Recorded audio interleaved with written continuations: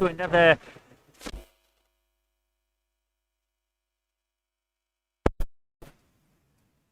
We are the Monday Club live on air here at the NEC in Birmingham, and hopefully the sound.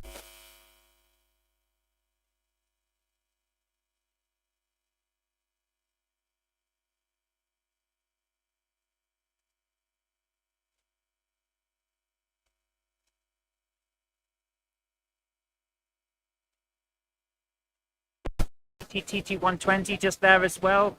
There you go. And basically, we're here with you guys, and Craig Ironhorse is here too somewhere. I don't know where at the moment. He will be around.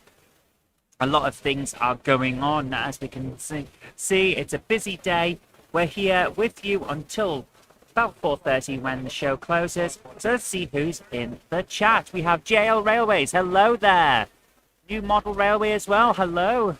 Hope you're all having a great day. Addy Pullen, Bobbert Becking, Hillside Junction, Samuel Ives, and Gardner. How are you guys? How are you doing? We have our first interviewees ready for a sit-down chat. We do. Excellent. So, well, I want to do one thing before I pass you over. Jenny, I said I'd get you something nice. So Stan and Ollie are going to be moving a piano up your yard. That's another fine mess you've got me into. So, hi, Martin Shipman and Andrew Cleaver as well. How are you guys doing? Sounds a bit hit and miss. Yep, I just explained what that is. We got a bit of an accident on our way down on Friday. Water from snow got into the machinery, so we've got a full sound deck, and there's nothing we can do about it till I get home and clean it out. Hold on, I thought we fixed it. Yeah, you'd have thought so. Yeah, right, anyway, Here we go. We've got our first interviewees. Yeah, come on. Where's my... So, we're here for a second day. We're going to have to smooch. So, there we go. We're going to try and get everybody in. So, it's like a little bit of a love in here, because otherwise we won't all fit on the screen. So, you're in the middle there, and we're like bookends. So we've got Ian and Chris. You'll remember Chris as Peachy TT120, and they're from TMC. But Ian, you do the pre-owned section at TMC, but you actually came from Hattons. You're one of the people who were taken on by TMC after Hattons closed its doors. That's going to keep happening all day. Unfortunately, every time the heat pipes up, it's just completely audio, so they can't hear what we're saying. And you can't hear what she's saying either. It's too close to the mic.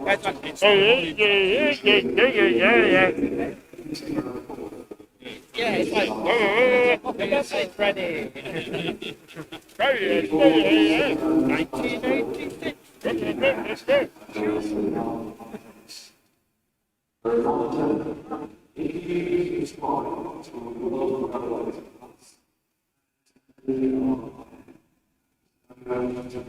Jerry does this on purpose because he likes the sound of his voice. Look at me, I've got an Instagram with this before. It's DCC fitted as well. It's a diecast, not moving on that someone has I don't know if it's called fitted. something originally. Somebody's done a very nice conversion job on it. Isn't it? Right, I think Mr. Microphone has finished. So where I think will we he's finished trying to sell his fruit and veg. Yeah. He's let us know that the buffet is ready. Excellent. So, so you were at Hattons, and then when they wound down, you were taken on by TMC. And it's great actually to see there's so many ex-Hattons people in the hall today who are now working at other places. How have you found that change? At first, I was a bit shocked because of the culture change. Because Hattons were very, very strict in certain things, what they wanted to do. Yeah. But then when it comes to TMC, it's more relaxed. And it's more like a family.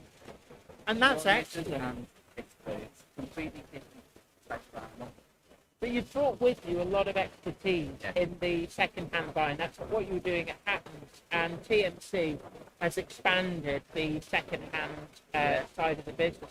And actually here today at the show, and yesterday as well, TMC has actually got a lot of second-hand stock. So I know everybody loves coming to these shows, and you see them. It's like the London Fun Run when they start letting people in. They're all pushing and I shoving to think get we in. were all a bit stunned. It's the first time that TNT brought pre-owned. Yeah, because normally you major on things like the custom weathering. But It's still obviously our focus, but yeah, and there was this tsunami yeah. of bargain hunters just that just descended on They're the like store. locusts. It didn't even have a moment to breathe. They were just Yeah. busy yesterday. It was brilliant. Yeah. For me, this is like my first ever time on a railway show. And So for yeah, me, it's a baptism of fire. because Cattons didn't actually used to sell stuff at No, shows. no, they just showed what projects they had Yeah. in the works. They never brought things soft to sell. Yeah. So today, I've said it's my first time being on a railway show. Yeah. Seeing it. Everyone walking around, buying what they want from different stands. Brilliant experience. Yeah.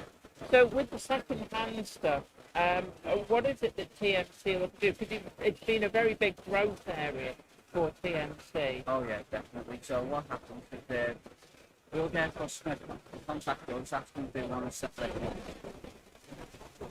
We'll list the items, we'll set the price, and we'll make an offer. And if it's accepted, it comes to us. We then check the items over, then they're all correct. Yeah. And then once that's all tested, checked over, the customer then gets paid. Yeah. by Before we go too quick, that whole testing stuff, it's really quite. It is quite rigorous. Yes. Make sure that everything's running, or if it's not correctly, we try to fix the problems. Yeah. Because I know that's obviously very important. When people buy a new model, you know that it's going to be at a certain level. But with second-hand, I think one of the big worries that people have is, is it going to be at the same standards it would have been when it's new? Are there going to be issues, things like cosmetic issues? And all of that is very important to log at this stage. It is. And that's one of the things that TMC do. You've got multiple photographs from all different angles, which is probably very important with a model that second-hand TMC do. You've got people like multiple photographs to look at it, getting from every angle, and that's what's probably very important with a model that second-hand TMC do. You've got people like multiple photographs to look at it, getting from every angle, and that's what's probably very important with a model that second-hand TMC do. You've got people like multiple photographs to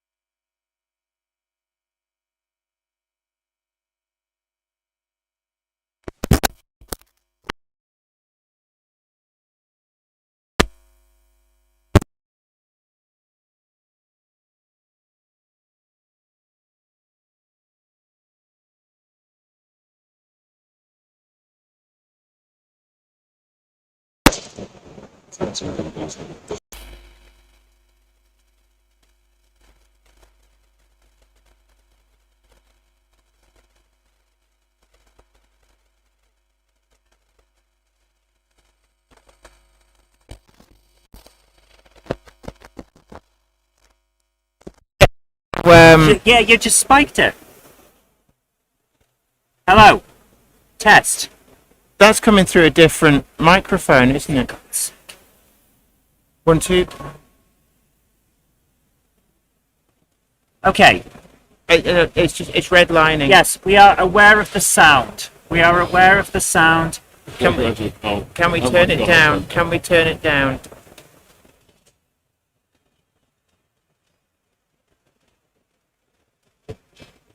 Test. Okay, that should be coming through. Yep, that's it. There you go. There you So go. what on earth happened? We're redlining to hell. Please turn it down. I am turning it down. So 1 2 1 2 1 2. Okay. So it's a sound card issues on the computer. One of the problems we had was when we left in snow and ice, and the car that I'm using, due to huge colossal mess around by the car hire place, is a car that doesn't normally get taken on the road in winter. So it's been sat waiting to come off, get parked under a cover. It was covered in snow that froze to the car. So when I opened the boot, there's a layer of ice. And then at one point after we'd loaded everything, the ice decided it would go, freedom! And it went all over our electronics. Like lots of, like, it was basically like shoveling snow onto our computer gear. So everything got wet, and that has caused so many issues for us. Should we go from the top again? Yeah, go for it. At what point 5 did it? minutes ago, 5-6 minutes ago. Can you remember what you were saying? So we were talking about, if we go from Matt's modelling, can you hear us? Something about your photos. the photos. Photograph it. So we were talking about the photos. You got that, I call it bullet time, like from the Matrix. So how important is that to be able to show so much of the model from different angles? That's very important. So you see it now, you see it's like blemish on the back of the logo. Yes. If you can't see that, the old cameras methods were just 1, 2, 3 photos. Yeah, yeah, You only saw one side of the locomotive, yeah. but with your view, you're able to see all of it and see any imperfections on the thing, like any damage on the other side. Yeah. And actually, one of the things that there's certain things when I look at second-hand models online, the areas that for me are very important are, for example, I love the A4 locomotives, but I need to differentiate between whether the model that's on display is a newer tooling or an older tooling, and that's particularly important with, say, Backman, where until comparatively recently they had a split chassis model on the market, and from certain angles you can't tell them apart. So if that's not in the description, what I need to see is certain angles where you can see the giveaways between the two types. And I know on the Hacks website it used to be infuriating. You couldn't always see that one angle that would tell you, is this new tools or is this older tooling? It was only near the end before Hacks Pro, so they started to 360 photos as well. So then you'd be able to see it near the end and time. Yeah. That's where it's going. It's Yeah. never see it. And also, I mean, actually just simple things like if it's DCC ready, telling you what type of decoder it needs, because I think when people buy a locomotive, I always find I need to know what type of decoder I need to buy at the same time to actually fit in it. So things like that in the description is obviously quite important. I think we also, it's not just obviously a major part of what we do is logos and there's also a lot of bulk stuff. And there's other modelling stuff as well, isn't there? Yeah, there's buildings, there's tracks, blindside accessories, so we've got loads of lighting with us today, like lighting masts. Right, yeah. We've got some Hornby decoders with us as well. And we also do outside of the model railway side of things. You know, there's quite a lot of crossover with a lot of models. We do a lot of kits. Yeah, a lot of kits. Mainly at the moment we have a lot of military ground vehicles, loads of tanks. All at super prices if everybody wants to get And one actually, and one ship of the things actually when we were, because we were up at TMC doing a bit of filming, and What's that? I've no idea. But when we actually went in the warehouse, there were plastic model kits and things like, oh, where has this been all my life? And there's some really quite interesting, different stuff. And the one that sticks in my mind, there was a Japanese brand. I can't even pronounce it. It was like squiggle. But it was a model of the Berlin Wall. Yeah. And it's like That's weird, isn't like stuff. Yeah, but you think about it, like, well, who's going to make that's a very specific thing. But it's the kind of walling that if you had like a high security prison, a new built high security prison, the outer walls of those look quite similar to how that kit was. It So, would make a really interesting part of the diorama. Yeah. and you know, not Scene even just edition. necessarily having the full prism, but you could use that actually as your back scene. So you could have the buildings flat on the back scene, but then use that kit Yeah, yeah. to give you some kind of And- relief and those along kits the. can make a completely different dynamic to everything. Is that the big World War II dock scene? It's over there. I can't remember the name of the land, but it's amazing. Is that Overlord? It's yeah, and you've got the flower cast which is I love that. submarine and all Yeah, that yeah. stuff. Let's have a look at And, the that sub- bit. and you can take the submarine out and then have it submerged. It's a submerged version. There's a section of the model. Where you Oh, so we can take the top off and yeah, put like and just then- a and conning then- tower. Yeah, it's got a bit to see the conning tower or something like that. But I mean, like the Flower Class Corvette kit as well, because that's actually it was a 1-72 kit. That was an old Matchbox kit. and then Matchbox, became yeah. the Rebel kit. Yeah. Yeah. I've read a controlled a few of those back in the I day. can imagine. Yeah. They've been around before you were born. Probably before I was born. But not before I was born. I don't know where we compare on ages. You don't look that old, I'm 56. are you? You don't look a day over 55. Stop sweet talking the man. Yeah, no, I'd be honest. If you'd have said you were my age, I'd have believed you. Oh, you're wonderful. Yeah. You're much nicer than the person I work for, who had towels sent to my room on the hour every hour last night. Very What? Because he amusing. thought it was funny, or because he couldn't remember which But room no, he it's was be- in? It's because he thinks it's funny. There was a lot to drink But last night. I think he did. I think he did find it funny. I think he really enjoyed did. himself. Oh, because is that? Did he say you'd had some kind of explosive Yes, malfunction? I think on the concierge app it says something along the lines of there's been a tsunami. I need more towels. Yeah, like they said the first lot of towels, and then there was thank you for the towels. But unfortunately, the train has left the station without the conductor. Please send some more. So you might want to give the carpet a shampoo before you get somebody else in there. I went and spoke to the concierge, and they said, "Oh, you've got one of those amusing bosses." I went, "Yes, it's such a joy." Yeah. Anyway, listen, talking about joy, Yes. what we want to talk about as well is what the TMC model have been doing together. Oh, yeah. So it's a collaboration It's a between collaboration. TMC and Model U. What that really means is that we put the money up, they've done the work. Isn't that normally how it works? Yeah. So, and that's colour printed. These are not colour printed. Oh, colour printed. So these are for you. So I'll get you you put the traffic card in front of the camera so the guys can see the card. So, and because Model U have they started. Give that to the camera. So this is the TT footplate crew pack. I'm just going to hold that up. So the camera seems, if I hold it far away, it focuses, but then you can't read it because it's too small. But these are colour printed, and it's amazing how, now you look at these, there's no stratification. So I'm just going to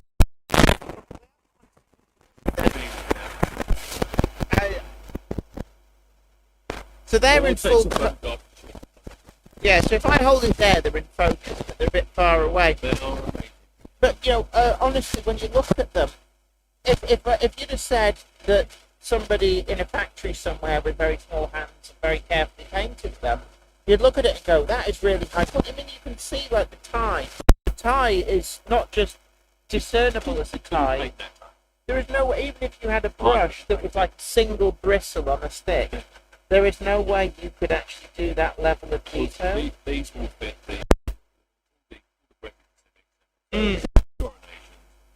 now, there's been a lot of people saying, including some of the staff at TMC, why can't we have these in double O? Well, we're going to have these in double O. Yeah. But the TT120 group has been a bit of a guinea pig. Yes. Why the TT120 group so much more in double O? Because nobody else is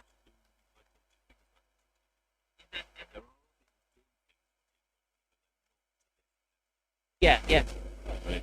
And so we've done these, we've put them in our special. These are what we will now do now order a logo from the TMC in TT120, and you want through. It's these guys that are going to go in the steam locomotive. Yeah. Actually. They're working on other stuff as well, and you will hopefully bring this whole pack out again in double O. We'll be using the TMC. And they'll be colour printed as well. Yeah, and they'll probably be, and they'll be even better because the bigger the thing it gets, the more that Well, actually, I mean, one of the things I got shown is the crew that was again done by Model U, 3D printed in colour, that's planned to go into a forthcoming release of one of the manufacturers. They're having a crew, and when you look at it, it's the guy had like checked socks on, and you could see the check pattern, pristine, perfect. There's no smudging, there's no bleed through of the different colours. It's just perfect, and it's like. Wow, and yeah, and I remember the early days of 3D printing in colour, and I think Rapido did a collaboration with the crew for the Tipfield Thunderbolt set, and that was quite early colour printing, and they were quite, you could see the stratification, and it's come on so far from that, yeah. Yeah. Yeah, there's some nice little, and you pass those over as well. These? Yeah, no, these? So these are brand new today as well. Which, by the way, guys, these are currently only online via TMC. Anything left over from the show will be going on Mongoose website as well. I think from tomorrow. If you want to get these, you go to the TMC. Okay. Something that also the guys have been doing at Mongoose, and this is I think it's a double O. These are the one specific for the A3s and A4s. A3s and A4s and double up, but they're also doing these guys in TT120 as well. We haven't got them in stock yet, but we will be. The TMC will be stocking these at some point. But right now, you can get these from Model, and they're freebies for you, Chris. Excellent. So you've got. Is the second hand on the stall, is that going to be at every show now, or is this just a trial? Well, how is that going to work? I think the guys have got to sit down, you and Jonathan, and Jonathan put in some numbers. We're going to get some numbers and see how well it's done at this show. And if it's done well, then we're going to see, hopefully see it with you, Jenny, at the show. That'd be great. Absolutely. Certainly the customers seem to be happy with it. They're all a bit surprised. Absolutely, and you've got a good range. Actually, I was having a good look there. You've got everything. There are A4s, if anybody's after A4s. I do have my eyes on some. But also, I know that Backman have announced the new run of the Midland Railway 044 tank. But you've got some second hand from the previous run. So actually, you can buy as new for what is quite a substantial discount on what it would cost you to buy the same livery from the next run. So there's some really good deals on there. I think some feedback we've had. I'm not going to blow too much sunshine up here to back. Yeah. Okay. Hello. Whatever it is. Yeah, they've turned the cinema up, Yeah, they put it through the bloody loudspeakers. That's what they've done. and it's obnoxiously loud. So if you're hearing, people are thinking it's like there's some kind of interference. There's not. There's a cinema that has no roof on that is playing something very, very loudly. Well, the final point from us really is that some of the feedback that we've been getting with the tills is that they've been super impressed, particularly with Ian, who knows what's there. And that's something about our pre-owned team. They have an intimate relationship with their pre-owned models. So it's not just a whole bunch of stuff get filed in, it's chucked to one corner and then just get pulled to the show. and then it's like just have a rummage. We don't know what's there. It's These actually, guys have catalogued the whole thing so they know what's there. and I think that's important. So if somebody's looking for something very specific, just ask, because they will know if they've got it and they'll know where to find it. So you don't waste loads of time rummaging and actually not finding what you want, because you will know what's there. Yeah, there was a few people yesterday.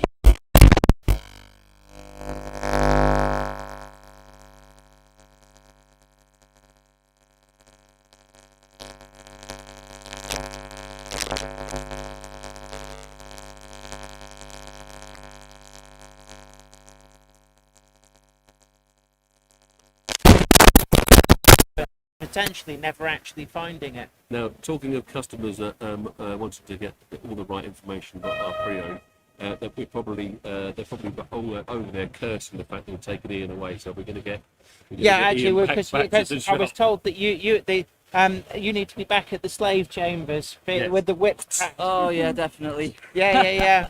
Jenny, great speaking to you guys again. as usual. Absolutely, yeah. It's always a pleasure. And sorry that we have.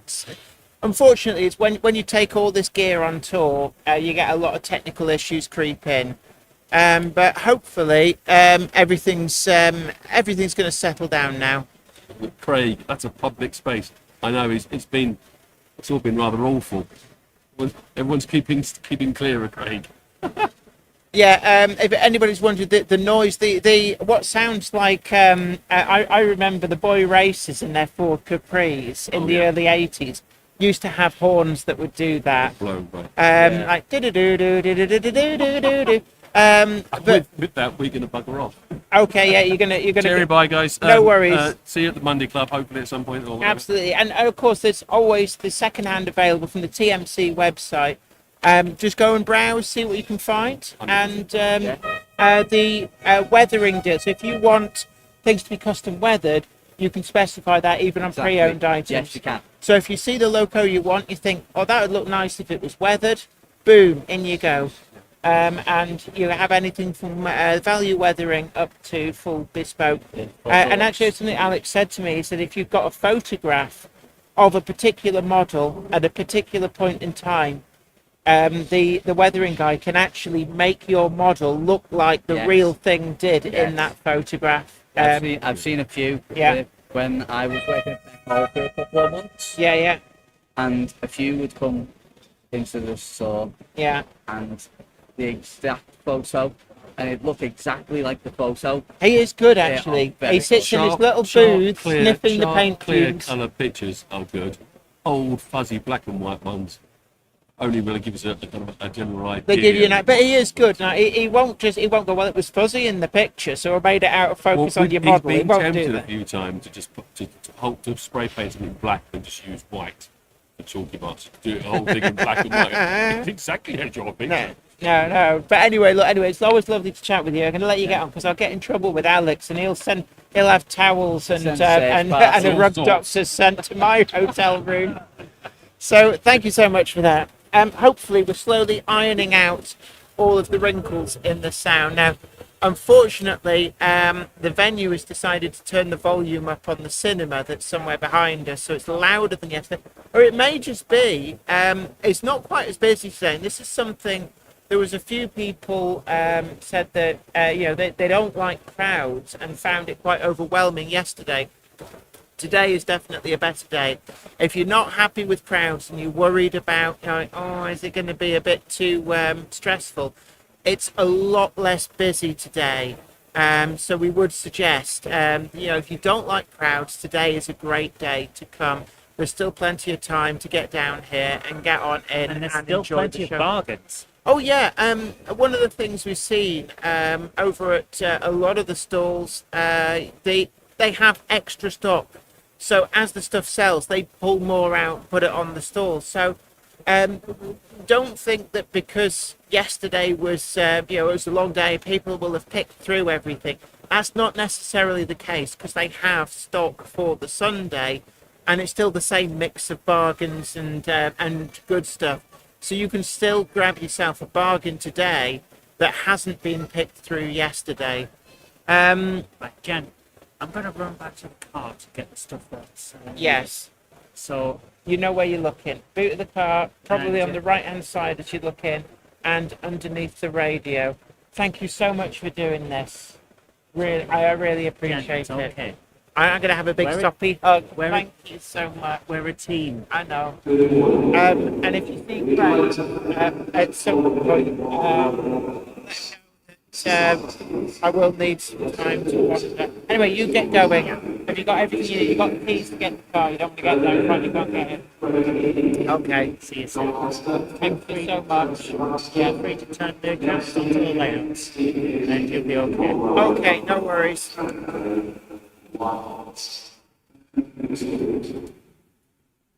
And yes, absolutely. Oh, sorry, just maxed Give it. Stan and Ollie a cuddle. Yeah. So don't forget as well that so we've got Andy Fry's Junction, and you're supposed to be working, mate. So don't forget you can purchase your Monday Club badges from us on stand 111.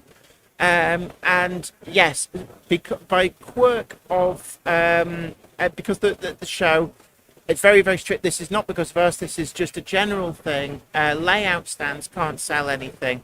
So the Monday Club badges, we've partnered up with Sawyer's Models, DCC Concepts, Buggle Skelly Station, and TMC as well.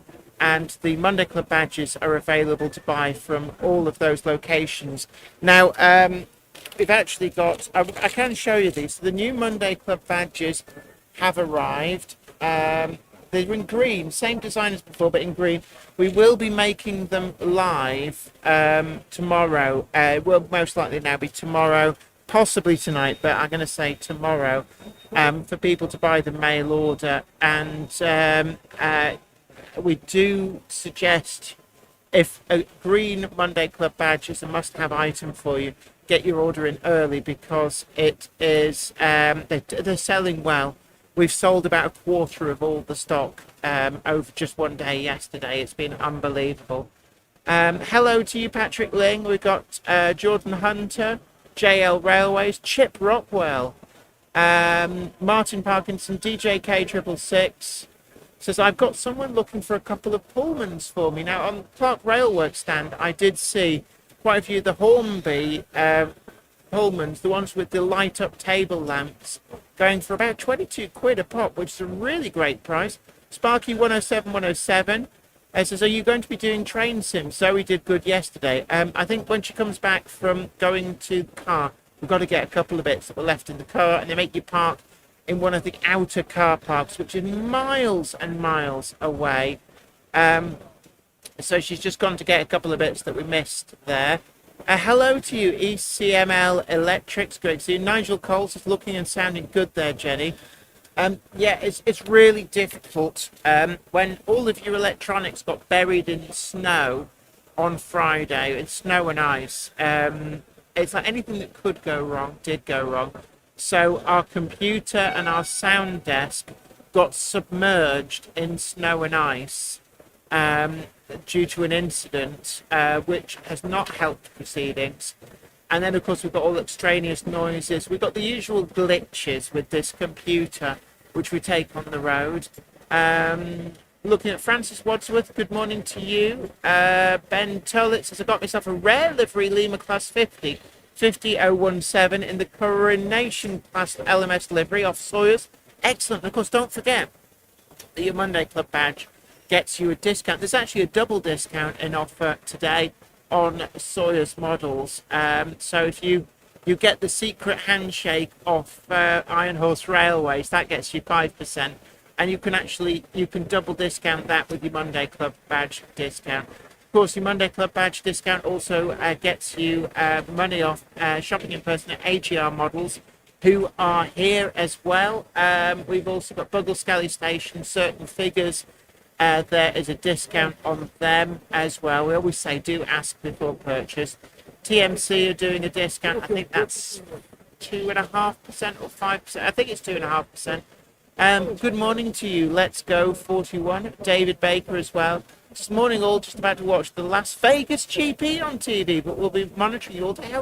Oh, it's Grand Prix day. I've never watched the Grand Prix in Las Vegas. I bet that's nice. Do they go down the strip? Hold on a moment. I've got my pants are falling down. Oh, that's the trouble when you're old and fat. Your clothes don't fit when you're old. Ben Tullett says, have you fueled Craig up with sugar today, as he was pretty tired yesterday? He's had a good breakfast, which always helps. Jordan Hunter says, got an Iron Brew energy drink whilst watching the stream, so I was up at 5:55. Oh, wow. I remember back in the day, sorry, I'm reaching over here because we have some nicely chilled energy drinks, and I think I'm going to need one. So just occasionally I'm going to, in fact, actually, let's give you a blast of the layouts. So that's Four Seasons. Let me go and I'm going to turn Four Seasons, and I'm going to give you the full experience. So just one moment, caller.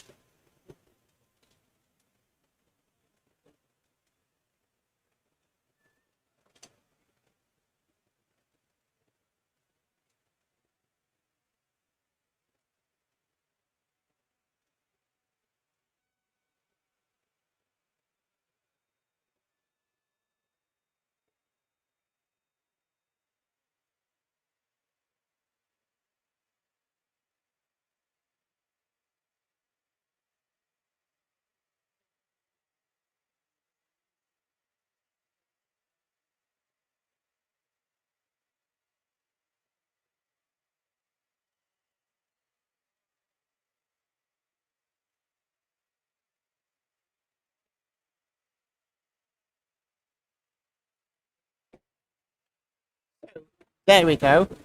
That's the full experience of not Minith Tattoos. That's Four Seasons. So you don't often get to see that. It does go to occasional exhibitions. We were at the LNYDCC show with it earlier this year up at Burnley. Always a great little show, that. And we've got it here actually for the first time at a big event. And it's going down really well. People really do like it. I also got Minith Tattoos here, which you will have seen at the Lee exhibition as well. Always good fun. AD Pullen, big hello to you. Great to see you. And DJK666 says, I was chatting with Terry from Thunderbolt Models. Yes, I knew there was more retailers. There is a full list on the website. But just we are adding to it all the time. I don't think Bubble Skelly is listed on the website, and that's a new one that we've just lined up. Also, the Colne Valley Railway. I need to verify the deal on that. And yes, so it's beyond just shopping in shops. There's also a deal with the Colne Valley Railway. We need to get up there as well. Northeast Albert, good morning to you. Hope the event's going well today. So far, yes. Now we've got a few interviews lined up. So one of the things that we're going to be doing is we're going to be having a chat with Martin from Hornby. Of course, yesterday they announced the J52 model, and they're also doing the J13, which, before you go, ooh, not the tender locomotive version, but the Great Northern Railway J13. So that's the earlier version of the J52. Ben Tullett, big hello to you. I said, as I mentioned yesterday, I have never seen your layouts in person, and they looked great. Thank you so much. Much appreciated. Tim Maslin says, chap, my father-in-law is building a model railway. He's after some wagons to sit behind his 2MT. Can anyone recommend the Daypole vans as an alternative to the Acura scale ones? Yeah, I mean, a 2MT, you'd be looking at, I think Daypole do the BR plywood sided vans. They also do some fruit mechs, if you get those in BR livery. I'm trying to think what other vans they do. They do a range of vans, and you're just looking for them in the BR livery.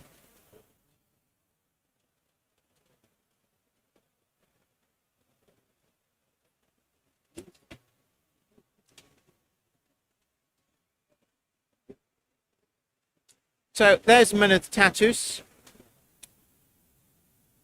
You only get the view from one side, unfortunately. Minith Tattoos doesn't rotate, but you can look at it from any angle. So if you come to the show, you'll be coming past on the right there. So you see the right-hand side well, and also the other side, because you look over Minith Tattoos, which is just on the other side of the Potato Mountain. But it's a good show. It's actually busying up a little bit, but we're not as busy as yesterday. George says the Daypole vans are pretty good for price. The only issue you can get is the droopy coupling. I think Daypole and the newer versions, I've got a sneaky suspicion, I did see somewhere that they've fixed the droopy coupling issue with different coupling mounts, but don't quote me on that. Tim Maslin says, is going to a Sunday to a show a good idea for finding things? As I said before, yes, a lot of the retailers, they bring enough stock for both days, so you don't end up coming and their stall looks a bit threadbare. It doesn't work like that. They will restock as the show goes on, so you can still grab yourself a bargain. And one of the things that always amazes me, and I give the example of, I think it was last year at the Great Electric Train Show, I got an amazing bargain as everybody was starting to pack up. Right at the very end, I got myself a Backman Patriot class locomotive for a really great, it was mint in box, it was the DCC ready version, so it takes an 8-pin decoder, and I paid an amazing price for it. straight off a stand in the hall, and you think that's been sat there potentially all weekend, and I still nab myself a bargain from it. Oh, hello, come on, Iron Horse, park thyself down. Have you been out filming? Have you? Oh, come. Where'd you get that from? Wait a minute, I reckon that's you. That's the one we did for them. Yes. How have you now acquired that? Yes. Is that is he giving it to you? Yes. He gave you one. Yes. Oh, So, do you want some parts to make that work? possibly. Yeah. I know where there's spare parts. Apparently, I do as well. Yeah, because you know where my loft is. Becky said the trains are running so. Oh, that's grand. That's grand. Oh, I could leave you in charge. Actually, you could do a live stream on your own if you wanted, and I can go and frisk some bargains. The cupboard monkey's gone back to the car to pick up. Chaos and nonsense going on, isn't there? This what? With all the receipts and things. Seats? Receipts. Oh, All the receipts. nonsense, I was Oh, it's like lots of little hoops. Which I do understand. From a business perspective, it's like, we'd like the receipt because we need to give that to our accountant. Let's not blame anybody. We left him in the car. Maybe that was us being a bit of a bunch of wallies. But the problem at the NEC is that the car park is so far away from the hall. It wouldn't be so bad if the car was just parked out the back. But Enterprise vans messing me around. I'm not frightened to say this because they did royally mess me around, treating me worse than Bernie Madoff declaring bankruptcy. Simply because I have nothing on finance. I don't owe anybody any money. And I just paid off my mortgage, and they wouldn't rent me a van as a result. So I ended up with trailer hire. But that means the trailer is parked here in the hall. We're allowed to leave the trailers in the hall, but you're not allowed to leave vans. So when it comes to loading up, we can load up. And I think everybody else with trailers is going to make out like a bandit at closing time. There's going to be a lot of people laughing. Just be aware that there's like really high winds. We've got a wobble box on the door there. It's one of the reasons I hired the smallest wobble box I could get away with. To wobble box. And what we're going to do, actually, I think, is we should put a lot of the model railway stuff actually in the trailer rather than having to then load the car.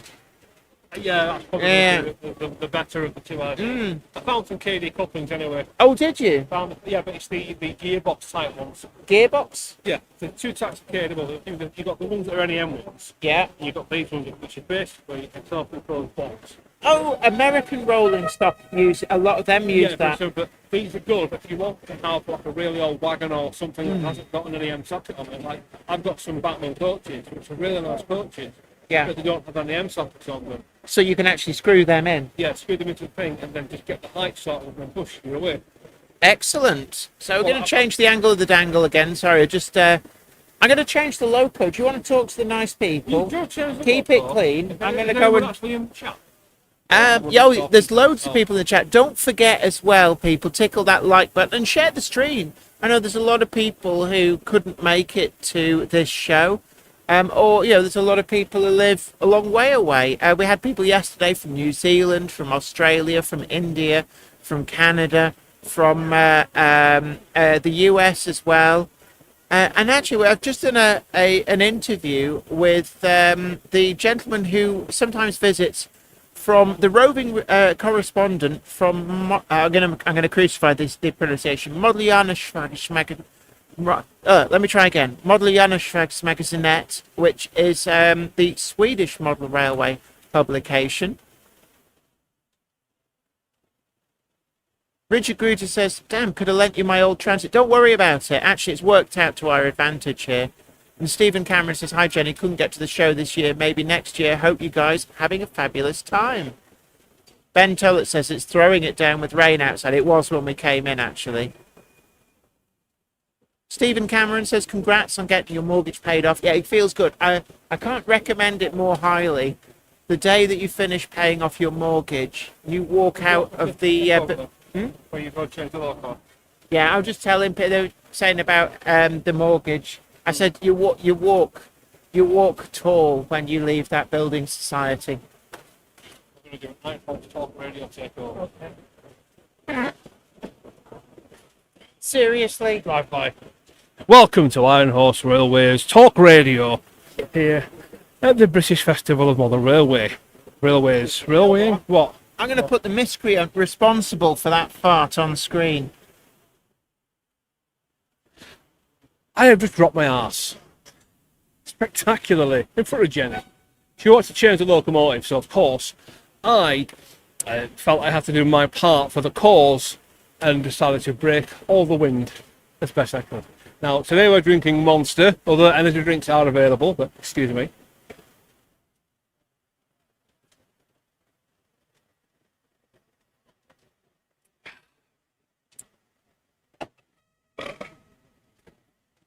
Eddie Pullen, we heard it. Jolly good.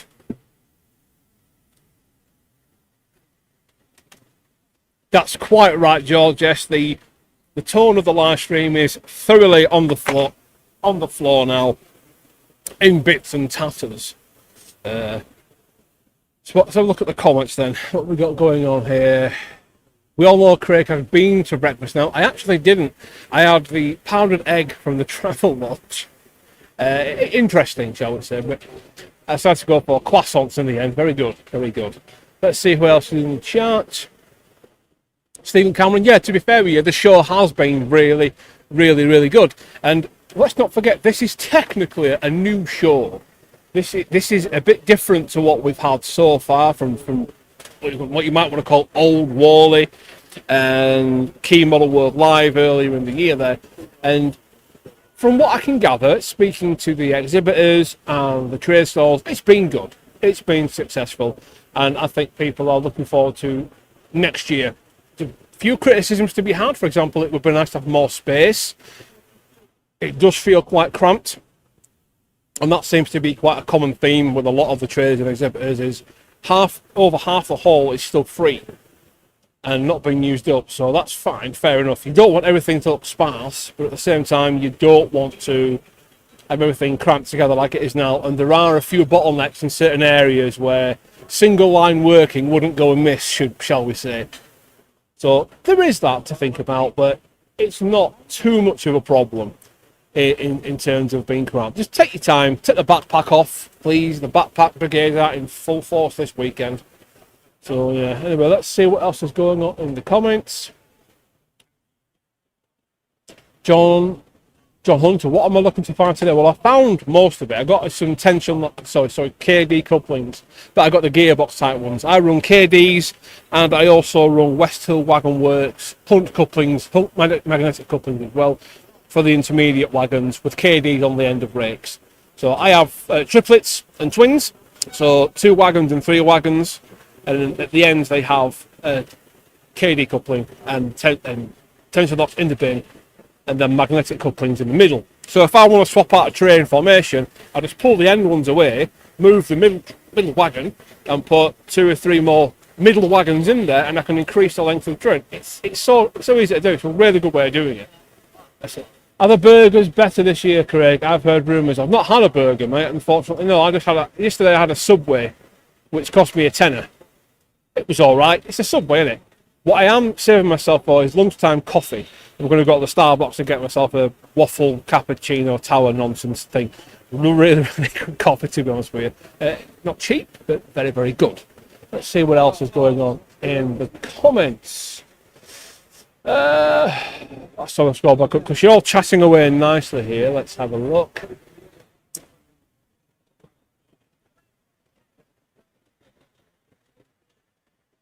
Yeah, it's a shame 10 Commandments couldn't be here. They make some really good stuff. I've got a lot of their not resin, they're plaster cast wagon loads. Really, really nice design. And because they're plaster, they take paint splendidly. And because they're white, you don't need a lot, and you can get different shades and tones and contrasts very easily with the plaster stuff. There is a little bit of work to be done. You have to sand off little bits of bulk and what have you, but they are very, very good. I do like 10 Commandments wagon loads. They're very, very good. What's this? John T. Gardner. I loved your well-loved joke yesterday. I was howling at it. Yes. Well done. Have you tried the ride on railway? Deborah says. Yes, I have. I've also got some footage of me controlling the damn thing, driving it. And I also got some footage of Jenny as well. She's she chucked it like a duck to water. It's quite funny as well. So keep an eye out for my video coming this week, and you'll see what I've been getting up to as well. There's not much layout footage on mine. I don't really film the layouts as such. A lot of people already do that. What you'll see from me is a couple of interviews and highlighting trade stands and things like that. So that'll be coming out a bit later on. Okay, check the comments again. Do your hunt magnets couplings catch on the KD magnet track? I don't have KD magnets in the track at the moment, George, but I never noticed a problem when I did, to be fair with you. I prefer manually uncoupling. I can get the automatic uncoupling to work, but I don't like having to do the shuffle. It does my head in, so I just get a shaved pencil, a really sharp pencil, and just dip it between the two couplings and do the twist, and then usually most wagons come apart quite easily. And when no one's looking, you can just sort of rock the wagon back a little bit, because I'm at home playing trains really, so there's no need to worry about it being completely prototypical. Okay, what else we've got going on here? What's your favourite layout at the show? I've not seen any layouts at the show yet, Dave, unfortunately. I've been so busy speaking to people and manufacturers and suppliers. My camera, yours? That's your camera idea, don't worry. Right, okay, I wouldn't want to get... You don't want my backwash, not No. No. It's not like we're dating. Oh, what's this here? What's this down here? These little engaged people.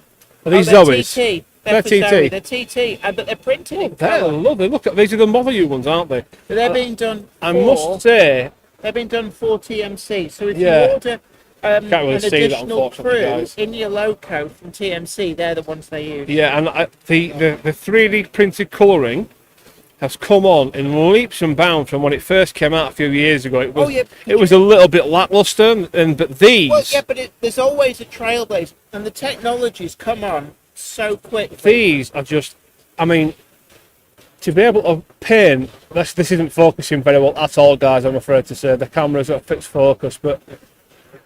Richard Gruters says, do I have to queue to get in today? I don't... it doesn't look too bad at the minute, Not actually. now. No. I wouldn't say there's a queue now. I think the number of people arriving isn't overwhelming the way But in. Sundays are traditionally more quiet anyway. So Sundays are good I wouldn't panic if you're thinking of coming down. If you don't like crowds, Sunday is the day to Yeah, come. Sunday would definitely be the time to... I'm going to put that there. Are you okay to hold down the fort whilst I go for a shufty? You want to go find more bargains, don't you? Show me bargains, show me bargains. Oh, my bargains, oh, back. And there's You can't if you go and buy those A4s. 290. I don't want them with sound. Well, give me the sound chips then. How about the sound chips off and cheap? I'll have. It says.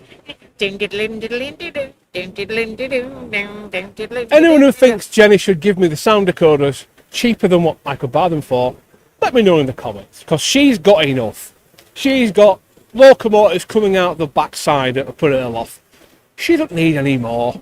She just got rid of a load of them. And she's got the opportunity to collect 2 A4s missing from her collection. And there you go. Richard Grunter says 50 quid each. I'd do that. Who said that? 50 quid for a sound. I'd do that. Take the sound decoders Oh out. yeah, please. I'll have all the ones you got. Yeah. Let's get up here. Yeah, they're all agreeing with me. So yeah, there you go. You notice how she ran off then? Right at the crucial moment of making the deal, off she absconded. But yeah, she's got the opportunity. She only needs about 7 A4s now to get the full collection that she wants. And she's got the opportunity to get 2 of them today. Problem is, they're quite expensive. She's not bothered about the sound stuff, not like me where everything has to be sound fitted eventually. I really do get a kick out of BCC sound. So she needs to make it right in her own head canon sort of thing. But I think she should do. And quite clearly you lot do as well, don't you? Right, let's have a look at the comments again. What's going on?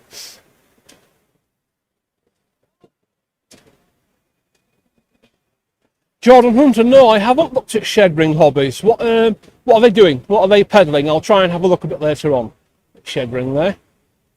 George keeps getting tempted by TT. To be fair with you, mate, the more I see it, the more I like it. And when you look at Engage, I tried Engage, as a lot of you know out there, for a few months, and I just couldn't get on with it. It's too small, and it's too finicky for me. TT is still small, but it's a lot more practical in terms of hands-on functionality and workability than Engage is. So I don't know, TT might make an appearance at some point as a secondary scale, but before that, 009. Absolutely, 009 needs to make an appearance on my layout. It's fantastic, and I do like it, so I really want some 009 stuff. Especially, there's a little kit you can get of the Douglas locomotive, which is here at the show this weekend. Little blue Welsh narrow gauge thing, but it's gorgeous. It's got like a little roundel RAF thing on it. It's really pretty. That's really making me want to do the whole 009 thing.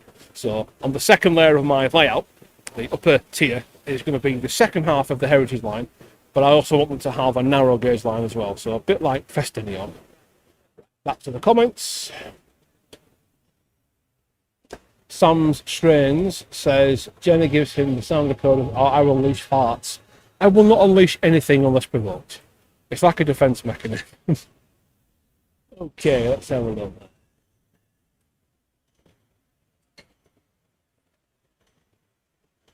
TT120 is the way for spacing. Yeah, it's very, very good for spacing. Only Hornby are doing it at the minute, but who knows, Tim? There may be other people coming into it. I mean, I certainly haven't got a clue if there is. I know that Peachy TT120 keeps trying to twist Richard Watson's arm at a curious scale to get them to do TT120. And Richard's famous answer is never say never. So I think they might do TT120, but it's going to be a long time before we see anything.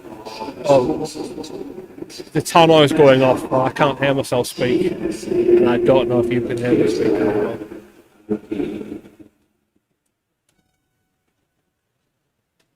Can people recommend paint for camouflage on tanks? I always use the MIG stuff, the MIG ammo. That's pretty good for a few different types of weathering, and the paint's pretty good as well.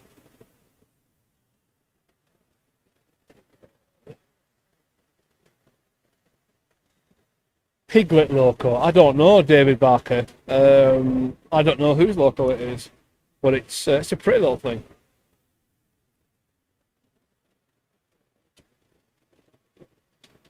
Who wants to have a look at what I got anyway? Let me get my bag out, and I'll have a show with you about what I bought.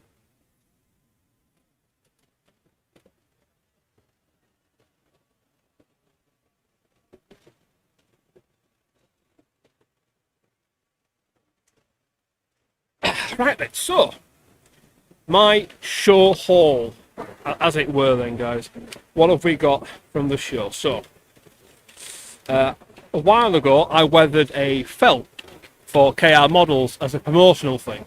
And that promotion's now ending, so I've got back my weathered felt, which is nice. I weathered it as if it had been set on fire, like the real one did, so that's a good little thing there. I also got a sound fitted Class 40 Andania. She's in the box there. And I got that from Sawyer Models of Lee. And don't forget, you guys can get a discount from Sawyer Models if you've got a Monday Club badge or you mention my name as well. Subscribers to my channel get 5% from Sawyer, so bear that in mind. Beautiful model. I've been wanting a Whistler for a while, so I'm glad to have finally picked one of those up. Very, very good stuff. I've also got no, I've not got that. That's something else. I picked up a Class 14, again from Sawyer Models. This was nice and affordable. Lovely little colour on it. I think it's a green one I've got. Did I get a green one? The box is locked at the minute, so I can't open it. I've got Class 14.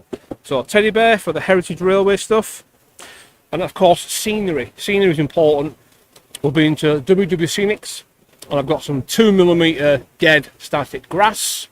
So that is good for the scenery stuff that's going to go on later on in the week. And this stuff as well, the dry earth. This is a fantastic little blend for ground cover.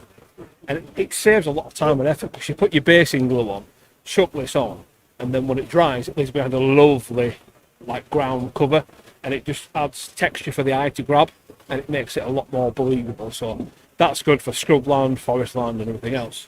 So there we are. What else did we get? I got these from Oxford Diecast.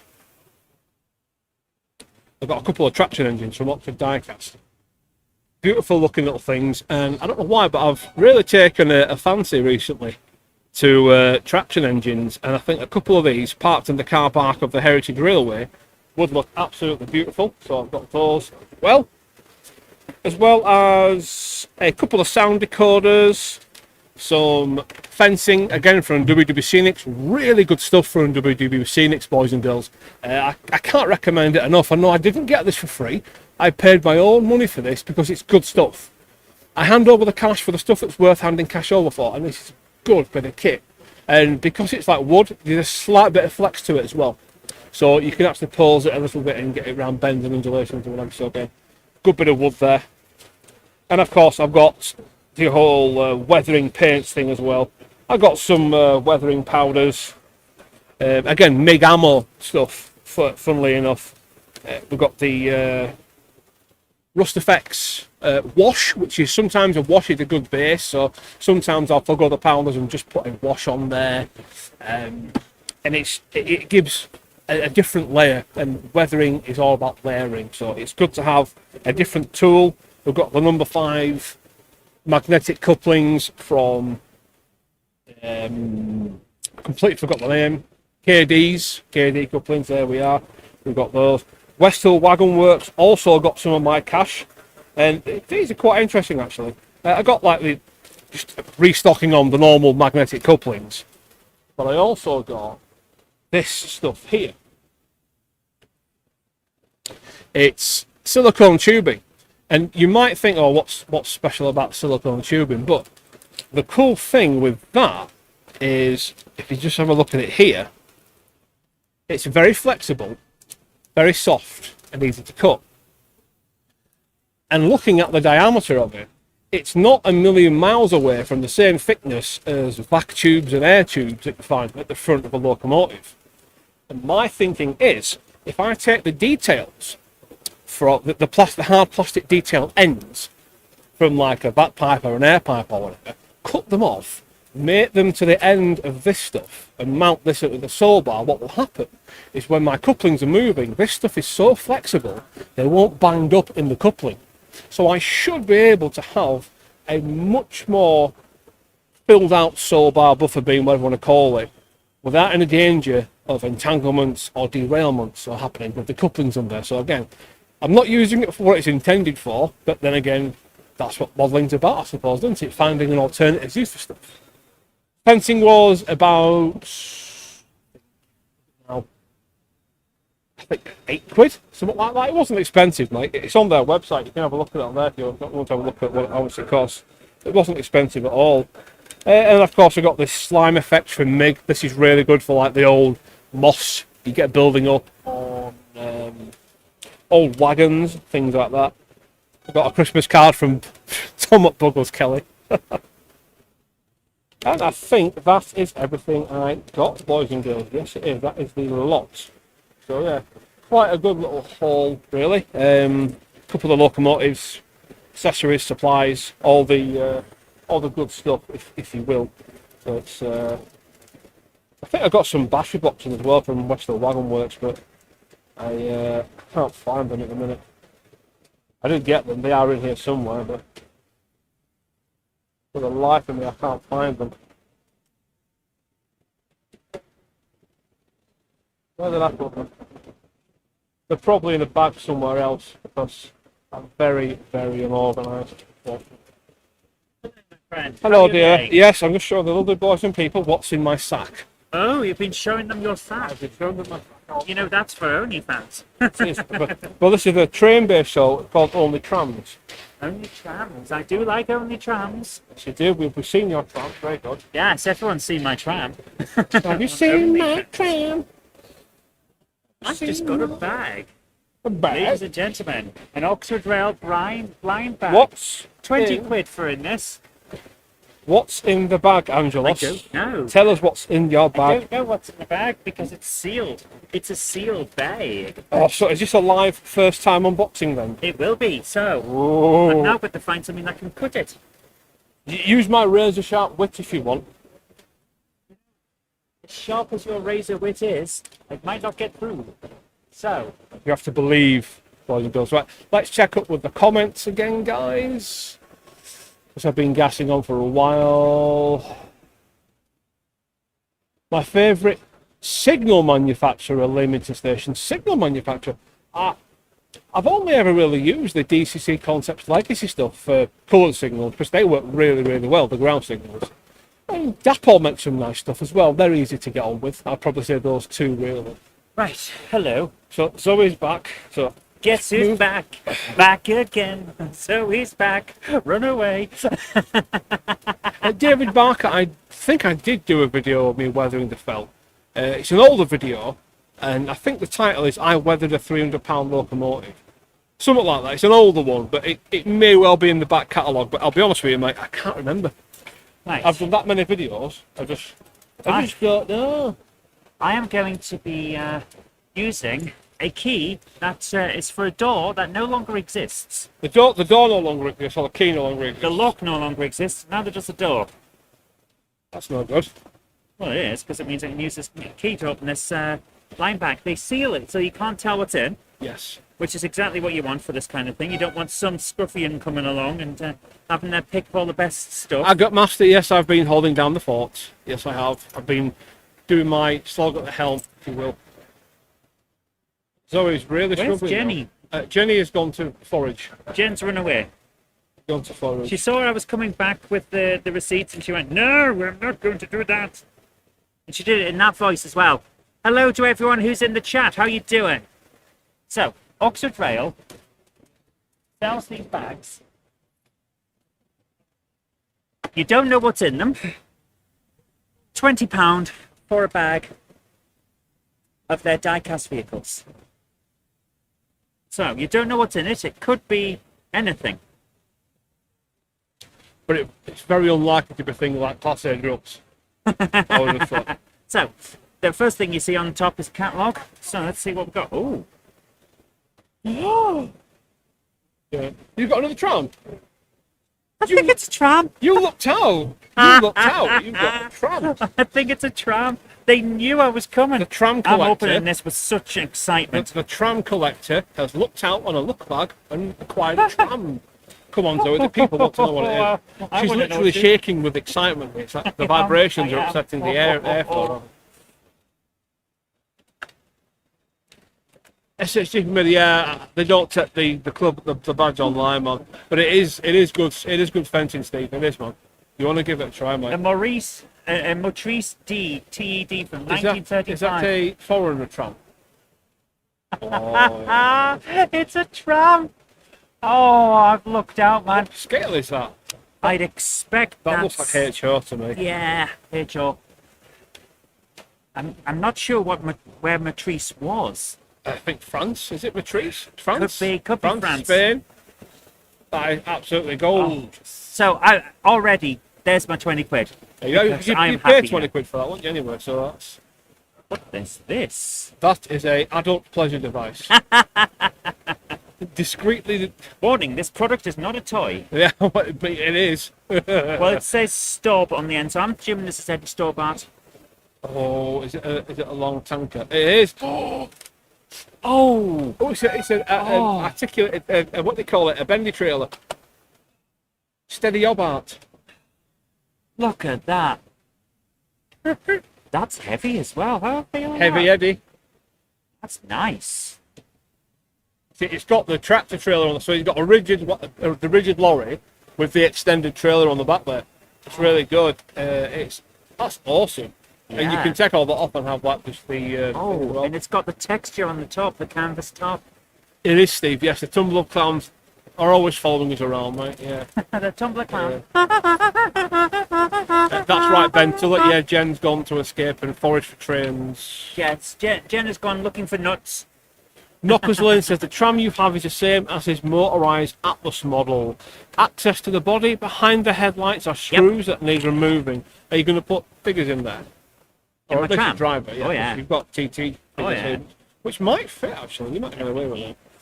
Right, what's up next? Remember, this is all from the same bag. It's all one sack. Oh, it's a party bus. Media Mark F, Chemnitz Center. It's like a promotional Der bag. Mediamarkt im Chemnitz Center direkt an der Berf 95 und der A4 Alpart. I'll read the English bit. Mediamarkt at the Chemnitz Center, direct at B95 and A4 exit Chemnitz Mitte. Okay, Why would you try and read the German one first, though? because I didn't see the English. So that is nice. It's a nice little media wagon. English instructions damaged. Must use French instructions. The grill. What the hell is the grill? Have you seen that? Simpsons. I haven't. Oh, mine. Mine. Do you know what? Mine. That's what it is. Mine. It looks like an old fire engine or something.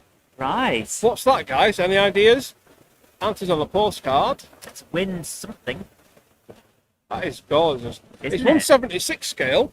It's got a chunky arse on it. Well, look at that. Yeah. It likes big got a butts big- and it cannot lie. Big badonkadonk. Let's have a look at the instructions, though, to find out what it actually is. This is a haulage truck, apparently. Cool. It doesn't say what it is. I mean, it's very pretty. If you know, you know. It's a heavy haulage truck. Hang on, the tannoys. Diamond T ballast wagon. It's a ballast truck. wagon. There you go. There you are for ballast. So you can put that on where you are. Put ballast on it. Yeah. Or not. Oh. Ho, ho, ho, ho, ho. This looks fairly modern. Is 1 that to a Jaguar? 1 to It looks like a 76 Jaguar. scale. Jaguar XKRS. Oh, it's a Ford. It's a rebadged Ford.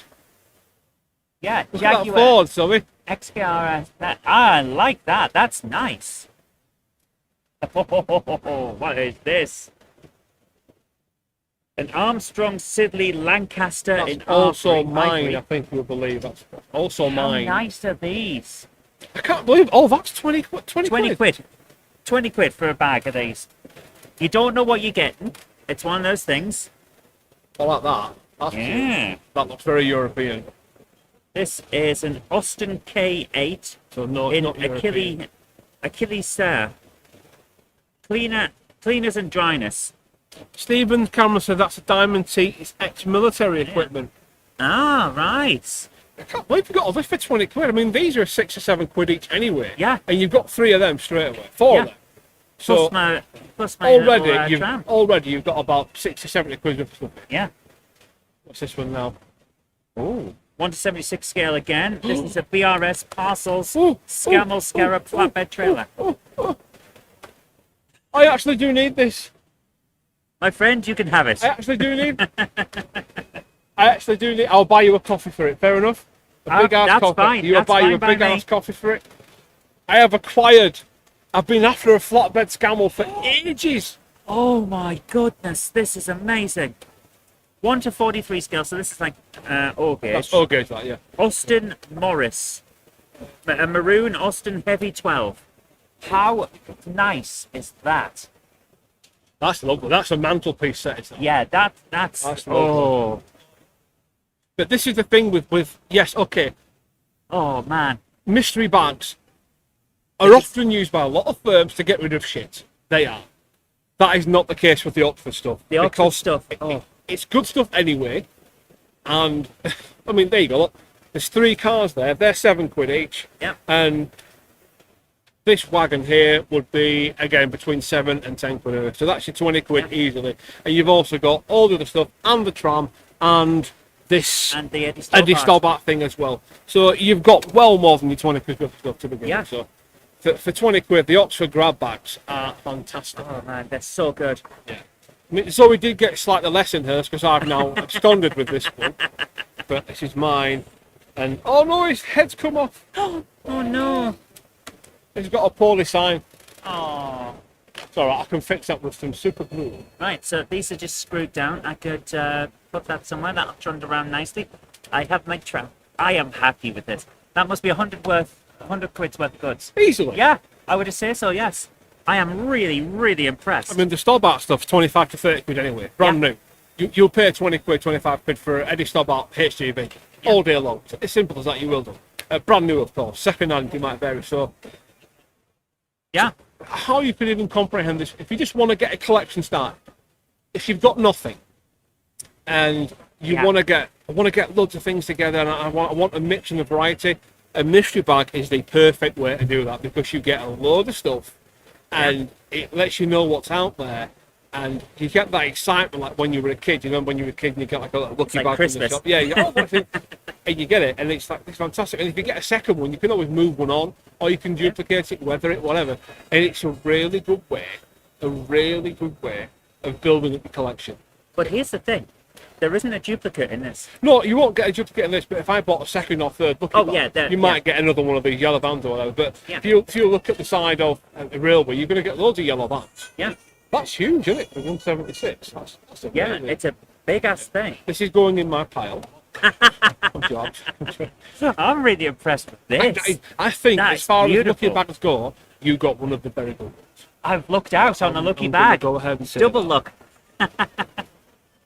Oh man, I'm going to put them away before I knock them on the floor. But I am so impressed. But I'm keeping that tram now. Got trams of the world. Yeah, exactly. Yeah. I'm the queen of trams now. Sam's strength, I don't think you could call it what you have, mate. I really don't. I mean, yes, one man's rubbish is another man's treasure, but quite clearly this is not. It's not. But I do understand the explanation. Like, yeah, if you as a company are saying we've got stuff that we can't get. Yes, I've got scarab envy, and I've corrected my scarab envy. So yes, that's lovely. Oh, thank you, Zoe. I will get you. You're big ass welcome. cup. You are very I'm going to welcome. load you up with caffeine and just destroy your equilibrium. I am already loaded up with caffeine. Then prepare yourself. I am so loaded up with caffeine that I can vibrate through walls. That's how I was able to get back to the car. The and back molecular in level of her record time. vibration frequency should now just phase through reality. She's like the species 8472 things that can just fly through fluidic space to arrive at model train shows. Fantastic. Yes, that's how I got here. They didn't know I was coming. Tim Maslin, you've got a Backman 105. That's one of the multiple units, isn't it? Yes. I haven't got any multiple units, but I think I'm trying to get at least one or two of them for some shuttle action. So if I were to say, do you DMU, you would have to say no. I know, do not DMU.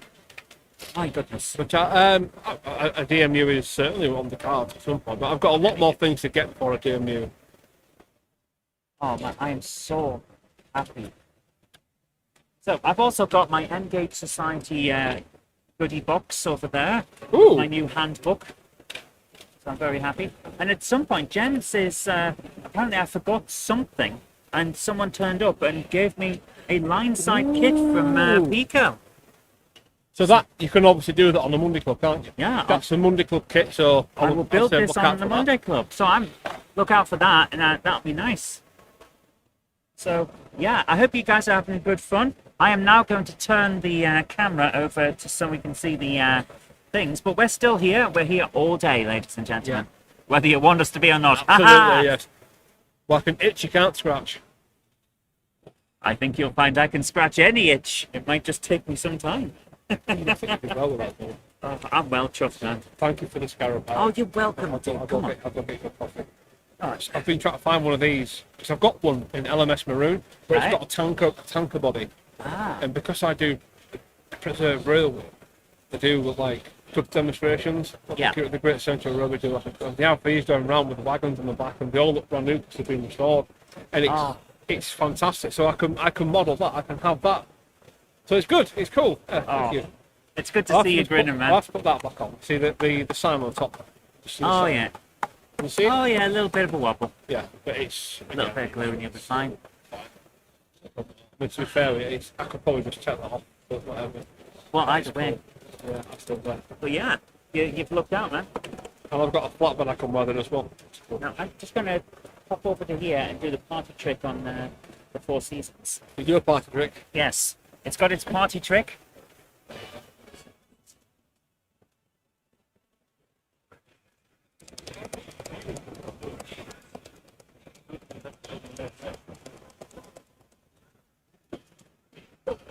Hi, Dion. Yeah, the wallet's okay, mate. It's survived for now, mate. I've got a few bits and pieces, so keep an eye out for my video coming later in the week, and we'll go into what I've got in a bit more in depth.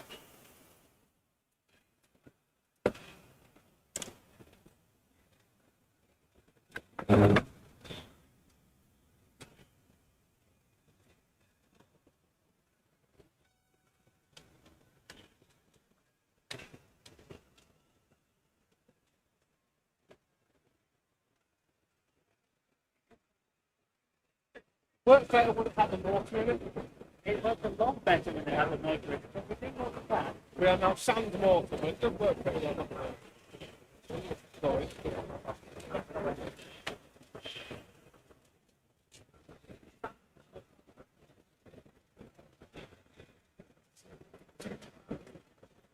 Hi, Simon Pitcher. It says, where can I get the Monday Club O-Gauge wagon from? That would be Daypol. Give me The one. answer is Daypol. Actually, it's not. You can get it. We're getting it from Daypol. I'll put up the link to TMC, which is where you actually get it from. Oh, yeah. So, guys, I've just realised that we probably haven't done. Yes, the answer is Daypol. So at the moment, I'm going to put the intro on because I've just realised we haven't done that. And while that's going on, I'll find the link for you.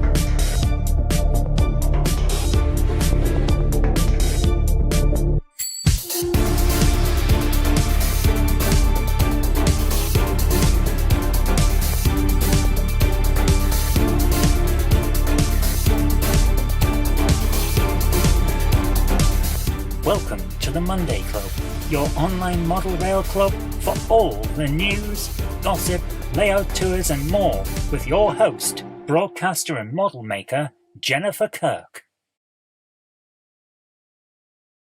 The Monday Club is proudly sponsored by TMC, the Model Centre. Check them out at themodelcentre.com. The website features extensive stocks of new models as well as selective pre-owned items where you can track down that bargain you've always wanted. Pre-order with confidence all of the forthcoming models from all the manufacturers. TMC also offer a renumbering and renaming service so you can get the exact identity of locomotive that you want. Why not also check out their value weathering or go for something incredibly special with their bespoke service where you can choose from a more extensive weathered look right through to custom graffiti either off the peg or to a design of your choice. Check out TMC today at themodelcentre.com and start your model journey. So welcome back. Thank you so much to TMC, the Model Centre, for being so gracious for supporting us with the sponsorship. I've put it in the tram. So here's the link. We've been asked where the O-Gauge Monday Club wagon can be got. I'm going to move the microphone back up to here, so it will be slightly in the shot, but who can blame it for that? It wants to be here. So here we go. O-Gauge Mon Club wagon is at that. There you go. And I'll just grab the link for the 00 one as well because we got two this year. So on those interesting things. Here we are. Minutatis Quarries. 00 gauge. Monday Club wagon. Clun, I put. A Monday Clun. I don't know what a Clun is, but we'll go with a club instead. There you go.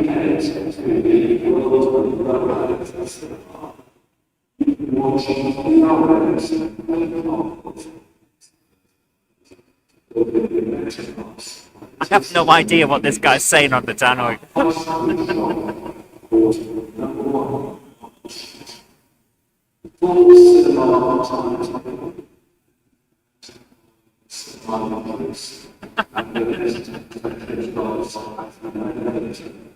Something about 11:30.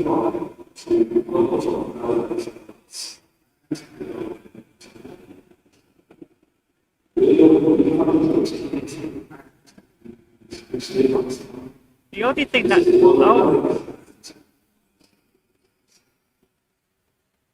the only thing that speaking on those tannoys does is prevent anyone else in the room from being able to understand what's going on around them. Yeah, I get Master 1999. Can't translate what he said. I'm underneath a speaker and I don't know what he said. So yes, we're here all weekend. It's a great show. We're having a lot of fun.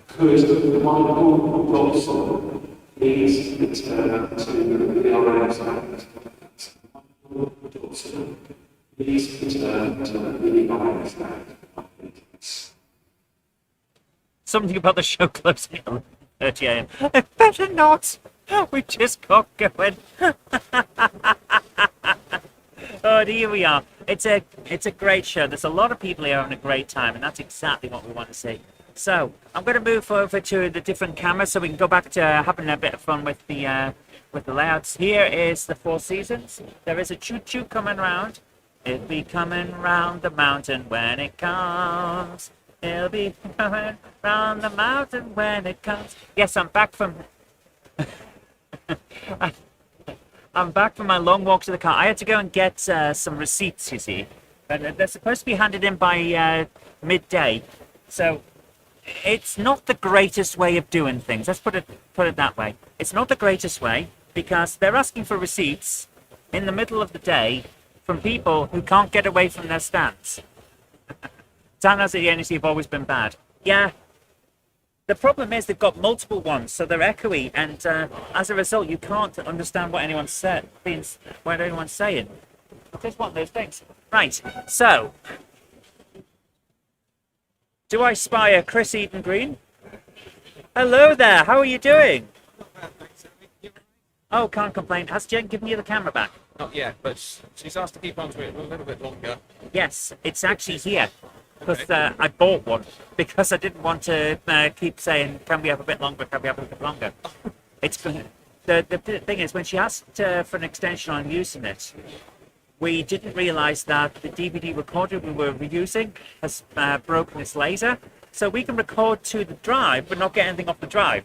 Oh. So we don't know when we'll finish, and I can't record any more until it's done. So I've just bought a camera. So it's here somewhere. Okay. If you want to pick it up before you leave, that's perfectly good for us. Okay. Right. Well, Are you having a good day? so far, yeah. Excellent. How's it been for you guys? It's been all right, actually. We've got some good results. People are loving the layout we've got. We've had a lot of good conversations with the live streams. I've even played some Train Sim World over at the Dovetail Games thing. The VR is excellent, but not for me. I get very, very motion sick. Okay. So, do you have any hints about what your next project is? Well, I've obviously got Volume 7 coming out in a week or 10 days, which will have the Chorus Falcon book on it. Excellent. So I've just got to crack on and edit that now. Hope I can get that done in time. Touch wood. Yeah. It's not easy because I'm in the middle of moving house at the moment. Editing's never easy, even at the best of times. But yeah, moving house at the same time. You're going to sit in the back of the moving lorry and just like, give me 5 minutes. Tap, tap.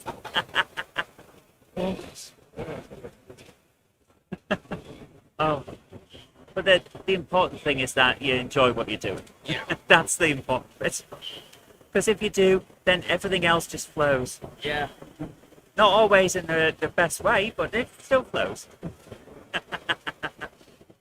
So, I have one more question for you before I let you run away. It is, would you like one of the brand new badges? I wouldn't say no. There you go. How much? You've lent me a camera, so there you go. You're welcome. Oh man, what a day. It's nice to be inside. Yeah.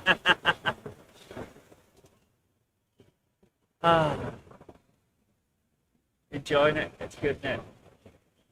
So, ladies and gentlemen, what's this? Lost my Monday Club badge yesterday at the show. Nick at Bletchley High Level. Here's the thing. I'm pretty sure I saw it. I'm pretty sure I saw the badge. I don't know where it is, but if you pop back, you might be able to find one.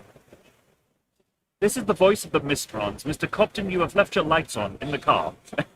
I remember that. Is that Captain Scarlet?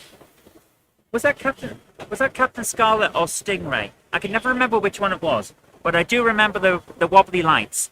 This is the voice of the Mistrons. I do remember that bit. Robert Cecilia says, what are the show hours today? From 9:30 to 4:30. Captain Scarlet. Captain Scarlet.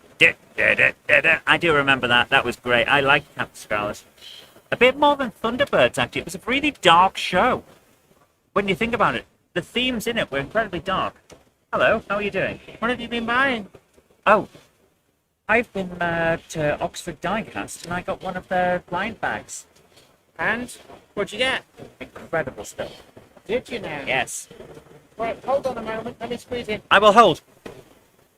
Yes, hold the stand. That would have been a great joke if anyone could see me on the camera. Yes, it would have. You didn't think that through, did you? Right, come on then. Right, we've got Martin Weaver from Hornby, who should be here in the next 25 minutes if Okay. he does arrive when we arranged. But it's quite busy at a lot of the trade stands, and of course Hornby announced the J52 yesterday. That's gone down really well. A lot of people wanted to talk about those. Right. Hello. So you've got all of the details. What did you put on the backs thing? Did you? I haven't built the backs thing yet. Okay. Why not have it paid to your account, and then we can sort out later? Because they've got to be handed in by when? Midday. Right. Where does it say where? No. I'm sure it does. No, it doesn't. It says it has to be handed to a person. I don't know who this person is. I'm assuming I Remember can't. Debbie? We spoke to. Oh, come on. I've spoken to loads of people and everyone looks the same to me because I don't pay attention. They all look like people. Yeah. They've got 2 arms, 2 legs, 1 head, a nose, Apart from that one that had 2 heads, 4 noses, and 1 arm. and then it turned out you were just in the hall of mirrors and you were looking at yourself. So, Right, yes. where's the right, have you added that up? I've done the receipt. Right. This got a little bit rained on. Okay. Right. So, do I hand this in? I suppose this bit's a bit there. Yeah, you keep one bit of it. You want the bit at the back they can have, keep the rest just in case. Yeah. That bit. Yes. So this is the side of exhibitions you never see. Yeah, this is the admin side. Nick at Bletchley High Level, great to see you. He's in the hall somewhere. Yes, he is. Oh, he says he lost his Monday Club badge yesterday I at the saw it show. around, but I don't know where it's gone. I did see it and I put it on the table and I have no idea where. So it was found and brought back here, was it? No, it was on the floor over there and I picked it up, put it on the table. Ah. I don't know where it went afterward. Is he in the hall today? Yeah, I said if it comes over, I'll just give him a new one. Okay. I've also spoken to Chris Eden Green. He's having a good day. Have you given him his camera back? I have said if he wants to come and pick it up before he leaves, that's fine. Because Okay. the last thing he wants to do is be carrying around more stuff. Okay. So is this tram from Oxford Diecast? Yeah. Ah. That's interesting. It looks like it runs in a slightly narrower gauge. Yes. So the fuel cost wasn't 55. Oh, it was. No, it was 60. Okay. Can we change that then? Yeah.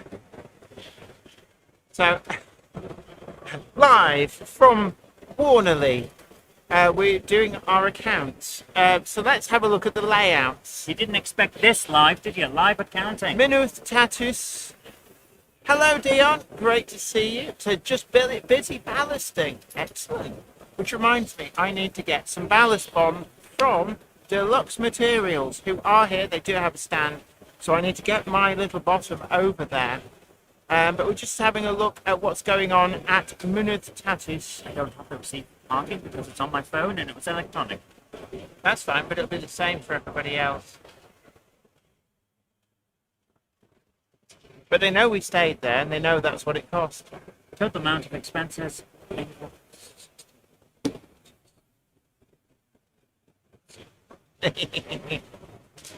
Let's go to oh no, wrong one. Four Seasons. 180. So you're seeing the C class from Backman. This is number 592. This is the first release. Pretty much the model that kicked off the proliferation of pre-grouping models that we now have. And it was kind of Backman tested the market with this C class, and it proved incredibly successful. At one point, on eBay, these were going for stupid money. I saw 550 being asked for these. It has since dropped back somewhat, especially with Backman doing another release with a different running number. But it's nice that finally we're getting these pretty locomotives. Do you have the banking details on your phone? Probably. You won't be able to get into it because it's No, but you could right now. okay, let's see what we can do. I'm not showing anybody anything on screen, that's fine. So, how things are going. I will log you in. What was that? But here now, wishing I could be there. That's why we bring in the live streams to you. I think Yeah. this is the important thing about bringing the communities close together. That's the detail. Yeah. Right, I'm going to, I'm very mindful I'm being antisocial to the people who are actually listening. So I'm going to go and sit facing the public for a little bit.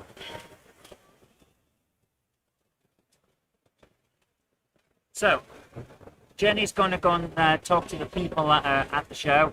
I'm quickly just filling in the expenses form because that's what we have to do.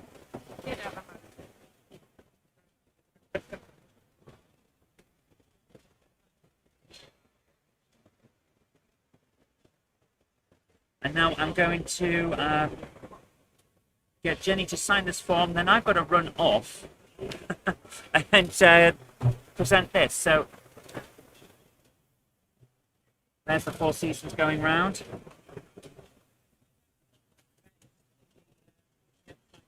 And we'll be back as soon as we can. Jen.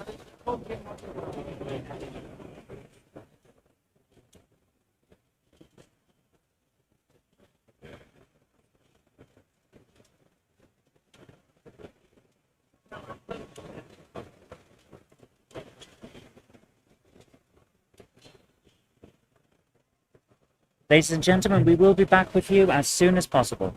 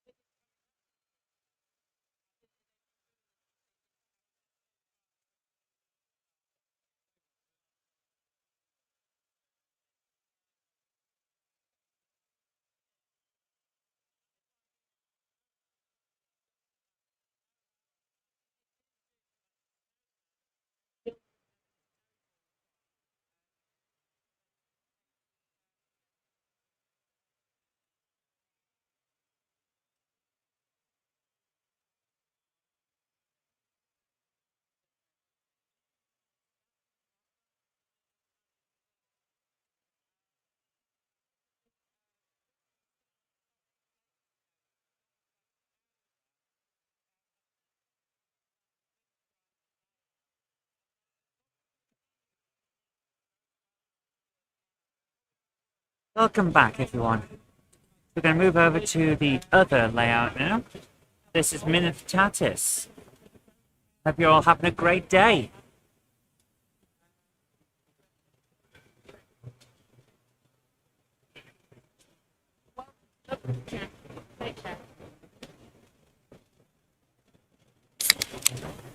So, of course, this is the one that Jenny built because she really likes 009 and wanted how could I say it, a homage to the Welsh Highland Railways.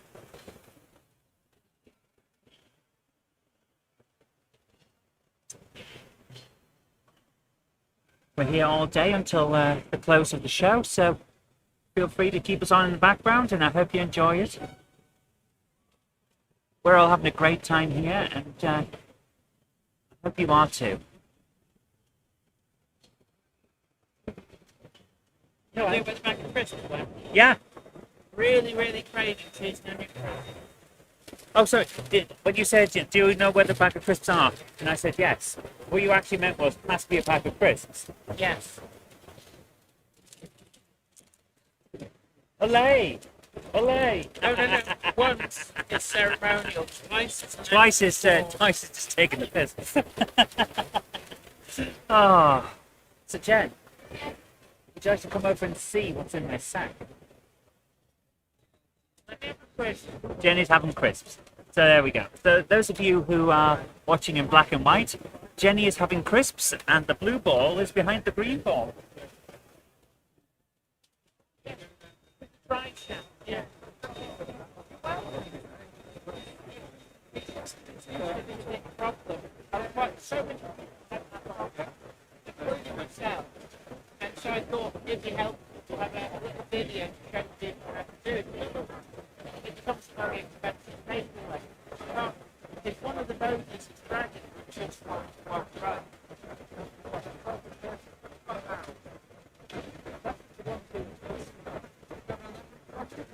I think you did because I've got 121 and they both have the problem. So I think they're on the same chassis, but the chassis is the same. But perhaps they can the same. I think the problem is that the drive shaft is pushed in, but it needs really some kind of leeway to make it fit properly. So I put the super glue in there. It just gives it that extra resilience.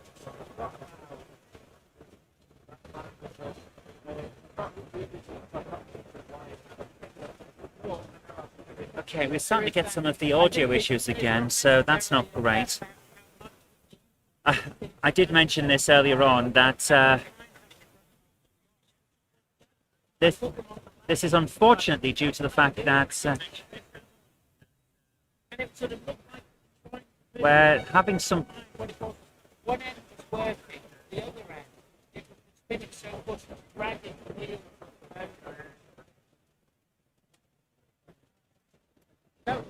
So the biggest reason, the biggest issue for what we've got here is that we are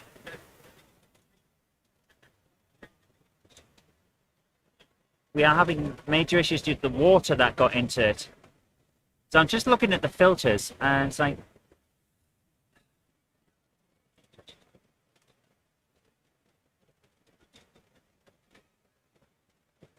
I'm seeing whether I can sort out how to sort this out, but it's like, oh, we've got all kinds of options, but I'm not entirely sure what they do. So I can't actually get that. Yeah, flood damage killed the microphone. It's unfortunate, and like these things cost me a fortune. And the distortion is at a low level. Okay, if it's just at low level, then what if I turn off the low pass?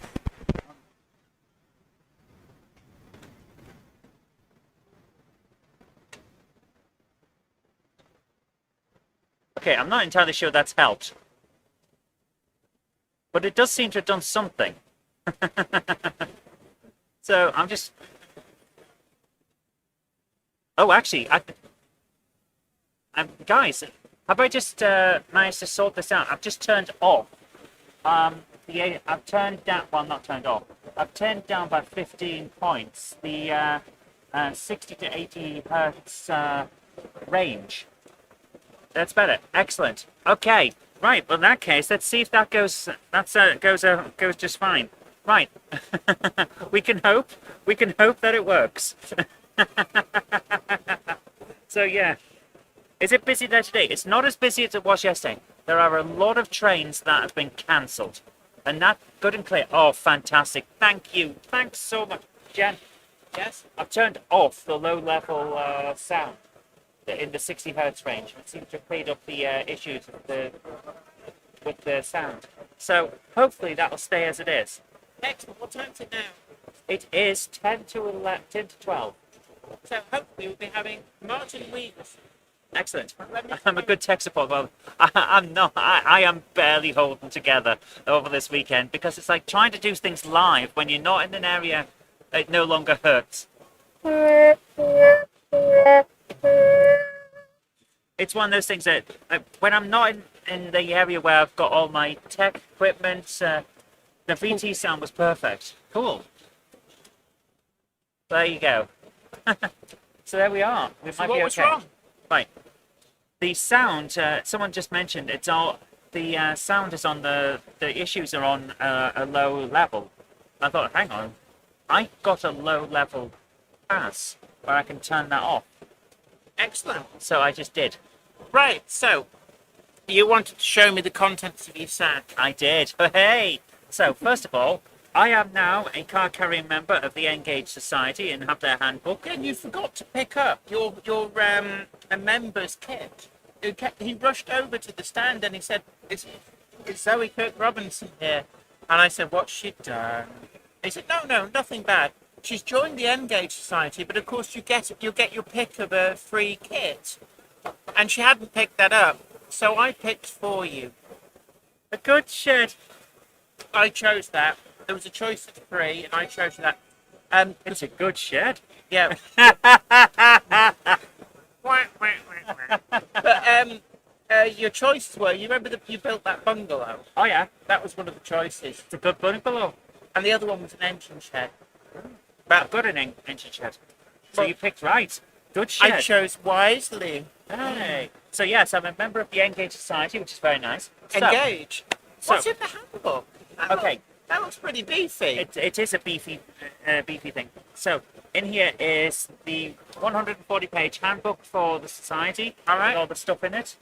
Then they gave me a copy of the Engage Journal, the one that's just come out. Yes.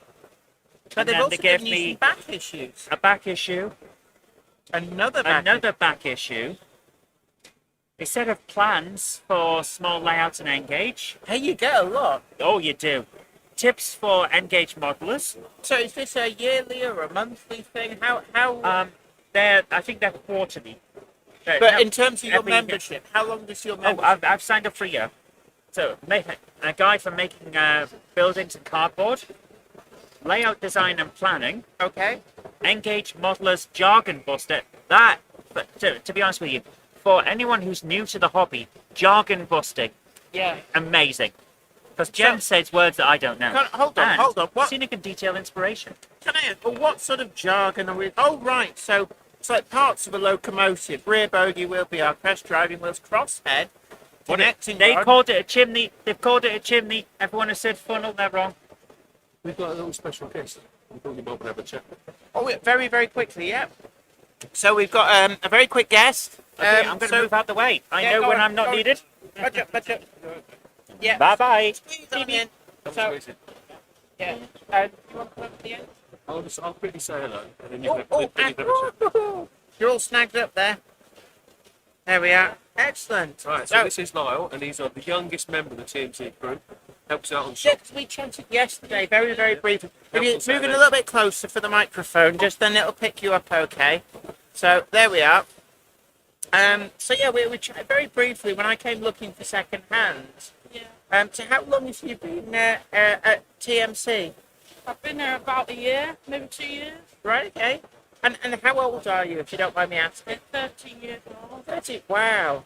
So is it? So you do it as like a weekend job, Yeah, for Saturday job in the shop. right? Okay. And how are you finding it? Very good. It's very pleasant experience. Yeah. And I take it. So were you into railway models before? I've been doing it with Class Baby. Kid, I've been going out to North Yorkshire Moor. It's quite often. I have a train spot now. Oh, excellent. So I take were your parents into railway models then, or is this? No, it started with my dad taking me down to Model Railway and now my granddad. Oh, excellent. And so do you have a model railway at home? Yes, I do. Double scale. Excellent. And do you find with working in a model shop, you're very, very tempted? It's like, oh, well, I want one of those, I want one of those, I want one of those. Yeah, very tempting. But you've got to be very financial. Exactly, because it's very easy at the end of the month. Would you like a can of Coke? No, thank you. Oh, no worries then. But at the end of the month, when they're giving everybody else their paycheck, they just go, and you owe us this much for all the models that you wanted. How did you find the job at TMC? I started with my grandma getting the financial officer role there. And when I became available, 13 years old, I got the job. And it's been getting better ever since. Excellent. And you think it's been a really good experience Very for? good, yeah. It's lovely. And what do your friends think of you working at a shop on Saturday? Are they jealous? They must be jealous of the money you're earning. Yeah, they are a bit jealous, yeah. And a lot of your friends into railway modelling as well. Most of my friends are older, yes, they are. Excellent. So, I mean, since you find it's really good that you can share ideas with them and get ideas back from them for what you want to do with your own model. Yeah, currently I've just got a great deal on the British Rail Prairie. Oh right. So is this off the TMC stand, or No, is this I've got some? it off another stand. You did. Yeah. Oh, excellent. Guess how much I paid for it? What do you mean no? You didn't buy it for us? I did. I'll have to go over and work with you. Yeah. So let's hold it up so the camera can see. So there we are. Just move it towards me. Yeah. So there we are. So that's a Backman 262 Prairie. Is that the 45XX? So this is catalogue number 32-128. It's in weathered BR black. And that box actually looks brand new. That's it looks like you've got one that somebody's had but not used an awful lot. Yeah, And- I got a really good deal. Excellent. How much did you pay for this, if you don't mind me asking? £40. It worked. £40. That's actually a really good price because in this day and age, finding locomotives for a budget price, it is an expensive hobby. So £40, and you bought that today, then is that? Just then. Out the You've shop. just bought it now. So I know a lot of people say, oh, well, on the Sunday, all the bargains will have already been picked through on the Sunday. But actually, you've just proven there, It's at the very bottom of the pile. yes, it's worth a rummage, and it shows that you can still get a really good deal even on the Sunday. So you're not missing out if you're coming on the Sunday. Now, Lyle, don't forget, there's something else you do, isn't there? YouTube. Tell. Do you do YouTube as well? Very Tell small your channel. content, Give a channel name. Yeah, tell everybody what your channel's called so that they can find channel it. is called Train World. I started making model video. It started all with me going to North Yorkshire Moor to do train spotting. So I went to the gala, steam gala, and I caught 45806 coming up the hill, and that got 5,000 views. Oh wow, that's really good going actually. Yeah, Yeah, first ever video as well. that's really good. So how many subscribers have you got? 85. I've done it for about a month or two.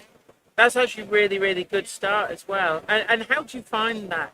Because obviously with YouTube stuff, it can sometimes be a lot of hard work to produce what people might see as a 5-minute video takes a lot longer time. Are you finding it really good?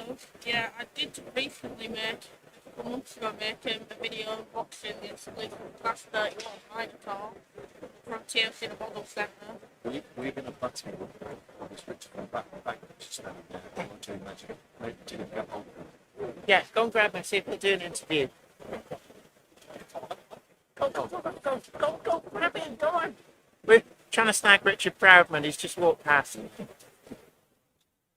So, but no, I mean, it's YouTube is very fulfilling, and I think you'll find as it grows, it's such a great community. Are you showing off a lot of your own model work as well? Here he comes. Yes, I'm showing off a lot of model work. I'm also showing off finding bargains for anything, including this model. Absolutely. So you're going to do an unboxing and review of that as well, are you? Then make sure to stay tuned.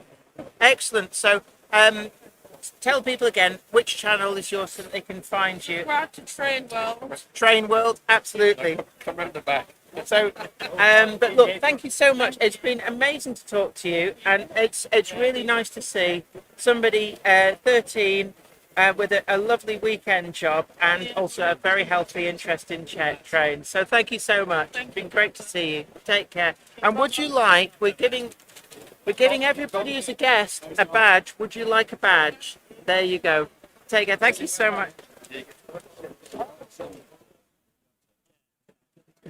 Hello, come on, sit down. I have been trying for so long to get you on as a guest. So this is Richard Proudman from Backman, but you're here actually. This is you're off the clock, as it Not were. in the attire today. Yeah, so you're here as a punter, going around, seeing the layouts.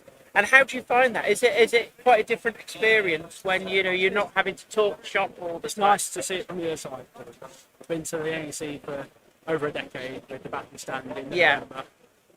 So it's nice to see a new show and from a different point of view. Absolutely, yeah, because I know a lot of people have been kind of missing the Backman stand, but of course, because Worley cancelled the show and everything's up in the air, Backman's sort of committed to a lot of other shows. So Yeah, we do try. so there's no untoward, nothing untoward. It's just simply you'd already budgeted. Our budget, our diary was full at the start of the year before the show was announced. So Yeah. we'll see if we can come next year. But it's nice to come and support it yourself and see everyone enjoy themselves. Absolutely. And so what's the next show that you'll be at with the Backman stand? Backman is at the Manchester show in mid-December Mid-December. with our sort of roadshow stand. Right. And then the big Backman stand will be back out at the place. Right, and because I know you used to have the collectors club area inside, and then you moved over to having you had the was it the Dynamis? The Kinesis Theatre, The Kinesis Theatre. Yeah, so, So- we might have a new look next year. Who knows? So, Well- come along to 800 Palace and see. Absolutely, and so will we be seeing the collectors club area perhaps come back, or are you had a really Not in good? its original form, because that was used to show people new projects that were at various stages of development. And with us announcing products when they're almost ready for release now, Yeah. there's not those stages in the public domain. So Yeah. there's not so much exclusive content we can share with us, the members now in that fashion. Yes, But yeah. we'll always look after our members and give them a nice benefit of some kind. So, And have you found the quarterly announcements have worked much better as a company for Yeah, I think so. rather than, as I know previously had announcements and then there could be quite a long lead time. for Yeah, those people models got to- frustrated with waiting for things Yeah. for so long. So now they can see what it is, how much it's going to be, where it's going to be available, and that's the information people want, isn't it? So Absolutely, and because you've just announced the 50-foot arch roof, the London and the VR Northwestern. coaches, yeah. And it's amazing to see. I mean, even just 10 years ago, I think if you'd have asked a lot of manufacturers, are we going to see pre-grouping rolling stock? They'd have gone, oh no, nobody wants that. People want to model the latest seat. Yeah. But actually, as a company, with you released the birdcage coaches. I think we're pretty much the first bespoke, new tooled, specific pre-grouping coaches. And you actually proved that there is a big Yeah, market they've for got that that kind right. of thing. So we're taking our time to do the next one, which is the end of our coaches. Yes. And feedback so far has been pretty positive. And- on and- those, so And do you find as a manufacturer, the pre-grouping area, is that a very much a rising area of the hobby? I mean, there's different things in each era and in each period that will really attract attention. I think if the NWR livery wasn't quite as ornate, then maybe it wouldn't be quite. It is a very beautiful livery. I think as eye-catching liveries go, that is one of the most standout liveries of that period. But then, of course, you've got plenty of models in the range that are suitable to pull that as well, which is Our always... philosophy is not to cherry pick items; it's to provide people with a full option of relatively comparable models and complementary models. So we've got precedent that we did for commercial models. Yes. We've got the Toll Tank, we've got Yeah. the G2. So there's a collection of NWRP models now. Yeah. And the same with the boat cages. We did the C-Class. Yeah, in fact, I've got one running over no, there, yeah. which I must admit, when because that was kind of one of the very first models that Backman did in a pre-grouping Yeah, livery. in full ornate livery. And it was, I remember when that came out, you couldn't get them for love nor money. There was such a massive demand for them. And it kind of proved that actually people really loved these ornate livery. Yeah. Well, it's eye-catching, it's very pretty. Yeah, yeah. It's, if anyone just wants to buy something that looks nice, then it's going to pretty much tick the boxes. Absolutely. But then, of course, the other area that Backman has really led the field with is the narrow gauge scene. So you kicked off with the 009 range. Yeah, And behind your house. and I remember for a great many years, I mean, it used to always be, the whole trope was you'd look in the Railway Modeller and the Hatton's advert used to have this little bit and it would list a few bits and pieces and kits for 009. And then in big letters it had, this is all the 009 we have, almost as if Norman was sick and tired of saying, no, there isn't anything else. And what Backman actually proved was there was a market for quality, ready-to-run models that you didn't have to assemble yourself, you didn't have to make kits. You could actually make that viable to the And we modelers. had the experience from Lilliput at Continental Brand that did the European equivalent models, and obviously Graham Farage brand, because it's essentially the same mechanism. It's Yeah, 9mm track, so we knew we could develop products of that quality and to the standards that people require Yeah. and the reliability that people require. So yeah, we started in 009. Obviously, we just moved into 7mm narrow gauge. yeah, the NG7, and because that was actually quite a surprise. I must admit, I never saw that coming. But you know, when you go to places like the US, that larger narrow gauge scale based around the O gauge ecosystem is actually very popular. I've got a lot more space over now. There is that, yes, as well. But actually, you've chosen the Quarry Hunslet as your first locomotive, and actually that's quite an inspired choice in a way, because even though it's in a larger scale, it's still a very manageable sized It is, yeah. locomotive. And the thing is, the 7mm narrow gauge world was new to us, so we were dipping that toe. And we've done a locomotive, wagons, buildings, we've done that sort of whole ecosystem. Yes. So if we didn't go on and do anything else, we've not left people high Not- and dry yeah. without able to actually use those products. Absolutely, And and I think the signs are positive that we will do more stuff. yeah, I mean, I've seen some incredible layouts built with that. There's one that was at the Great Electric Train Show. I don't know if you visited that, but Dan Everson from Tunnel Lane Model I've Railway. seen it in the Hornby magazine. It's been Yes, posted now. and when you see it in the flesh, it's even more impressive. And he's actually shown that even though it's effectively an O gauge, you can actually get a full working, continuous run railway with epic scenery using the models that have come through in the Well, we built NG7 a range. little layout just to launch the range. I think about 3 feet by 4 feet or something, but that showed how much you can get in. The real Absolutely. limitation was the track. And Yeah. getting the curves tighter, because obviously with streamlined or flexible track, Yes. the tighter you go, the more likely you are to lose the true radius. And Yeah, and you start to struggle with your enter. joins and things. Yeah, So and it that can was be the real tricky. limitation. If Yeah. we could come out with some set track for NG7, that'd be grand, because people will be able to build I think even they more in a will. smaller space. I think they will, because they've done that for 009, and it's almost like you reinvigorated the 009 with the range of models, and other manufacturers have followed suit, Yeah. catering for that. So I think I think together with Pico, we see each other's opportunities and we work well together. absolutely. So if we need them to make track, they will see the reason to do that. And likewise, if they're making loads of track, tells us a lot of people with layouts. So there's more reason for us to make more. products. Absolutely, absolutely. And I mean, obviously, I'm not expecting you to tell me anything that's not been announced. But is there a long-term plan on NG7 in terms of, have you got things in the works going forward? We've certainly that can got add lots to of the range? ideas. And with the response to the Quarry Hunslet and the initial models, we're quite invigorated to go on and sort of put them into practice now. So I think we will see more NG7. It won't Absolutely. be next month, because we wanted to see how Yes. things went first, but the response has been good. So that has given us reason to sort of put our hand in the pocket and start betting some off. But of course, you're not neglected the other scales. The 009, you just brought out the Curly roof van. the curly Two roof van. cars, great third. I mean, this year we've announced 20 brand new toolings across our ranges, and so Yeah. People say, "Oh, Backman aren't doing much."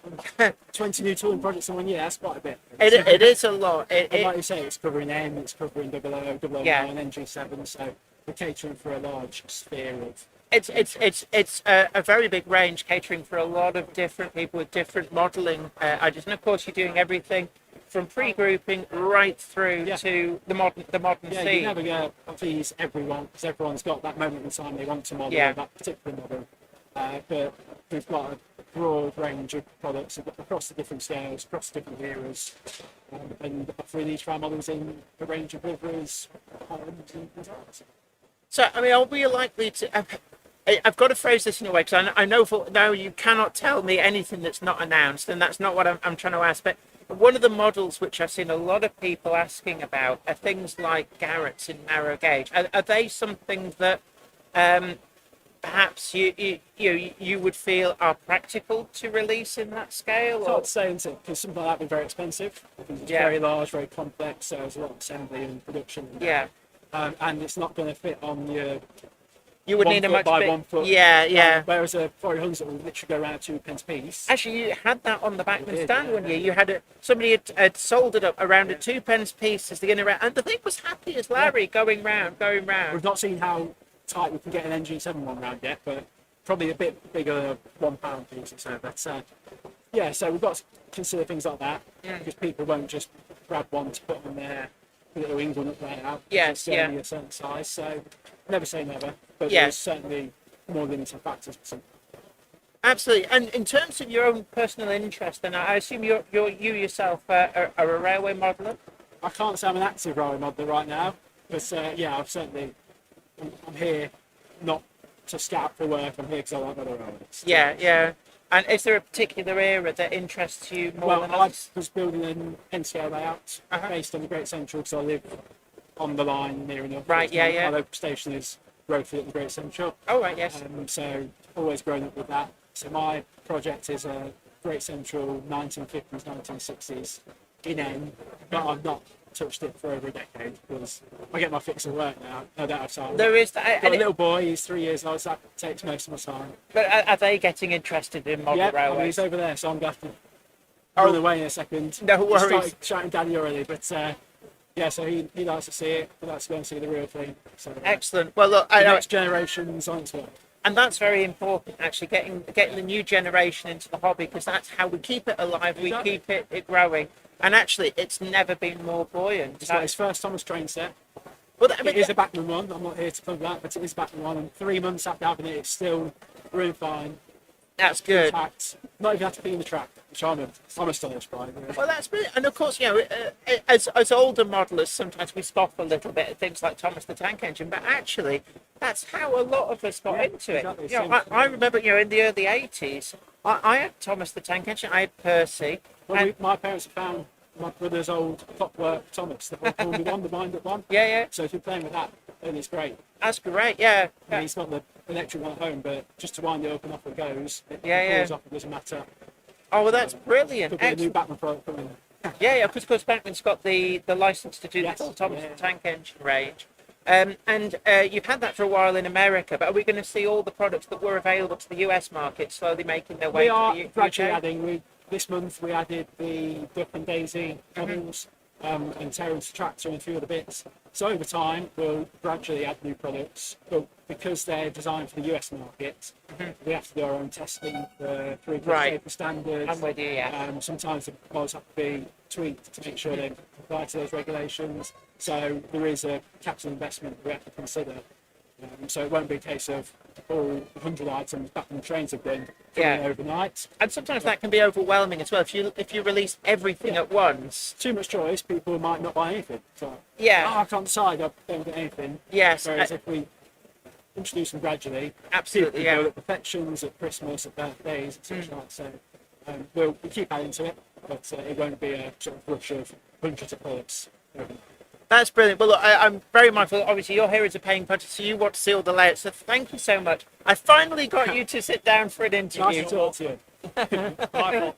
Sorry. So Yeah. nice to talk to you all. Enjoy the Excellent. games. So, and we would like to offer you a Monday Club badge. We Oh. give this to all of our guests. That's great. It's a metal pin badge, Lovely. and it does get you discounts at various retailers. There's Oh, quite a there few you in the hall. So if you buy anything from Sawyer's Models, West Hill Wagon Works, TMC, AGR Model Railways, Buggle Scally, excuse me, there's a lot of different discounts. Well, I'm And- sorted for Backman stuff, but if I need anyone else, yeah, I I'll don't go think shopping. you need a Backman discount, but and it also gets you to the Hornby Visitor Centre for free. But I'm a bit of a way away from Kent. But one Yeah. day, one day. yeah, no, it might, Nice to meet you. Thank no, you. it's lovely to meet you as well. Cheers. Take care. Goodbye. Thank you so much.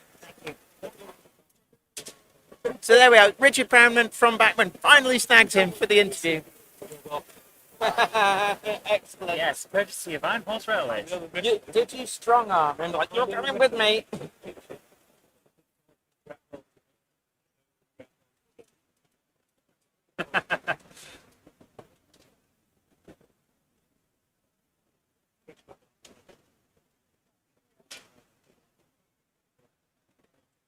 So, ladies and gentlemen, we do have an interview with Hornby coming up. Unfortunately, the guy came over, got an emergency phone call, said he'll be back in a few minutes. Oh, when did he? Yeah, when? About 5 minutes ago. Oh, that's okay. So, oh, sorry, I just redlined you. Billy's replacement speakers, to the rescue. So big hello to you, JD Cresswell. We've got Dion as well. Love Backman quality. PN Motorsport Games and Trains. It's good that younger people are getting into the hobby. I'm trying to get my nephew into it, but he's only 5. Does get excited when I take him into model shops, though. There you go. He's getting in early. Absolutely. So, Jen, while we're waiting, would you like to see what's in my sack? Oh, Zoe's going to show me the contents of her sack. Oh, Hey, I heard that. I heard the squeak have a coming. chair. A So- chair being vibrated by Iron Horse is So, I'm just going Yeah, to go move this on. over a little bit. And Where'd you get them from? You get them in the shop. this Mrs. morning. Miggins' Pie Shop. So, Ye Jen, olde pie shoppy. Yeah, she won't have one. you just got it so close to me, I had to recoil like hiss. So, this is 20 quid, and it's a blind bag. You don't get to select what's in it, but Iron Horse has taken one thing out of it. I've given it to him. Hey, I gave him one. What did she give you? I gave him a. I believe it's a scarab truck. Oh, a Stamble Scarab. So have a look at this. I thought you were going to get them out. First thing that came up, Tram. tram. Is this the one that's on the table? It's on the table now. A Motrice D from TED. Oh, nice. Yes. So, can I just show people this? So this is the tram. So automatically it was like I was happy. Do you like your trams? I do mean, like trams. The fact that you bought a tram yesterday shows people you're serious on that. Yeah. And then what have we got here? That is an articulated Eddie Stobart. Oh, not another one. No, this is articulated. Yeah, so's the other one. So now. Oh right, yeah. Yeah. I'm not sure whether that's the same. What to me about? It's not the same one. It's not the same one. 3B Rail says you did a good interview. Excellent. I'm glad. I'm glad that you were able to finally tick Backman off your list. Are you going to start calling it NG7 now? You don't have an agreement. You can just on. I did. Go on, stick your hand in and see what else comes out there. Oh, Wins Heavy Haul. Is that a Diamond T? How does she? We didn't know. She just Diamond knows. T. How do you not know that that's a Diamond T? Are you amazed at my skills? Yeah, Diamond T. your skills. SKILLZ. Oh, there's definitely a Z in there. Yeah. And what have we got? This looks like is that an Austin? Yeah, it's an Austin. Austin Heavy 12. Yeah, Is that O gauge? yeah. Isn't it cool? So that's nice in the summer. Well, hold on. Yeah, we've got our next guest. Hornby. So I'm going to turf you out. Okay. I saw who sat there. Oh, rival. With the enemy. I mean, not the enemy, not so we're friends. The We're all enemy. good friends. We're all good friends. So I've got a picture of him playing with his child on our play trains there. So we won't post it on social media. But Excellent. it's Yeah. good that we all play nicely. Well, I gave him a badge that gives him free entry to the Wonderworks. Oh, right. So hopefully he won't crumble into dust as he walks over the threshold. No, Richard's nice actually. I've been trying for a long time to get him for an interview, but he's a tough cookie. But Yeah. I had this one strong arm him in. Like, Oh, come on, yeah, you're going to I sit here. didn't notice that he was tied up. Yeah, you can't quite see it in this camera line, but I think, But Martin, we chatted at it's the Great Electric Train Show. I had a lovely long chat there. But since then, you've made. I knew you were making an announcement. Obviously, didn't know what it was. But the J52. This is a model that I think Hornby had a J52 in their range since early 1980s. long way off, long time ago. So it's been a stalwart of the range for a very long time, but obviously time to retool. And you've taken that favourite of a lot of people growing up with that model, and you've completely retooled it for the modern era.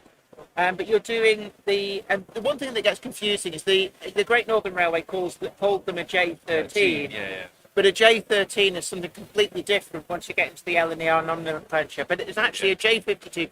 But the J13 version, could you talk us through some of the detail differences to get that regrouping version of the model? Got me there now. I just put you on the spot. So you've got the different chimneys. The chimneys varied over time. Yeah. There are various differences to the cab vents, windows, smoke, the coal bunkers as well. So there's actually quite a lot of variations in it. Now, I think the variances between the 13s and 52s, that there are differences, but then there are also other differences in the earlys and late 52s as well. So it's actually really quite a broad loco of the different sort of elements you could do. And we've tooled in quite a few. I'm not going to tell you what they all are, because Yeah. away our future releases. Yes. But we've tooled in quite a few lumps and bumps of board to get the different sort of Yeah, options because that they- the J53 is very, very similar, and actually some of the J53s were rebuilt as J52s. yeah, it gets complicated. It does rather, and people forget that these were very long-lived locomotives. So over their lifespan, they would be updated with things like different boilers. They weren't all different- made in the same place as well. That makes a difference as well. So, the first ones were made at Doncaster, and after they were subbed out, and there's multiple subcontractors, and there will be not necessarily internally, but externally, there will always be little differences to them. So we captured quite a few of the options, but not all of them. Yeah. There's a lot to go out. We can't do the 53 without. I'm sure we can't. Yes. I mean, it was the same with the Black 5. I know when I was talking to Phil Borley, he said you've actually tooled up to be able to do almost all different versions, but there's some where they're almost like a little bit too niche to be justified for the extra expense on the tooling, which is understandable. Yeah, I mean, with it, you could in theory do every single variant, but then it makes the tooling much more complicated, much more expensive. Yes. And then what it's actually better to do in kind of wave one, which might be over a number of years, you do a certain amount, and then over a period of time, you then will actually do modification or some changes to do these future variants, and then it gives the whole thing a lot more longevity, and it essentially spreads out the investment as well over a long period of time. And what sort of specification internally have we got with this? Do you know what the DCC interface is? Yes, so we're back to J13 now, yeah? So are we on 5? The J52, J13. Yeah. So I presume that internally they've got the same nuts and bolts for DCC fitting. Internally, yes, they'll take out 21 pin decoder. There's also a Oh, room so in there. 21 pin. 21 pin. Uh-huh. Wherever there's room, we always go for 21 pin. Uh-huh. And also room to stay alive as well. So also HM sound. I mean, the model that we've actually got on the stand, although it's in the cabinet, that is actually sound fitted. So the sound profile is done. It's not on the app yet because we don't need to put it on the app yet. I had a look. It is ready. But of course, I mean, one of the things I found with the HM 7000 sound profiles is that there is often similar sounding locomotives that they can be used on. So they can be quite useful. Yeah. Um, And they're free of course. Absolutely. That's what I love about the whole HM 7000 system is that if you want to move that decoder to a different locomotive, It's really easy to do that. It's not like if you buy other brands where you'd have to get them reblown, which costs money. Yeah. It's just simply a case of go to the app and, oh, I'll see what that sounds like. Well, the world of digital DCC is complicated, and we try our absolute hardest to try and make it as less complicated. So having things that are a bit more universal is great, and one of the key things is about it being accessible. You know, whether it's kind of price or, for example, with the sound profiles being, or with HM7000 itself working on multiple devices, we're just trying to essentially make it as accessible and easy as possible. But I mean, the other thing it does is when you're actually on the app, it's got the graphical user interface Yeah. that makes doing the witchcraft of DCC was always the working out what number you're supposed to write to a CV, and it does it through tick boxes. Yeah. So rather than going, well, you know, if you wanted to do this, add 2. Wanted to do this, add 6. You just take a bit of paper over there. Yeah, and you're thinking, like, when did model railways become advanced maths? But it does it through tick boxes. It's a bit like, you know, I always liken it to the days when computers, PCs, went from you had to know how to work everything in DOS to suddenly Windows went, don't worry, we'll take care of that. We'll work that out. Yeah. Make it easy. That's what it is. That's what apps are, really. Aren't Yeah, they? yeah, yeah. Simple in space with all the complicated stuff beneath it. And a lot of people actually, I know, I will circle back into the J52, but as we talked about the HM7000, a lot of people are asking about that 6-pin decoder. I think a lot of people are really like Yeah, I know. We get it. We obviously being at the show, we're getting a hell of a lot of it. Yeah. It is coming. We have advanced with it. We obviously go through a lot of process testing. If things aren't right, we have to make tweaks. And it has to be tested in so many different scenarios and environments, and that may or may cause problems. It takes a while, but it is coming. And of course, the 6-pin one needs to be smaller because obviously the kind of locomotive that has a 6-pin socket, it has it because space is much more at a premium. Yeah. So that's part of the thing that you're making the 6-pin a lot smaller than what we've seen with the form factor for the range of the 21, the next 18, and the 8-pin. And people also ask about are there plans to make those smaller? Is there work underfoot to bring out smaller versions? There are a lot of little projects. There are quite a few projects that are going on. Some of those projects may come off, some of them may not. There's a lot of testing, and there's a lot of can we try and do this, which is not an unheard of thing in the technology world. There's always essentially innovations going on. We haven't got anything that we're kind of at a stage or willing to announce yet. There are little bits and pieces we're doing to always look at advancing and improving things. And I mean, it's, you say about, you know, especially with tech, it's something actually my experience of working in parts of the industry is it's quite an eye-opener to see how many different products go through all these processes, and maybe for whatever reason they fall by the wayside. Nobody ever knows about them. Yeah. And you know, all that is going on in the background to actually bring out products that work and do what people want to enhance the hobby.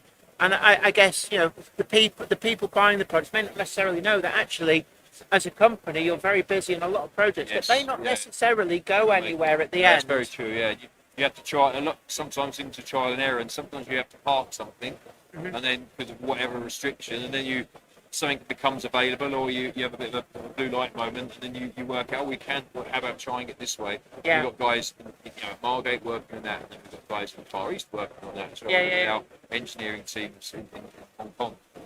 So there's plenty going on. The 6-pin is Excellent. And to circle back to the J52, what timescale are we looking at for this? So you actually look very far advanced. You've got a running sample, and that's actually a decorated sample as opposed to a production sample.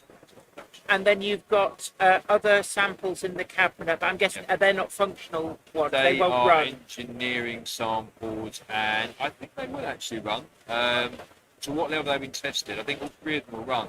We've only just got the one that's decorated, the LNER version. But yeah, so we do. It's moving really well. I mean, manufacturing won't happen this side of Chinese New Year, so for the other side of it. So the first one we're looking at is just July. Right. Okay. And are you finding any issues with things like lead times from China? I know I've talked to a few other manufacturers, and they say that there's a lot of issues with the transport because a lot of the ships have to go around the Cape rather than through Suez. Yeah, you're adding normally roughly a week, maybe a little bit more on, but that just brings a greater amount of uncertainty. And I think things have improved shipping wise, but things do fluctuate. From a lead times perspective, out of our factories in China, we use quite a few factories, so we spread out in quite a number of places, and it's generally okay. It's not any worse than what it has been for us, at least for a year or so. Some of our factories are quicker than others. Some are better at making very high detailed, high tech things, and they're doing a bit slower. And with anything that is high detailed, there's more to go wrong. There's more chance of it having to be tweaked or not necessarily rejected, but an element of it having to be readdressed. So the more complicated things, like the first example of that's actually a real beast of a project. And that's taken longer than what I would have thought it would have if we were sat here a year ago. Yeah. Because there were just a couple of little minor things that once we'd got this out, it just wasn't, it worked, it was fine, it looked fine, but there were just a couple of things we wanted to make better. So we would rather make it better and have it right, have a really, really good model, and then be that little bit later with it. And a similar thing with the Deltic as well. That's, in theory, isn't as complex as the Flirt 7.5. But again, there's a couple of little things there. We thought, well, actually, it would be better if we just address this. We could put it out to market now, and it'd be okay. We could do this, and it'll be a little bit better. Yeah. And when you get into these kind of price points, the high detail stuff, it's got to be better. I think most people would welcome something being good or above good, Yes. and being late, then being on time and not so great. And of course, the Delta, you mentioned that's actually been a very popular model. I noticed that it's. I've been told that a lot of retailers are effectively sold out to pre-order on that. So Yes, there's a lot of expectation built into that model. Yes, yeah. I mean, it's really, really heavy. That's one of the things because of the real thing, I suppose. And it was a hell of a lump. And that's one of the things we came across was actually with the motoring we intended to use. It worked fine, but when you actually put it potentially into a realistic train format with that additional weight on there, we were a little bit worried about it. So we then went and readdressed that. And that cost us a load of time. So that cost us another probably 3-4 months or so while we were changing out. But again, that's that kind of point. When you get to that higher level stuff, you have to get it right.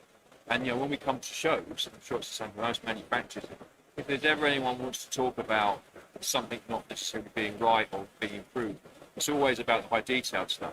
We sell a lot of railroad stuff. We never have people come to us, we've got a problem with my railroad is. So that stuff, on the other hand, it works really, really well. Yeah. Sort of straight out the box, 99% of the time. So it's just, as I say, with the high detailed stuff, you've got to get it right. And because the Hornby 00 range, it was quite a moment when Hornby first reintroduced that, because Hornby 00 was a name in the model world for new products. You have to go back to 1960 since that was last year, so a lot of people remember that from their childhood with great fondness. And when the Duchess of Atholl model, which was the first one, was released, that was a massively oversubscribed model. Lots of people wanted it, and the Hornby 00 brand, has that been very successful in kind of having a premium brand? It has, yeah. And I mean, what it's also, with it coming in, I'm not going to say driven this, but I think it has contributed it. It's gone up. Now, we went from essentially having metal stuff many years ago to having plastic stuff. Yeah. And now there's a lot of things are moving back to metal. With a lot of our new tools now, there's a lot more metal in them than what there has been in recent years. And the 00 range, with it being the expectation of it being essentially that I think has actually sort of helped that with that movement of bringing kind of a heavier stuff into heavier model into the market. And it's difficult for me to say what was ever the real expectancy or full view of a plan for what 00 as a sort of sub-brand could do. But it has been successful, and now we will have a program of new things ticking through. We're not going to go wild with it. You're not going to see page after page in a catalogue of it. Yeah. Obviously, it's not sort of the cheaper end of the hobby either. It is kind of quite collectible. So they're great runners and they're very functional, but it is kind of quite a collectible area. But there is more to come in there. And is there a sense that would follow kind of a pattern of doing locomotives, or at least identities of locomotives that Hornby 00 originally did? Or is there more a sense that it will move out into models more that Hornby 00 never did? Both. And that's where it's great. You know, are people buying them all because of the link to the history, the march of the history, or are they because of what they want right here, right now? And I think the probably answers that. There's two different camps. Yeah. So we'll do what we think will make a nice 00 model, and we'll do things that have historical significance. So if we can hit both of those, absolutely great. But there is room to go kind of two-pronged attack. Because I guess nostalgia is always a very big seller, and you get people who had a Duchess of Atholl or a Silver King as a child, and now that they're in a position where they've got more disposable money, it's almost like reliving the magic of youth, where you don't have the stresses of everyday problems. You know, your biggest worry in life is whether you're going to get the model you asked for Christmas. I think that is very much a powerful seller. And are there any thoughts when you're choosing identities of models of thinking, well, we have an 8F in the range, why not do that, say, with the identities and liveries that models back in the days of Hornby 00 had, to kind of tap into that nostalgia? Or I think definitely when it comes to a livery, it's a no-brainer to do what we've done before. You know, why do a different one? They're that far apart. There's not many people that say, well, I've got the one from 1960 whatever, so I'm not going to buy the modern one. If they want it, they want it. So yeah, and I think they're almost like two different markets. You've got collectible, but then you've got people who model the now, and I think there's not as much crossover. Yeah, I think the rail was two versus 3 rail as well. Yeah, a huge factor in that. But no, I think there's the key thing for us is to don't let it get kind of out of hand. Don't go too heavy into it, but also at the same time don't go too little into it. It's about finding that sweet spot of new wine. We had the year of sort of the Great Gathering. You know, that had to be the 6. That was quite a kind of a bulky amount, really. But they sold well. They did sell well. I mean, they're commanding a huge premium second hand, which shows that there's definitely not just a healthy demand when they were new, but there's still a healthy demand for those models. Yeah, and that's it. You don't want on these kind of higher end collectibles. You don't want to overproduce. You don't want them to be sitting on anyone's shelf, or in our shelves or whatnot, because obviously it's a lot of money. So that is it's good news essentially. For not the person that really wants one that didn't get one who's got to now pay a premium. Obviously they're not going to be happy with it. Sorry. But for the collector market, to see them going at high prices is a good thing. And I suppose it's a way of thinking, well, actually, we chose the right model, because that's the one that everybody wants. Yeah. And the big worry as a manufacturer, I guess, is, are we picking the right model, and are we ordering the right quantities of it as well? Because it's very easy with hindsight to say, well, you should have done more of these, or you should have done less of these. Why didn't you do this one instead? But hindsight's always 20/20. But when you're sat there and you're getting ready to place the order, it's very difficult to judge, and it can be make or break for a company in between selling out or having a huge amount of capital tied up in stock that's sat in a warehouse. Yeah, and with modern railways, there's another factor in that. Most things are run as trains. Whether that's a loco, an X-wagons, or X coaches. So it's not just about getting one thing right. You have to get all those numbers right, how they do it. Now we've got, with a loco, you can obviously always make a comparison against something else. It's not like you can just look at the sales number and say, well, we did X there, so we did this good. There's always another piece of detail, like, it was late, or maybe it was overpriced, or maybe there's something else that adds to the story of it, which potentially makes that number different. But then when you get to what runs with it, if there are, say you're bringing out a new loco and you've historically made the coaches to go with it, if there's none of those in the market, then you need to realistically think about making another rake available with different running numbers. However, if there are loading in the market, whether it's new or second hand, don't do it, don't bring them in. Because what we want at the end of the day is the end user to be able to potentially build a train. Not everyone is established in railway modelling. Some people are at the beginning of their journey, so let's get Hornby or whoever's bought a new loco out, they might not have the coaches, they might not have the kind of history, so they need to be able to go out and buy them. So we have to always think about having stuff available, but not having too much of it, because on the flip side of it, if there's a lot of those coaches or wagons in the marketplace already, then no retailer is going to want to load more of those. So, so there's a lot of things to look at. And it's the nuts and bolts of the industry. It's actually very complicated. Yeah. But in terms of yourself, are you a railway modeller yourself? So I grew up with train sets. Uh-huh. I still have my train set. It sadly packed away. I have my dad's stuff, which is which I will be double up earlier. So Yeah. So I've still got all of that stuff.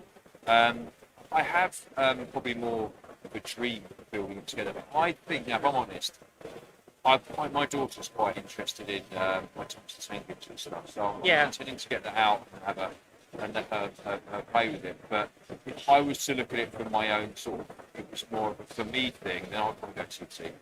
Because I like to, and everyone's different, so I'm not saying any way of doing things is right or wrong, which is my preference. It is, I would like something to be more realistic. And I think like having, when you can hear a full rake of coaches go past, and you hear all the wheels going over the joints in the track. That for me is what I like. I'd rather have that part of accuracy than actually focus on an era. So I'd quite happily have a HST and a diesel. That element of it wouldn't bother me. But it's more about the realism of the train itself. Basing it on a particular real place in the country or in the world, again, that doesn't particularly bother me because I want to play with the train side of it. And that's the great thing about this hobby, is that there are so many different ways to come at it. No one's wrong and no one's right. Era one's an example. Because I would expect, if you turn the clock back 6-7 years, however many it was, then you say, oh yeah, we're going to do a load of Era 1 stuff, but it was us, another manufacturer, multiple. I don't imagine the majority of people would say, oh, that's not me. I'm specifically this era or this region. And you would have hundreds of forum posts of people going, Hornby have lost the plot. This is the end of Hornby. All that would kick off, and it'd be probably the same for someone else. But then when you actually start to produce this stuff, people and all of a sudden they break their rules that they may have had about a layout because they've got this lovely thing on there. I mean, the rockets, when they first came, you couldn't get them for love nor money because they just sold out everywhere. Everybody wanted a rocket.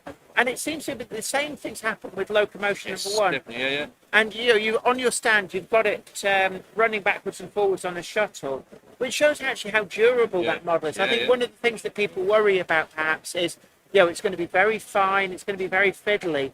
But actually, by having that on your stand running all day, every day at shows, and I've seen that same model at multiple shows now, it goes, actually, this is a very viable, very durable model. And I mean, again, when you announced that first run that was announced and allocated, they've all seemed to have sold out. And then you announced at Getz that you're doing an extra model that was for the Collectors Club. That's right, Is that sold out now? That's not quite sold out. They're still available. So they all arrive this coming week. So they're all going to come through, So the one that we announced in January, so that's the model, new tool, will be announced in January, here in November. I know we've got a bit of bad reputation and obviously things taking years to stage. I mean, but we'll go back to that one. In fairness, a lot of other manufacturers as well have got a lot of stick for the same thing. So that's a subject in its own right about that. But anyway, so we've nailed it in the month. So I'm really proud of the team for making that happen. So it's great news. So anyway, back to the model. A lot of people, I think, sometimes don't realise they want or like something until they see it. And that's exactly, I think, what's happening with Era 1. And now it's probably about the next stage. And it's going to be about when are we going to start seeing shows like this. People building layouts. Because to make the models is really hard. To do the research on it with such limited stuff around. And also the fact that there wasn't mass production of these. They changed. There's only a small amount of them. They changed. They were almost each one was built bespoke. And they weren't. And we're not talking about a different chimney or about like we did the J13. We're talking about pretty much a whole new thing. And so there's no photographs pretty much of them in and what there is black and white. So what colour are they? You could argue that's a license to say you could do anything, but no. There are some historical references of the first colours. So it's a really hard thing to research. So now it's down to the railway modelers to build these Era 1 layouts. And again, you've got limited photography of what things would have been like. So I look at that two ways. There's one way that you could say, well, actually, how's it going to be? It's going to be really tough to make it accurate. There's another way of looking at saying you can't prove anyone wrong. So then you open up creativity, so you can kind of make things almost how you want them, like you see a lot of the narrow gauge stuff as well. You can be more adventurous with it. So I think it opens up a really exciting new element to a layout. But as we're seeing more of these Era 1 models, not just coming out, but actually selling really, really well, does that open the door for things like Planets, Patentees, Jenny Lynn's, Spinners? I'm sure we won't stop there. One of the things I've been asked loads of times, people always say, like, oh, do you think they'll run out of prototypes to make models of? And I always say, have you not looked at how many different steam locomotives there were as you go back and go back? And I suppose it's a huge untapped reservoir of not just never before done locomotives, but when you see pictures of them, they are incredibly ornate. They're very eye-catching locomotives. Because the Victorians were very good. They almost made a statement with their machinery. Yeah, definitely. I just mindful that on the thing it completely drowns us out. Yeah, so we can say anything. Yeah. Wibble, wibble, wibble, Backman. Wibble, wibble, wibble, Hellion. I'll wait for it to finish enough. So there was the whole of the 2025 range I've just announced here. Yeah, that was you missed it because of the tannoy. Yeah, that Sorry, was guys. great. We had an exclusive. Never mind, the moment's gone. But no, the Victorians very much made a statement about their machinery. When you go into things like even just pumping stations, and everything's ornate cast iron with scroll work and all sorts. And the locomotives were very much like that. Definitely. It's an amazing part of history. And you're right, there are a lot of things to go at. And if something's working, why not do it? How deep you can go into it, who knows? So it could be a hint on future models that we see from Hornby, or it could just be a red herring. Yeah, it could be. Could be. You'd never know. But then again, if 18 months ago you'd have said to people, "We're going to do locomotion number 1, and it'll all work," you could have gone psych. And they wouldn't have known whether you were telling the truth or not. They'd have probably assumed you were pulling their leg. Yeah. But you've delivered the model, and it works, and it's mesmerising. What's that? Cow. Moo. Oh, okay. But it is incredible, this bold new frontier of models, and being somewhere like working at Hornby. Does that make you sometimes find that you're pushing for almost like a locomotive? You think, I'd love to see a model of that. Hold on, I work at Hornby. And does that bring with it other difficulties if you're finding perhaps that you have a preference for a certain model, or do you have to very much have a business head on and think, we've got to think about what sells, not what we'd personally like to see? Most definitely. One of the setup and the structure or culture, put it would be like we have in the team, is that it's kind of a very open forum. So it's probably done a much more of a creative, democratic approach. So if I did come in with a wild idea, I'd still get outvoted on it, and rightly so, because we would, we'd be looking at different angles. Can we make it? Can we make it? Someone else made it. Someone's going to make it. Is it going to be really expensive? Are there a lack of deliveries? And all those kind of things kind of come into it, and they create a conversation on the route in which we go and what we do first. And is there always a worry as well that somebody else is working on it? Because this is something I think certain sectors of the hobby don't understand, that you can't discuss between different manufacturers what you're doing, because that would it would contravene various things. So you're working on a model almost in a vacuum, wondering, is somebody else doing that? And is that a huge worry with stuff? It's a living thing. That's brilliant. I love it. Yeah. What is that? Which arm do you think is going to win? I mean, that's a bicycle. I mean, that was actually my arm, and they used to model that. Yeah, I don't know who would repeat that. Yeah, I'm just going to show that. It does look like, so that is Martin's real arm. They just took a photograph of him, but I don't know who the other person is. But I suppose in some ways it's the elephant in the room. When duplication happens, unfortunately, it is an inevitable part. We've seen that from multiple manufacturers over the years with different products. Is that always a worry when you're spending millions of pounds on developing a model? It is a huge concern, and there are limitations to preventing it, but there are opportunities to not necessarily always prevent but manage it. And jokes of armour aside, when we had started working on the J1352 project, and we were substantially down the line with it. And then when Rapido announced their model of it, that posed a problem. But we picked up the phone and spoke to them. We had a meeting, and we found that with this that we can go. And luckily, going back to the points you're making here about, it's been around for such a period of time. We've got a lot of liveries. It was made in so many different places. You've got different variants to it. We actually managed to carve a piece of subject matter out. And it means that the consumer, the modeler at the end of it, is going to end up with a wider variety than if just one manufacturer. Yeah, because there was, I'm trying to remember how many J52s there were, but it's well over 100. So there's actually a lot of different locomotives, all with minor variants. So there's plenty to go.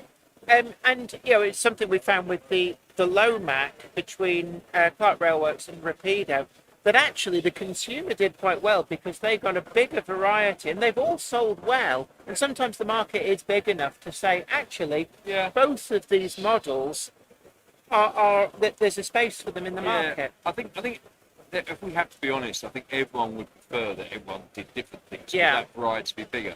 That's the point you make earlier. That it's always a risk, and that always. You know, we are running low on subject matter in double O. You know, it's been done. You know, we see a lot of stuff's being improved from previous launches many years ago. But the key thing here is that we with this particular project, by us being adults, I suppose, about it, we've actually not only acquired the problem, I think we've gone beyond that, because we've actually helped each other out with people bits along the way. You know, because we both got research teams. You know, we're all in it for the same thing. So I really actually hope that's that mindset of a kind of a more positive approach. And less, we're still competitive, we're still essentially our competitors, but being in a more of a sportsmanship way, where the fan, the viewer, whatever, gets a better game at the end of it. So I hope it's the beginning of new and broader things and ways of thinking. And of course, I mean, with the model railway world, it is a broader ecosystem. So different manufacturers make products that actually complement each other's products, whereby because manufacturer X does this product, actually it makes the market for manufacturer Y's product of this more viable. And actually, you know, it's, you know, people think that sometimes manufacturers are all like, it's very adversarial, but actually it's not. It's a great community. Yeah, I think it used to be like that. You know, I think it used to be much kind of closed door. But if another manufacturer is bringing out a new tool loco that no one's done before, then it's a heck of an investment if they need coaches for it, especially if another manufacturer's already done it. But it would make sense for the other manufacturer to make those coaches, because at the end of the day, what we want is the end user to be able to build the train or have what they want. And if X has got to come from there and Y has got to come from there, then those two things need to align. You know, you don't want a loco to be announced and you get the loco, but you don't get the coaches till 18 months, a year later. So I think kind of conversations aren't always a bad thing to be being had as well about the future. It just has to be managed. And it has to be done. It has to be done really, I think, with the end user, which is the hobbyist, the railway model, with their interests at the end of it.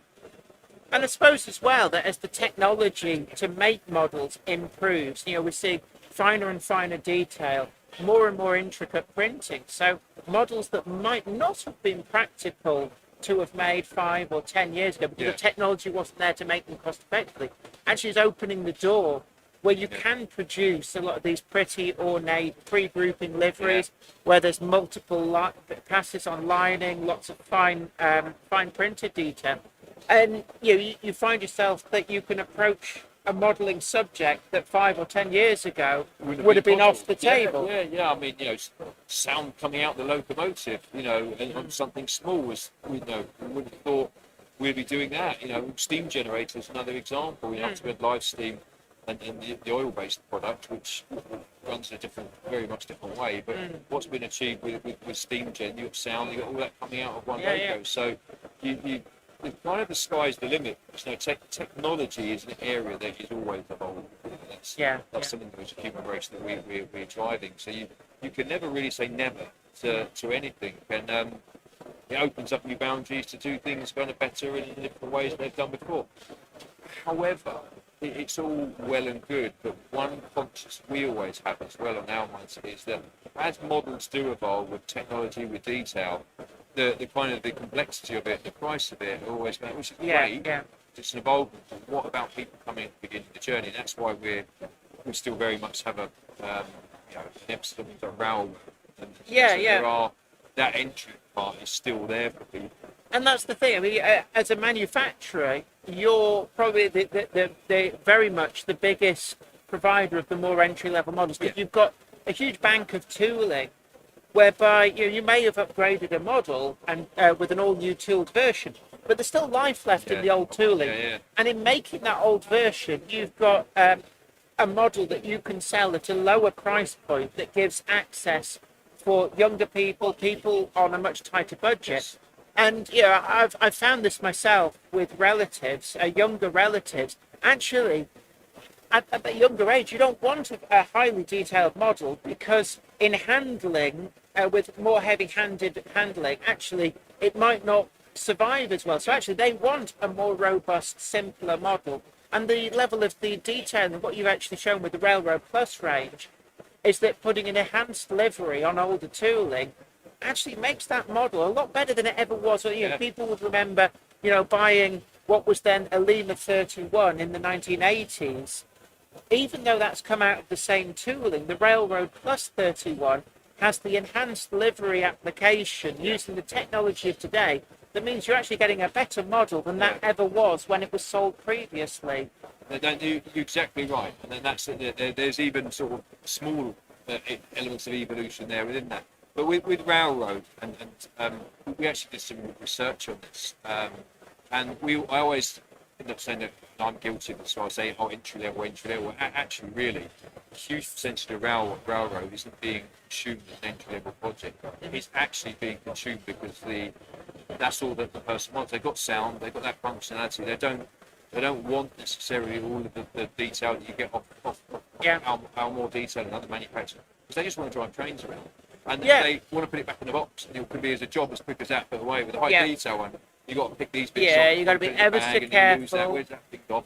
So there's a lot of people out there who play trains that way. Yeah. And that's what that's one of the reasons why we do more and more Railroad Plus, is so that they can have sound and perhaps a slightly more advanced livery, but actually just more about playing trains rather than just looking at this amazing thing that's not always practical to use on a daily basis. So in the future, are we going to see more models that may have previously been in the range and have now been superseded? Actually, that older model come back as part of the Railroad Plus range? Like a relegation almost, I suppose, isn't it? It's not. I wouldn't say relegate, but things like the J52. Presumably somewhere there's the previous tooling. Is that? I don't know. There's Yeah. no stance on that one, but. I mean, I'm not expecting you Steam, to tell me anything that's not announced. With Steam, it's much more difficult because you've still got complex running gear like that, no matter whether it's railroad or diesel. So in kind of like the diesel and beyond era, it's much easier to do that. But if there are any things which now essentially sit in perhaps more of the railroad positioning of the market, whether it's price point, detail or functionality, then we'd rather have them in there than not at all, because it opens up an opportunity for people that are using more railroad. The thing is with railroad, it's not like we're talking a different scale of it. You can mix that with anything else in double O as well, so it doesn't necessarily stand out. But we have got other things that we can look at and go at. There's still a big opportunity for railroad. I know with some of the models as well, the Railroad Plus, it's not as it was. There's things like you've upgraded things like couplings, DCC compatibility, so they actually do have a DCC socket in, so you don't have to hardwire them. Is that something that you've actively tried to do when some of the older models come back in that range, to actually do some of these small upgrades that make it bring it forward? And most definitely, you're right. And it's really to enhance or improve the user experience. So they're going to get that model. It's still, whether it's a coupling or whether it's being able to bring in the sound features, it's going to be on a kind of a comparable level to the other railroad items. Yeah, most definitely. There are those minor improvements that will just be running as it was 10, 15, 20 years ago. Yeah. And one final question. How healthy do you think the hobby is now compared to, say, 5 years or 10 years ago? And do you think the hobby is in a very good position? So I think the quick answer is I think the hobby is in a good position, and I'll give an example of that. Is if we we turned the clock back a year. We've been sitting here at Wally, and then we go to January. Wally was cancelled. At the same time, also cancelled. Wrong wording. The Wally Model Railway Club were going to no longer continue with the NEC. So yeah, the Wally as we know it wasn't going to happen anymore in this vein. And then you obviously had to say it was really what happens. And there was a huge amount of negativity. And we're not just talking in the hobby, we're talking national here. And you know, it's really great that obviously Warner's got this event here, got it running again, which is great, brilliant. It's been successful, very successful. And also other people supported the hobby by coming in and saying, you can't see this hobby's dead. You know, you've got multiple manufacturers now, you've got more people than ever. And here we are, a year on, and the show's busier than ever. So I actually feel it's like it's actually more of a victory.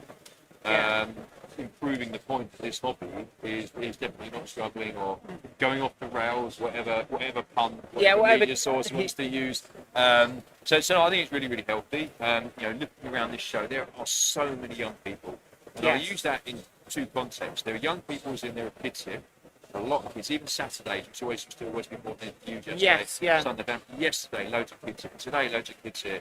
And they're not being dragged around by their parents. Their eyes are wide open. They're loving what they see. If anything, they're dragging the parents around. Like, come on, look at this, look at this. But you've also got other generations who are, you know, maybe more of the average father age, or just sort of still a father, but you know, the kids have grown up a little bit, who essentially want a hobby. We did a study recently. We did a white paper on hobbies, and you should go to Hornby and download it and see that on our website. But it was, we basically did a study, not just on model railways, but on hobbies as a much wider picture, especially with all the changes we've seen in mental health in the last half decade. And the reality is the word hobby means almost something different to what it did 5-10 years ago. And it's almost like, I think many years ago, if you said I've got a hobby and it's model railways, that could be deemed as, some people would have been like, it's like, oh, you're wearing an anorak and carrying a thermos around, but sort now, of thing. if you're asked if you've got a hobby and you say I haven't got a hobby, you know, so there are so many positives. The world has changed for this country. It has changed on how things are accepted and what people see as good. And really positive things. So that is going to cause more people into hobbies.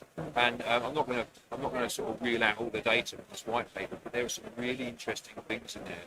What people say about having hobbies, and model railways is actually ranked much higher than what many people would probably think in the world. You've got fishing and you've got golf and you've got eating out. There's all sorts of different subjects that people pass the hobby. It's actually well up there, and I think it's growing, and which is a great thing. We have to continue as an industry to make it accessible, and I don't mean just like about price points and product availability, but when we write about things, when we explain about, when it's on social media and you've got someone come in and they ask what deemed a very basic question, don't take the piss out of it. They're at the beginning of the great journey and you've been on it, embrace it. And I see that actually in the TT world. So when I look on TT forums and someone asks a question, and it's a very basic question or might seem simple, the response that they get in the tone is much more helpful. I mean, the double O world, it's not always quite so nice. So, you know, I'm just very advanced. You should have a look in the 1957 model railway constructor. It has all the information in it. And that, I think people sometimes need to stop and think, remember, that the more people that come into this would only make their lives better, because there'll be more product, there'll be more things, there'll be more of everything. There'll be more magazines to read, there'll be more people on YouTube, there'll be more. If you like this and there's more of it, that's a good thing. But you actually play a part in that as well. And it's not just about buying products from manufacturers or others. It's actually about thinking about people around you and making it welcoming and embracing into it. And a lot, you meet a lot of new friends doing this. There's a very good community feel. But I always say to people, it's the greatest hobby in the world. And I did nick that from Ken Patterson, but he doesn't mind too much. So big up to everybody on What's Neat this week. But it is the greatest hobby in the world, because not just is it great for your mental health, but the amount of transferable skills that you get from this, you know, planning, electrical stuff, the creative side of things, woodworking, geometry, all of these things are transferable into other areas of your life that are actually nothing to do with model railways, but actually make getting through life so much more enjoyable, so much more fulfilling, and so much easier. And model railways tick so many different boxes for that. It does, and that feeling of doing something creative when you don't think you're creative and just achieving something that you can't take for that feeling. And it's only you that can make that by actually doing it. And what's also great as well is it's not all full male audience. We get so many couples come up now who are doing it together. And actually, I mean, even looking around, I'm seeing a lot of families as well. There's it's a good mix. I mean, obviously, they're still predominantly male, but there's a lot more women into the hobby. And there's a lot of, we said before, a lot more younger people, you know, the new generation of railway modeller, the people who, by getting them now, in, you know, 10, 15, 20 years' time, they're the people who will make the models that you want to buy viable because they're buying them as well. Exactly, it's an ecosystem, isn't it? And that's one of the reasons why we put the play train zone. There's two reasons for it. Number one is so that at a show like this, there is some place for kids to actually really have a play and not be kind of constrained. Like, don't touch. When are you going to break it? They're worried, I'm worried. So it's that kind of almost, from a parent's perspective, it's like a resting place. From a kid's perspective, it's heaven. Play trains. So you've got that side of it, obviously, what it does to the event. But really, that's the beginning of the journey. You know, obviously, there are other brands. You've got Wood Train, Rio, Big Jigs, you've got Thomas.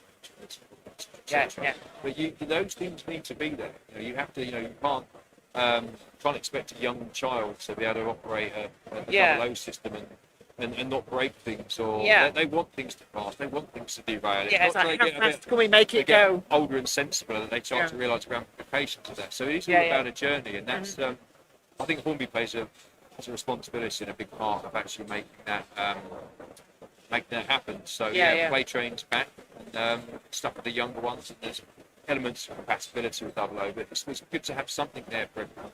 Absolutely. Well, look, thank you so much. It's been a really great conversation. I'm very mindful. I've sort of monopolised the time a little bit. I've got to sit down. It's been great. I have to stand up. That's it. And actually, I saw Catherine earlier on. She was foraging for food and drink for you guys. Would you like a can of Coke? Oh, I'd love a can of Coke. There's a can of Coke. Would you like a packet of crisps? No, I'm all good for crisps. I'll definitely have a can of Coke. It's very kind of you. I've got cheese and onion. I've got I'm not giving away the Doritos. I'm having them. I've got salt and vinegar. I'm all honestly good. You good? Yeah. No worries. Especially if Catherine's been out and got lunch. She has, yeah. Because that's the thing that always strikes you, because all the traders, you're kind of left to fend for yourselves when it comes to food and drink. And it's very easy to get dehydrated in here. There's something about this environment.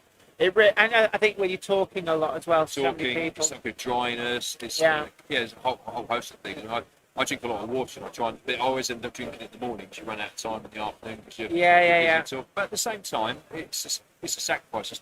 There's not many days of the year we get to sort of be at shows and meet up with students, YouTubers. It is nice, So you don't want to spend too much of the time sitting Absolutely. in a cafe eating a burger or whatnot. Yeah, absolutely. So look, anyway, thanks so much. Thank you so much. Later. Did I give you a Monday Club badge last time? I can't remember if I've given you one. I have. So you've already got one of these. All right, no worries. That's brilliant. But we always offer one to guests. But that's brilliant. Thank you so much. Bye, guys. Bye. Take care. See you later. So that's Martin from Hornby. Really, really great to have a good long chat with him. So I can see quite a few of you guys. I really enjoyed that interview.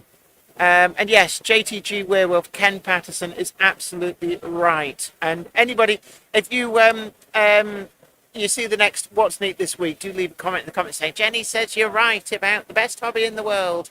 So there we are. Right. Anyway, I'm going to give you a view of the layouts for a bit because I'm going to rest my voice. And I'm going to see where the monkey and Craig have gone. So anyway, I'm going to leave you to enjoy some Minute Tattoos and Four Seasons. Hey, what? No. The computer's done.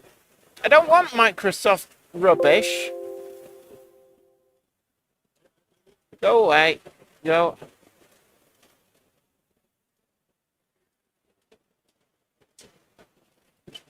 I'm in Microsoft. Oh, can we be helpful? Nobody uses Microsoft Edge. Oh, can we punt it at you? Can we smear it in your face?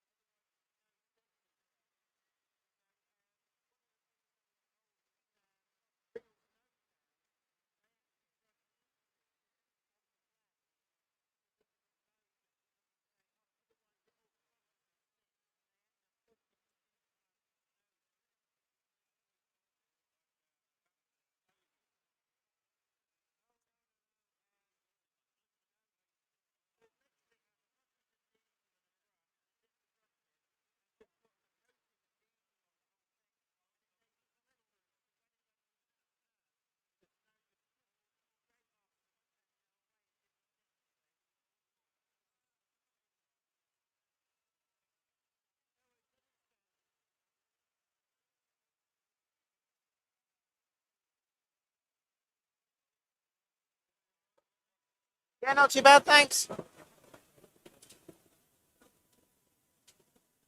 Oh.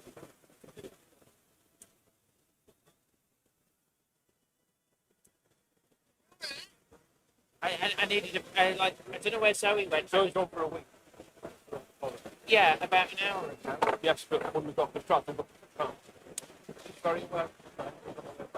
You have seen them. Yeah, she's got Right, I need a wee. You go for a week. I've got this. I need a wee at bargains. You go with bargains. So what time is it now? I've About got to be back. 3 o'clock. I've got half an hour. I've got to be back.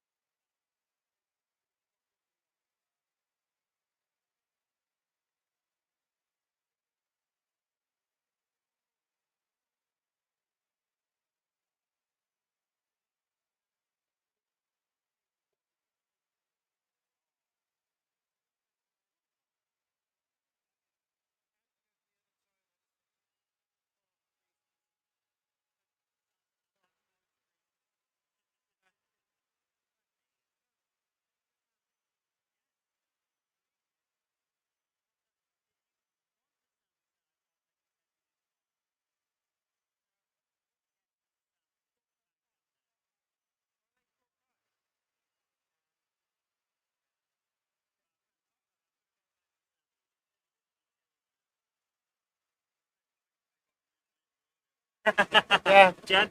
Yeah, you all wandered off whilst I was interviewing Martin. Yeah. And I turned around and I'm like left here, bursting through a wee. Right, I'll only have one, you're having the other. Oh, I was going to have these eggs.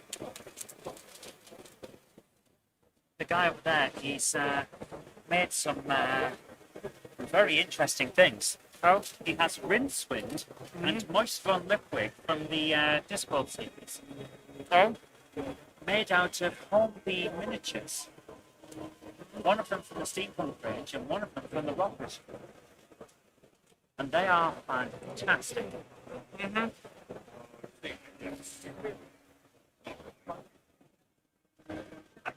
Welcome back, everyone.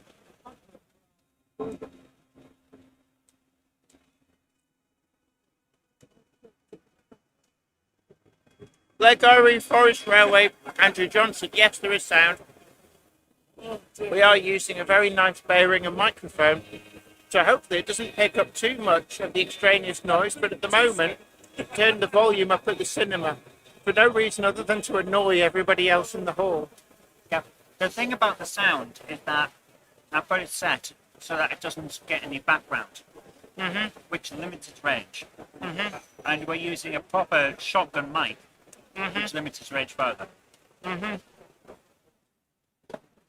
But yeah, so today I've not been able to rummage any bargains. I just simply haven't had the time, because every time I do have time, these two ragamuffins have all disappeared off, leaving me shackled to the stand. We went on a mission. We were in search of trams. We didn't find any. I already bought them. That is true. Oh, you did get my message then. Good. So if you two want to head off, that's fine. I can't, because we're having the meet-up. Well, it happens. Is that why everyone's here? Of course that's why everyone's here.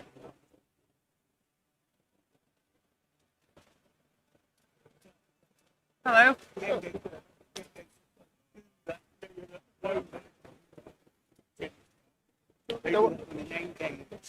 Oh. Who's Right. that from? Oh yeah, they do have... That'll be nice to have a look at. Yeah, I'll yeah. have a look. Thank you. Right. Engage Lomax. Engage Society actually does quite a lot of different models. They do good here and yeah.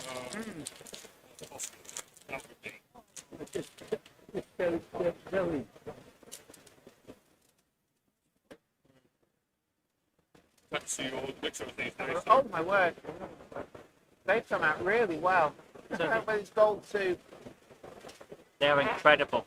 That is perfect. Oh, well done. I like them. He's one of the drivers for the Airfix kit of the rocket. Just cut his hat down and put the wings on.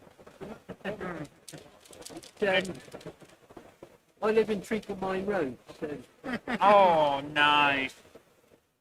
down the bottom we've got Henham Chicken Fields, East Five Coast, Kinklebury Street, and there's a couple of others which I can't remember. But I was talking with Bernard about them, and I started modifying some logos and coaches using the old triangle rectory coaches. All right. And I've got the Caledonian single. It's going to cut the chimney, raise it up a bit, make it carve a bit. It's finding the little, whatever you like to call them, at least we're operating all the things on. Yeah. And the guard with a crossbow and Oh, nice. It sounds fantastic. I've got they did a book, not the one that Michael Portillo does, Bradshaw. This is Bradshaw's book. Oh yeah, yeah. She travels alive. I've got that book, yes. And there's one coach in there that I keep thinking about trying to make a double-decker for four. That's brilliant. Oh, I said to Bernard about having in the wagon with the trolls behind the loafer. Oh, right, But yeah. they like all the smack and stuff. That is fantastic. Oh man. And I asked him what character it is and what type of locos they'd used, and he said, well, we were looking at all these things on the computer, and we thought we'll have a bit of that one, and a bit of that one, and a bit of that one, which is why they look so strange in the book. So what? Yeah. Let me just adjust that. That's fine. Okay, you do that. I'll see you again. Lovely to see you. I've removed Craig's sandwich that was blocking the view. Yes, view blocked by sandwich.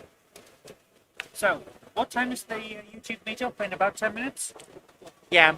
Don't Nice. forget, everybody, if you are here, I mean, if people are in the hall. They're not going to. They're not going to. Right. Incidentally, the camera on there got moved because for some reason it wrapped itself around the chair, and the Velcro stuck itself to the scarf, and it just ripped it off the table. Where is my scarf? There. Right. Oh, yeah. Okay, fine. Where's Craig gone? It's 30 grams.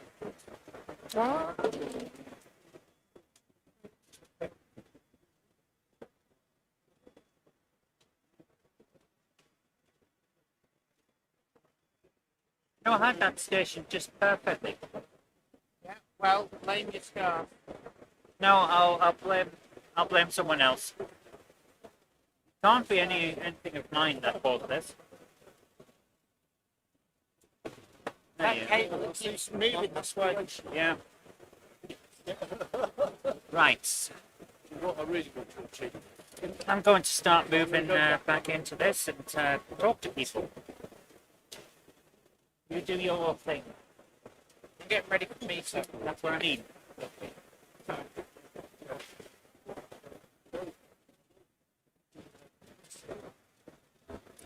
Don't forget, everybody, that on the 9th of December, Monday Club will be live with a lock-in at Sawyer's Models. All are welcome, which gives the opportunity for late night shopping, Christmas shopping either for yourself or someone else. But mostly yourself.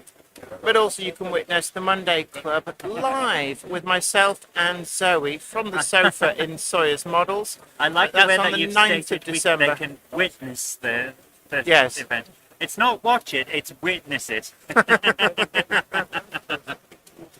And of course, don't forget you can buy your Monday Club badges in the hall today from Sawyer's Models, TMC, DCC Concepts, and Buggleskelly Station. So, We're filming all the time. Come on. What's up?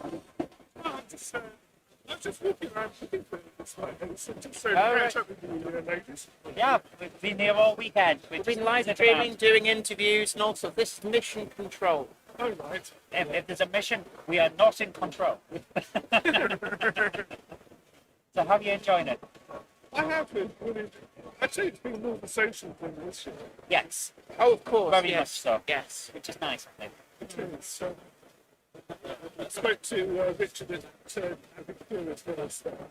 Oh, is he here? He's not come over to visit. Oh, did you say his name 3 times fast? New Junction. New Junction. New Junction. Oh, right, yeah. Oh, you're right. Short question. Yes. Do you know the market? Oh, it's Bedlam now. That's been this program I'm doing. I'm hoping when we make my stuff, it's a couple of projects. Early railway. Has there been a process in Britain on the tap master yet? So I see it. No, this is the Shane Company's Yeah, that's what she's going for. She loves the Welsh Highlands. So we had to have it perfect for the idea of it without actually copying the specific art. So I think she's done a pretty good job. I know for me, I'm going to take cover from the could do with the simple trees. So, you know, Yeah. Yeah. you know, wouldn't you do something new? I like to think of some place and go, but we get in the end. you have to get out to experience the possible. Trees of various types. Yeah. I can see that working out quite well. Very expensive. Yeah, but nobody else has got one. Oh, she's got the one with the little guy sticking out of it. Oh, it's the people. She's got little guys just sitting in the one of the open doors. One thing I do enjoy they're not supposed to know. It's when you YouTube gets up the stage by their Yes. I took you out, you jumped jump over here. I know I'm North Railways, so they all done right. Yeah. I just don't knock it. Yeah. We never had that with the streams because our cats couldn't get into the lot. She couldn't climb the ladder. So we never got that. So actually, one of the things, very, very quickly, while I take a look at I'm just passing, I just thought I'd wait for them to know. Just at the start of lockdown. So I'm just going to, for people, this is the Acura scale Hunslet Austerity with the Giesel exhaust. So this is the sample, and Although they have those in Europe. Yes, they were using Europe. and this is duck, but not duck. The green's wrong, but this is the 57XX from Acura scale. So there you go. So I need to give these back. He's passing back.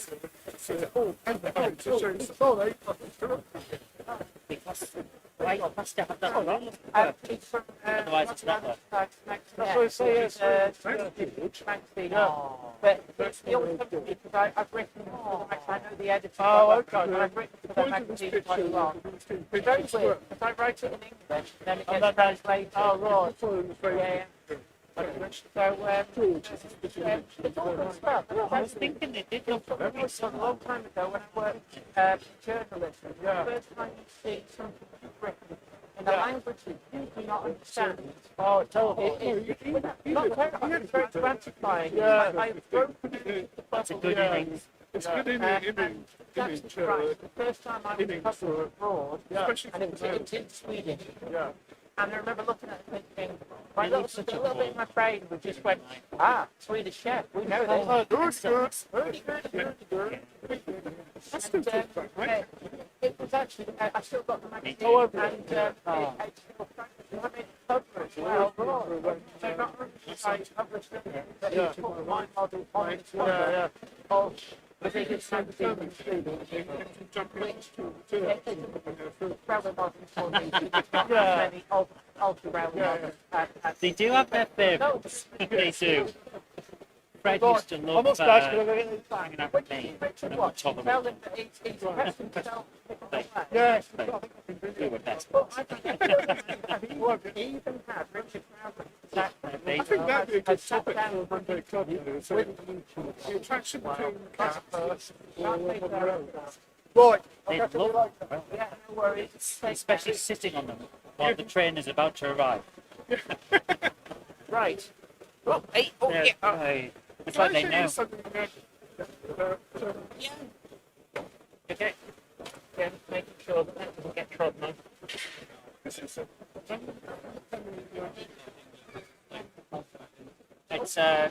2 o'clock.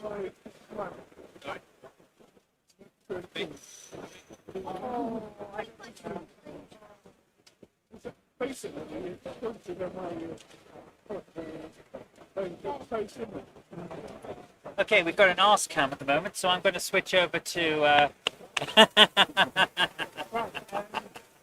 Out front for You do what you need to. What time is it? It's 2 o'clock. Where is everybody? For those of you who are at the show, the YouTube meeting is now. So Jen's heading off. I don't know where she's going. I thought it was Boncam. It's a full moon. Oh my goodness, you guys. So Jen is now holding court at the YouTubers meet. Hi Chris, how are you doing? You're getting there. Are you here for the YouTube meet?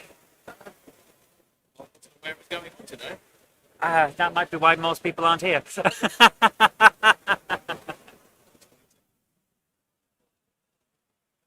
Was that the Asda? Jordan, I was thinking the same thing. Oh my goodness, I just couldn't remember which supermarket it was, but yes, that was Asda price. Jen stood up and straight into the camera. Right, before I forget, can I give you your camera?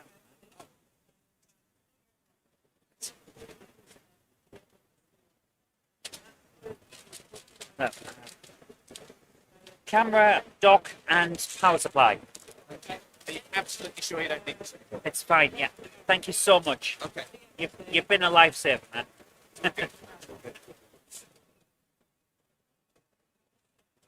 Yesterday we had James Pets, Warbler Productions, and others turn up, says Ben. Yes. Today we've got some YouTubers, but I think a few of them are, well, due to the amount of trains that have been cancelled, you can imagine that there aren't that many people here. But it's definitely a quieter day, but I think it's better for it because you don't feel so crushed. Even though there's lots of space, you don't feel so crushed. So that's good. Jen has found her niche though. I'm going to move the camera to... Which one is this? That's the Four Seasons. I'm going to move to this camera and then move it up if I can. And then we'll see just who's here. Oh.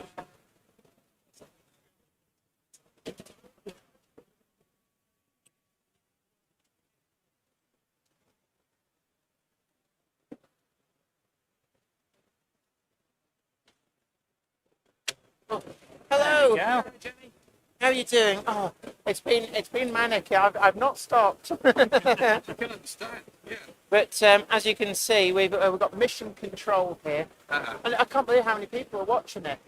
It's like we had at the time we left yesterday, it was about 3,000 people, and I've until we finish the stream, I don't know how many today, but it's just mental, and we're getting people from all over the world. And there's a lot of people who couldn't make it for whatever reason, so they're enjoying the show vicariously through us. And we've had loads of interviews, we've had lots of manufacturers. I've even finally ticked Richard Harrison from Backman off the list. He was here as a punter, and he got strong-armed into the seat, and I interviewed him. He normally just won't do interviews with YouTubers, but he very kindly sat down with us, so I'm very, very pleased with that. Excellent, and thank you so much for the loan of the camera. Has Zoe given it you back? Yes. Right, so you've got that. That's fine. What are you doing? That's heavy. Don't drop it. Yeah. Cams are better than trains. So, thank you so Cams are much for the best. loan of the camera. I should, as a thank you, there is a Monday Club badge. Zoe's already given me one. I thought she had. I thought I had. Oh right, never mind. So Did you ask for a... What are you like? economical, I think is the word. Oh my No, but goodness. it does get you exclusive discounts at a number of different retailers for in-person shopping. In the hall today, we've got AGR Model Railways, Sawyer's Models, West Hill Wagon Works, TMC, Buggle Skelly Station. Might be others, but I can't remember. There is a full list on my website. That many you've lost count there, Jenny. Well, yeah, I mean, like Colton Valley Railway, I think, is on the list as well. There's some like a concession there. Or Thunderbolt Models in Coventry. Gives you free access to the Wonderworks at Hornby, plus a discount on anything you buy in the shop. There are certain exceptions. So, for example, new release models are often discounted by the maximum the shop's allowed. They just can't give an extra discount on newly released models. Or things that are like discounted to clear. They say basically if they put another discount on it, they're effectively paying you to take it away, sort of thing.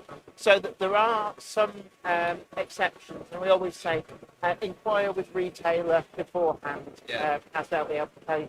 And the actual percentage discount you get varies. Some it can be as high as 20%, some it's 2.5%. It's all very complicated. But, I think it all depends on how long you're in shop on this as well. yeah. And some shops will stack discounts, and others won't. I picked up a Backman with the fairly never runner from arcade models, you know, Tim. Oh yeah, very well, yeah. It should have been, I think it was 220 for DC one. Knocked down to 190 for me. Yeah, Tim is very good. He is very, very good. I need to go and speak to him actually because I keep meaning to ask whether he'd like to join the scheme. Because it's him and also Jim at the Loco Shed. I don't know if you're familiar with. Yeah, no, I know yeah. Jim. I know Jim. I need to speak to both of them about seeing if they want to join the scheme. I mean, but it's just time. I know Tim is already rail riders. Yeah. So I the mean, chances are we probably offer the same discount once they're supposed to. Obviously, if you went there and went, Jenny Kirk discount, you're like, what? I mean, I could always ask if you consider when I next get one up if you want. Yeah. I think he has got my email address. But it's simply been time. I've been so busy. I haven't been able to visit You don't him. need to worry about that. I'm literally like 20 minutes drive from him in the car. Depending on how Dad's feeling. I'm trying to work on my own 009 project at the moment. It's proving difficult. It's always about time, to be honest. No, mine is the other one. Space. Oh yeah, time, space, and money. The holy trinity of things that stop you from making the model of your dream. You say that, I've got track systems. I'm using Kato's N-gauge track from electric points. All right then. Mainly because I'm but the layout itself is called Gaelic, which is Welsh for encased. Oh right, yes. So it's literally going to be built in a full flight case kind of thing. And it'll be removable. It'll be like Hornby is still a good idea. Twin-sided scenery. One's going to be station. The other's going to be a yard, absolute. So definitely one where there's quite a lot of interesting logos. I mean, I've got loads of 009 locos, but this is the only layout I've got, so they never get run unless they're at a show. Mine are mostly analog because I struggle with DCC, but I am going to look into it because I've been given a couple of double gauge locos with sound. Right. I'm a big convert to DCC. I used to be all DC, and then probably about 6 or 7 years ago, I went over to the dark side. So you joined the 60 Mil Association then? That is the dark side. No, the dark side is British S scale. It's like, Oh, go on a minute, no, that's expensive. let's make railway modelling really difficult. We make everything from scratch. We take a solid block of brass, we slowly whittle it down with a bit of fire.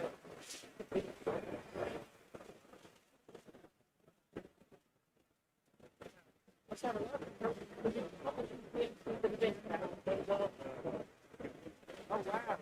That's actually not a bad price. That's a bit second-hand, not bad.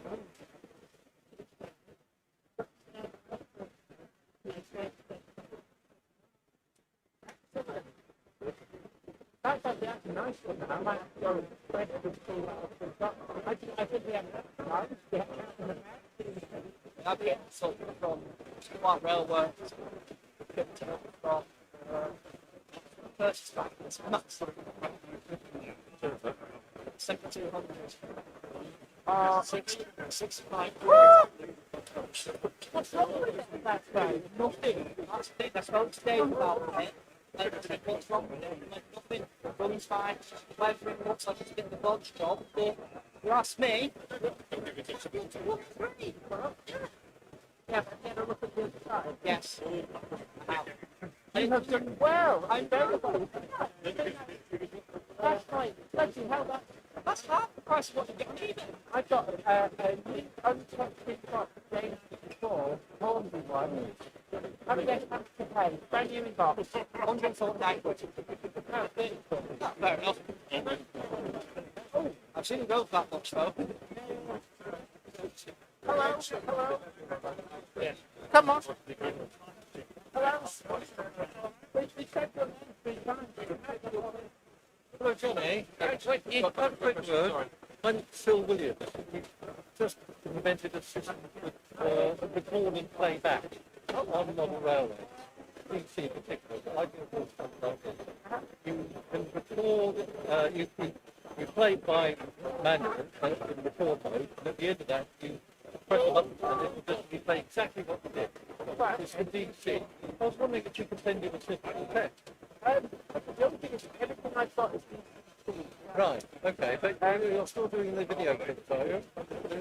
YouTube channel? yes, yes, yes. Okay.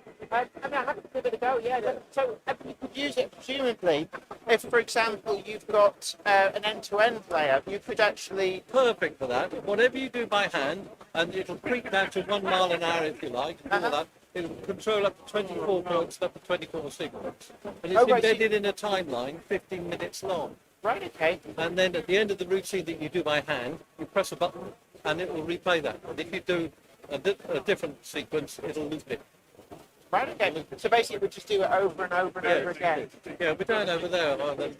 It's been going well, but I thought I'd like to have a word with you. And if I could send you a set, you could test. Yeah, that'd be fine. That'd be fine. Do you have a card, by any chance? I don't have a card, but do you have something I can write on? And I haven't got a pen. Well, no, I should have brought one. I know. Let me see what I've got in the... System to evaluate it. And it's never been done before. Yeah. So, See, I've got no pen. all right.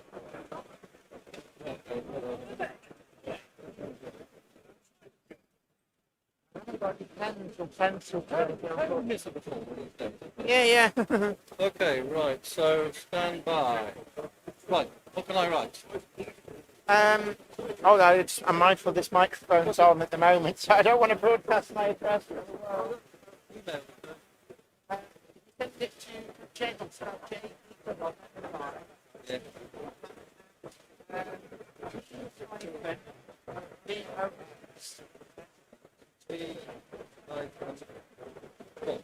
Yeah, that's got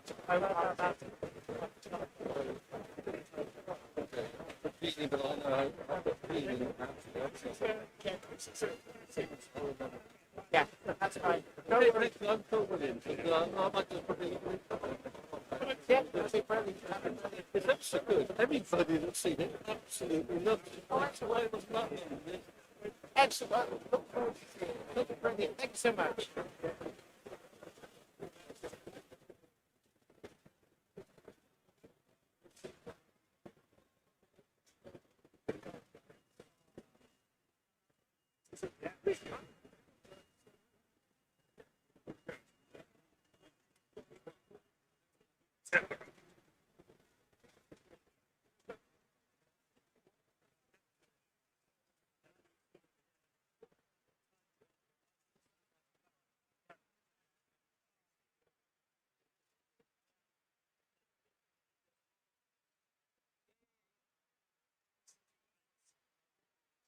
Hello again once more. How are you, everyone? I hope you're all having a great day. Wonder if Laurie from LMM has been swamped by fans today. He was yesterday, plus he ended up with most of the manufacturer's locos on the modular layout. He was, last time I saw him, he was over at the Ride on Steam, little Steam things, and he was having a hell of a time. So, by which I mean he was enjoying himself. So I'd expect he's still over there doing that. So in the background you can see a lesser spotted Jenny Kirk and New Junction, plus several other people all looking at, well, it looks from this angle that they're looking at Minitatis, but what they're actually looking at is the Four Seasons, which is this other one that we got over here. There we go. They're enjoying that. The camera doesn't lie, but it doesn't always tell the truth. It did look like they were looking at Minitatis. Yeah. Oh my goodness, it's been one of those days where, oof. Oh my goodness, it's been one of those days where it's been non-stop, but it doesn't feel like that much time has gone over. But this place opened at 9:30, and it's now 2:15, and it feels like 5 minutes. It's that kind of place. So we're all having a great time. It's a lot of fun. I hope you guys are enjoying it at home.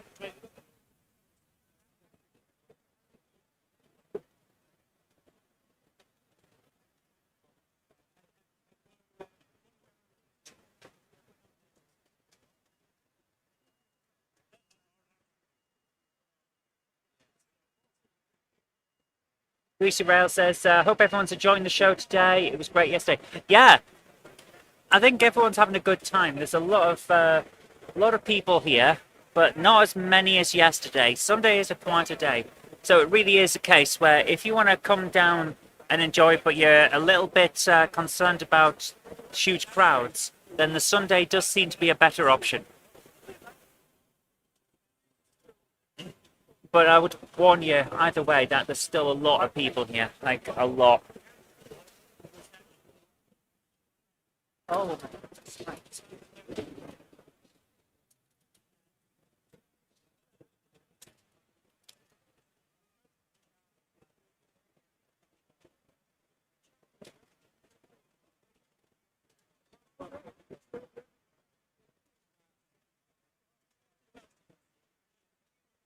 David Baker says, am I imagining things or is the C-Class going the opposite way round? It might well be. So, we've got Greasy Rails, Ivo Van Zon, Ben, JTG Werewolf, David Baker, Ben Tullett, Melchester Model Railway, DJK 666. I think there'll be others, but hello to everyone.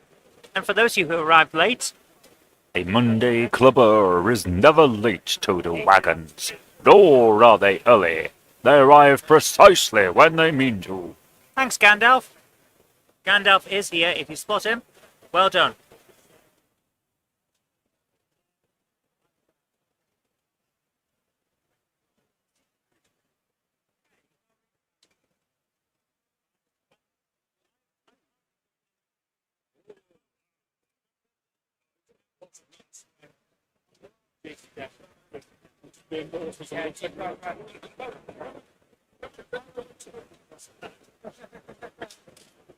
What's wrong?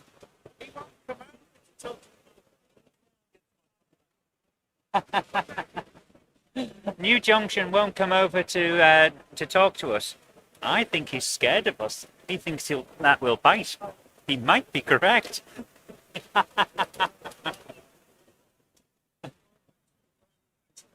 GTD says, loving the stream and the show for 2 days has been brilliant. Oh, fantastic. I'm glad you're having a good time, man. Because that's what this is all about at the end of the day. We want people to enjoy the stream and enjoy the experience, even if you can't get here. Is it Gandalf the Grey or the White? It's, well,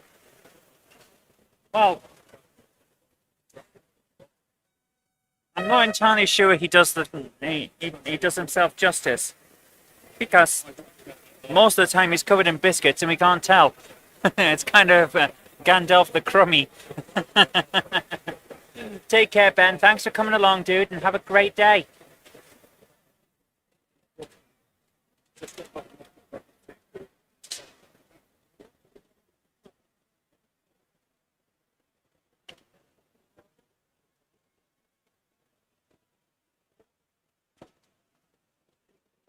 I just offered Jen an egg. I went over, like, egg? And she went, yes, it is. So I'm going to assume that she doesn't want a nice boiled egg. I'm going to have her lunch.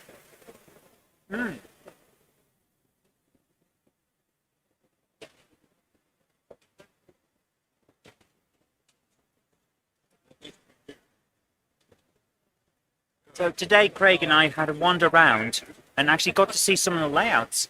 Now, we've stopped doing the big filming of the layouts that we used to do because, to be honest with you, so many people do those kinds of videos and they do them incredibly well and they get more time to film the layouts than we would.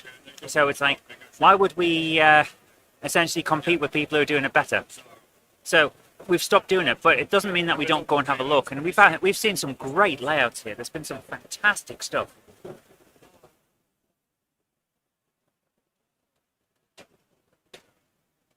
There are a couple of Lego layouts here, and one of them, it's like they've gone out of their way to make it the most fun experience that it's possible to make on a Lego or a model railway. Because the trains are going around, but they've got different trains of different eras and different styles, some of which can transform into monster versions of themselves. Meanwhile, the Ghostbusters are there, the Doctor's there with the TARDIS. There was a giant robot and it was all going on in this one place. It was like a.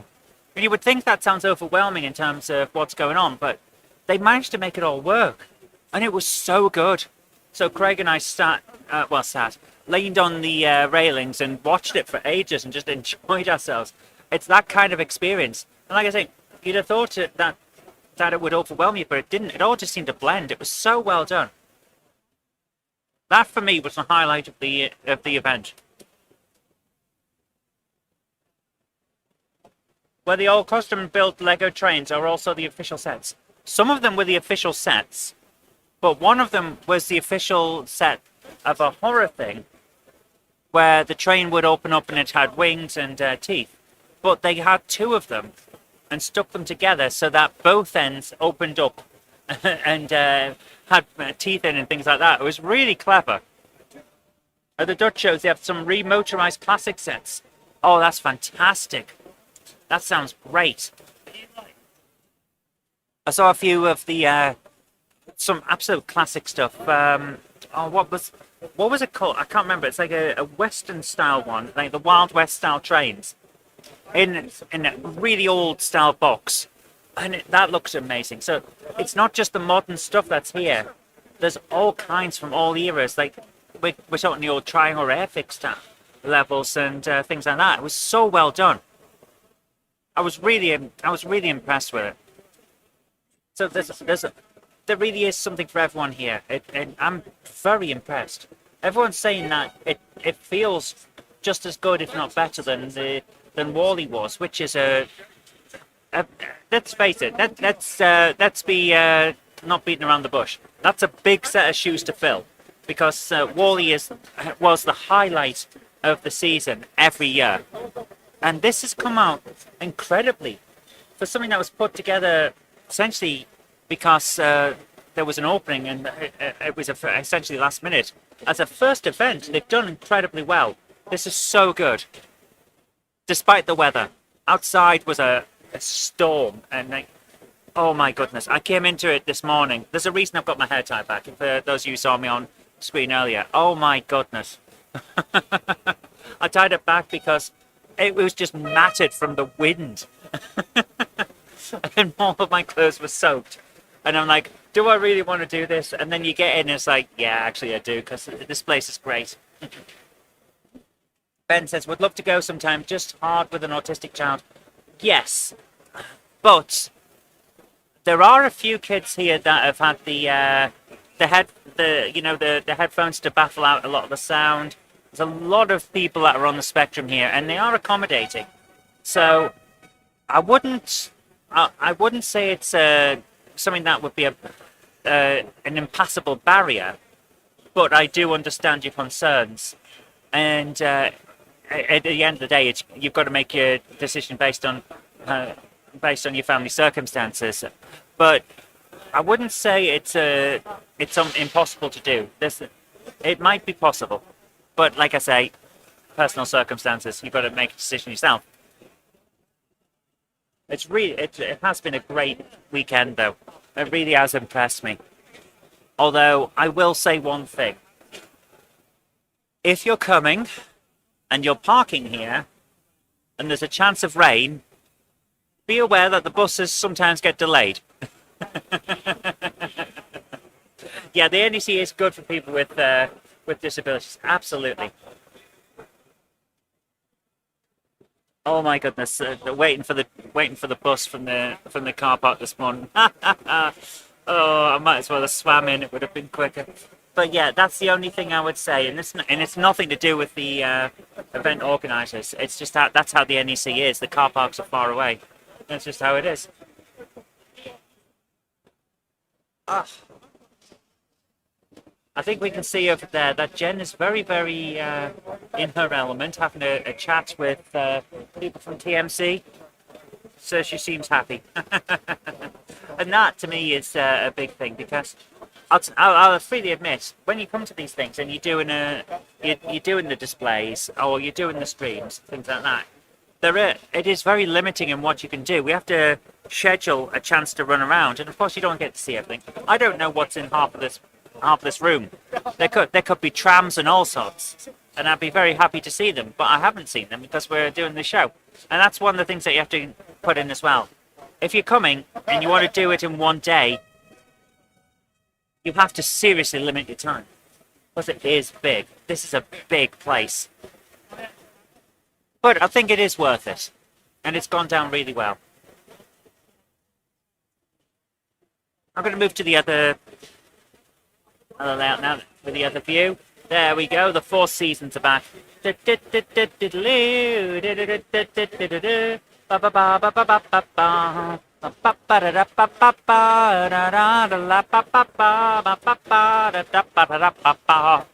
you go. That's as good as a Four Seasons as I could do. Oh dear, what am I on about? Why are you lot listening to this mess? Right, I'm going to move on the cameras now so we can see if we can get in some of the rest of the show.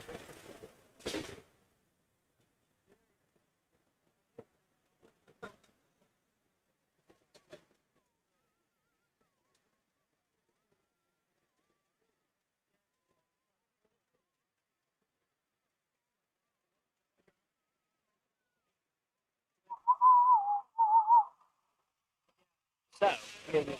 We're on. I've moved on the camera so we can get a different view. See if we can see. This is the show. As you can see, there's not as many people here. The Monkey Vivaldi Orchestra. Yes. There you go. So it's not as packed as it was, but I think you can see a Simon Trains there. Oh.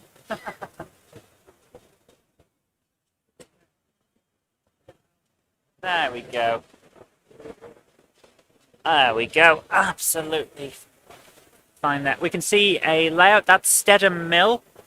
And it's quite a long layout as well. It's quite a nice big run there. I believe it's N gauge, but I'm not 100% on that. I think it is though.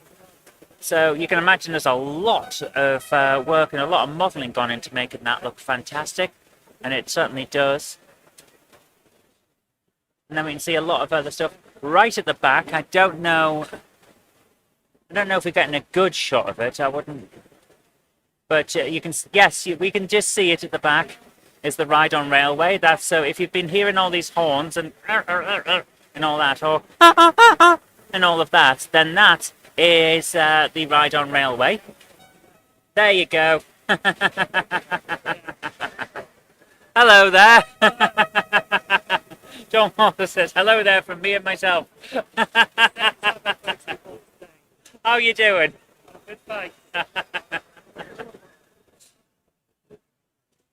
So, like I say, compared to yesterday's live stream, like as you would see if you saw it, oh yeah, that's a set of words that works.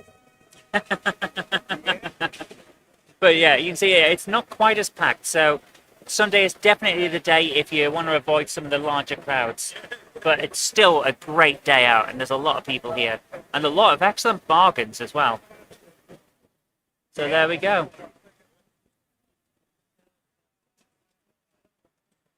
Jen is now deep in conversation with a load of people. So let me just jump over to that. See who's there. Oh, that is the wrong one now. Oh, of course, I've just moved the one that would see the chat. Not the chat, this situation. So let's jump to this. And there we go. We can see everyone now. So Jen is still deep in conversation. It's been a fun day. It's definitely been a lot of fun here. We've had a great weekend, and I hope that you've enjoyed it as well. We'll still be going for another 2 hours, I believe, because we'll be hoping that we're hoping to keep going until the show ends, which means another 2 hours, because I think it ends at 4:30. Ivo Vanzon says, how do you do battery management for a show? Drag along a cart filled with batteries? There's power. There's a power cord in the floor, so we just plug into that, and that's how we do it. So everything's just powered up. Although there are some battery powered things here. I saw one guy he had the smallest railway I've seen. It was in a tiny tea chest, about as wide as my head, which is not a great thing.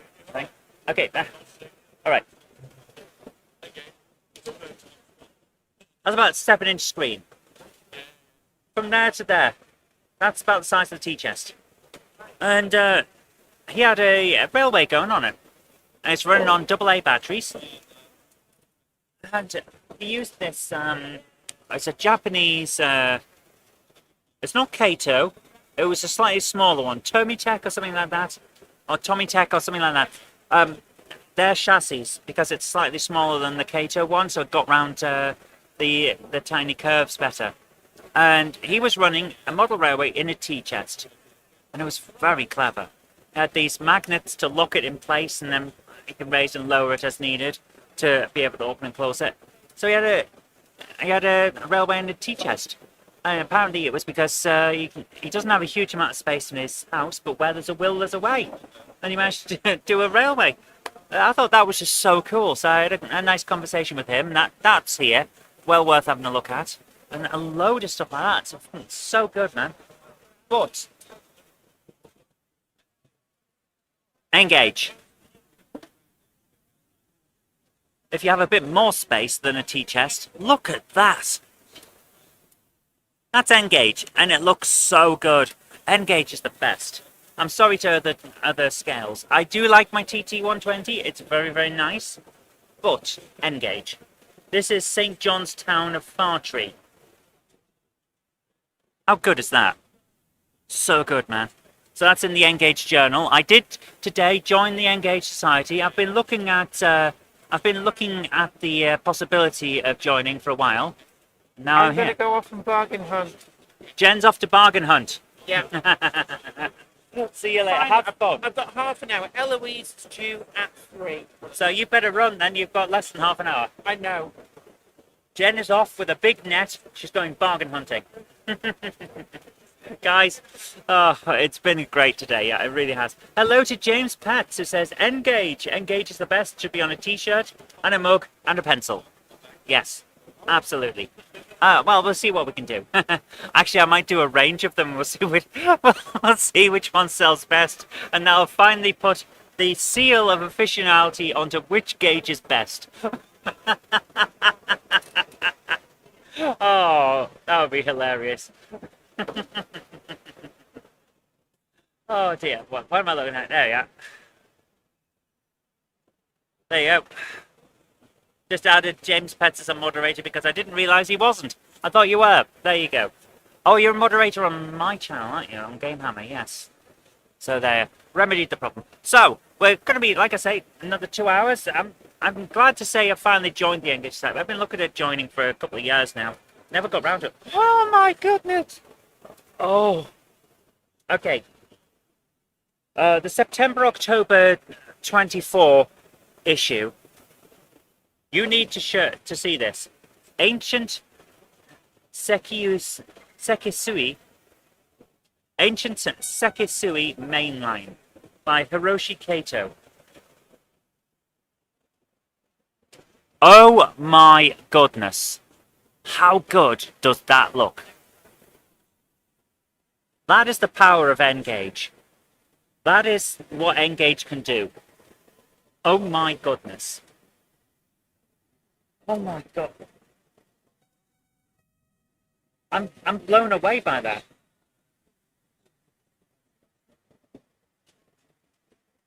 That is I don't know how to put it into words how much I adore the look of that. That is phenomenal. Oh my goodness. O scale is the best. Oh, matron scale. Greasy Rail says, have I bought anything new today to go with the tram? Well, I did go to Oxford Rail, and I did get one of their £20 blind bags, and I had a tram in it. So I'm very, very happy. Thank you very much. Everything else is a bonus. So, but no, Craig and I have been... Can I tempt you to pre-order some Revolution Trains 1938 stock in Engage? I don't pre-order, as a rule. I'm one of those people. I buy things when I see it and I like it.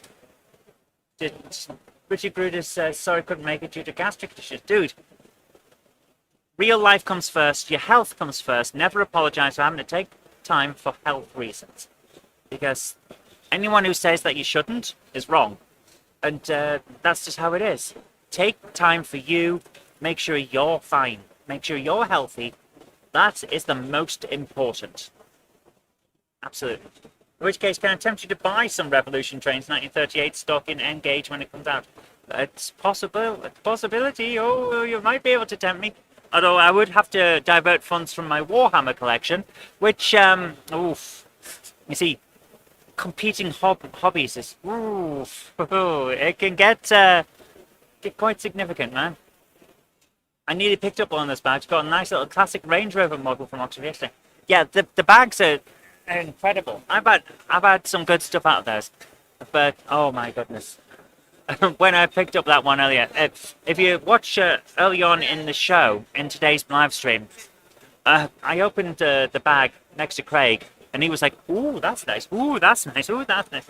Oxford Rail do some great stuff. Bonus is I can eat biscuits. You can eat the biscuits now you got me. Oh, now I need to reach into the screen and try and grab them, man. Give them here, give them here. To be fair, I don't think I need more biscuits. I've got a bit of I can pinch an inch. Let's put it that way. So we're having a good time here. We got the layouts and they're looking fantastic. Did you see the biscuit train yesterday? I didn't see much yesterday. That's the weirdest thing. I didn't see an awful lot of stuff at all. An Engage train with biscuits on top. Something. Oh, I want to eat. I don't think they'd last more than 5 minutes in my house. I think I'd eat the biscuits. I'm sorry to say I missed that, unfortunately. I'm going to move over to the other shot. Beep. There we go. Oh, there's not. There it is. It's the Four Seasons. Pa pa pa pa pa da na la pa pa pa da la. The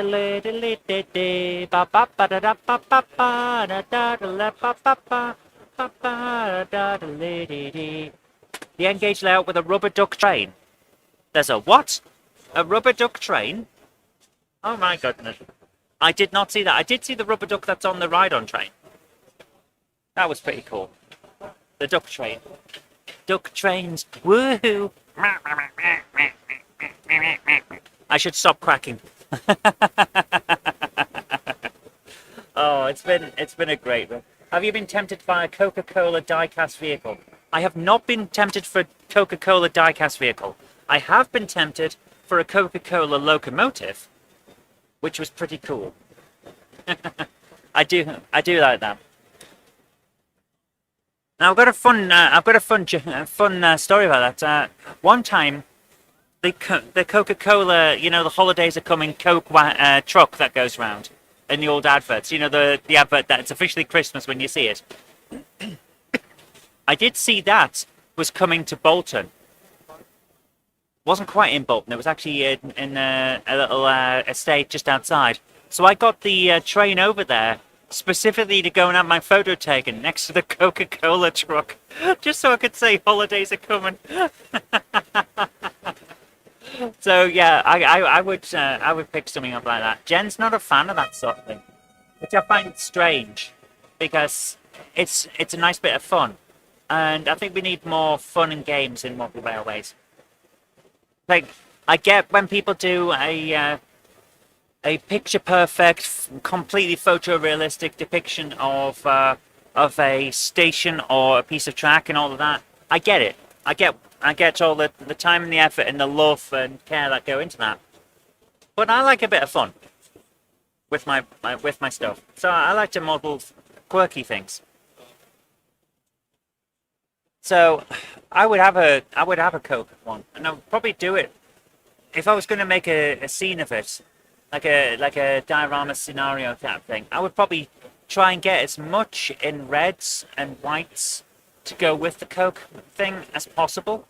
So I'd have like red brick buildings and snow on the roofs for whiteness and things like that, just to get it so that it all themes together, and then the Coke thing would blend in. That's the kind of thing I like doing. However, like I was saying earlier, Craig and I were looking around for what's the word? For scenes and layouts that have got trams on them here. We didn't see anything like that. We didn't see anything like that today. It doesn't mean there's nothing like that. It's just that we didn't see it. We only got round like a quarter of what was here before we had to come back and let Jen run off because she'd been on her own for a while. So we ended up talking on the way back to the layout about the possibilities of scenes and building small scenes or dioramas that could actually run my tram in it.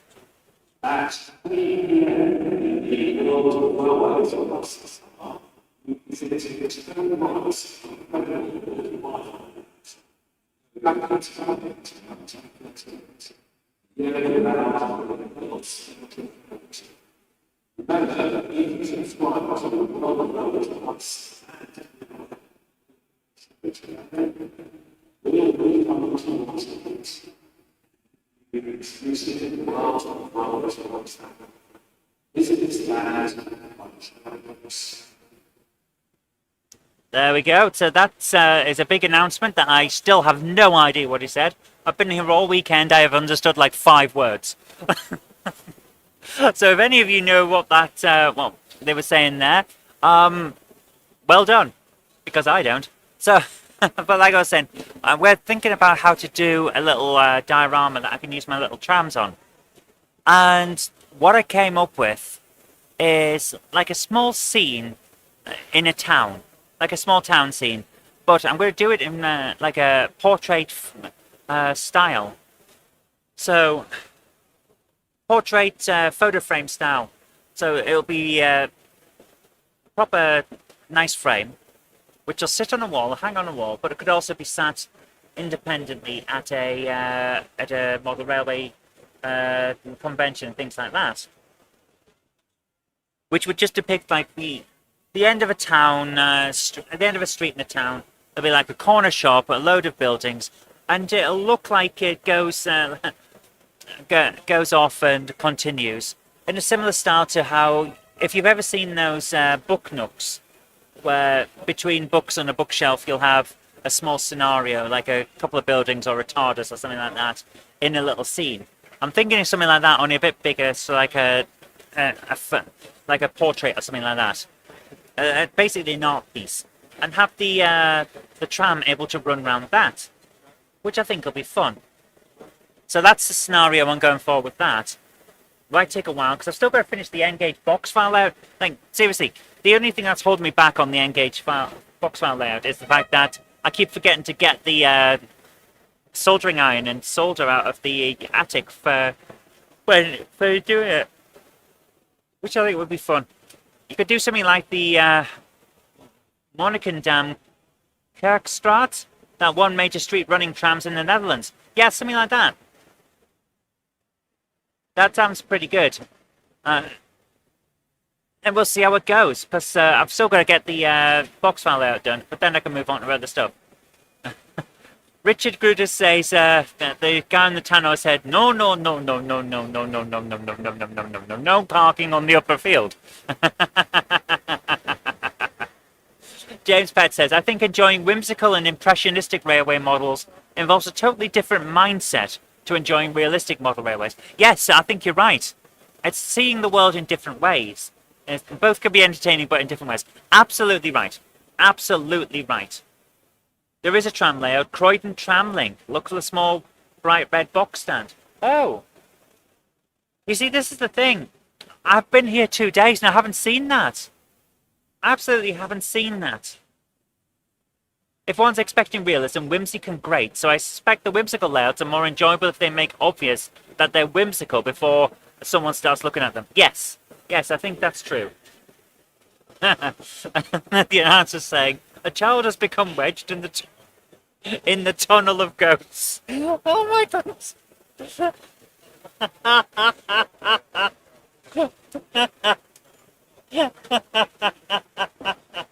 Oh, that is brilliant.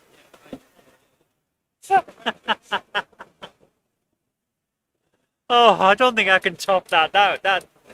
That mental image is perfect, man. Everything's still going around. Yep, the layouts are still running very happily. So that's very nice. We're having a great time here. Really are. Oh, dear.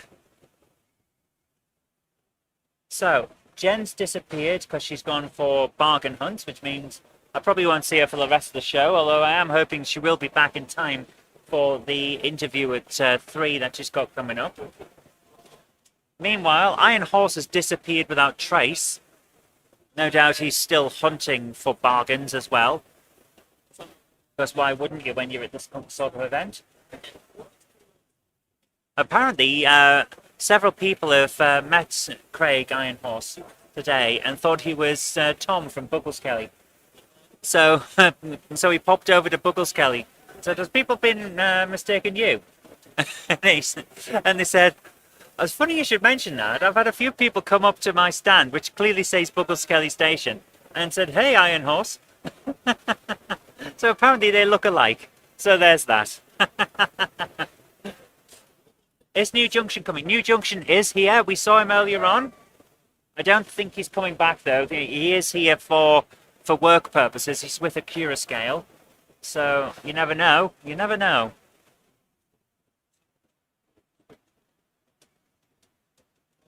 Oh, what a weekend, man. I'm absolutely shattered. But it's been fun. Craig finds his doppelganger. I had a doppelganger when I was at university. That was amazing. I don't think he found it as funny, though.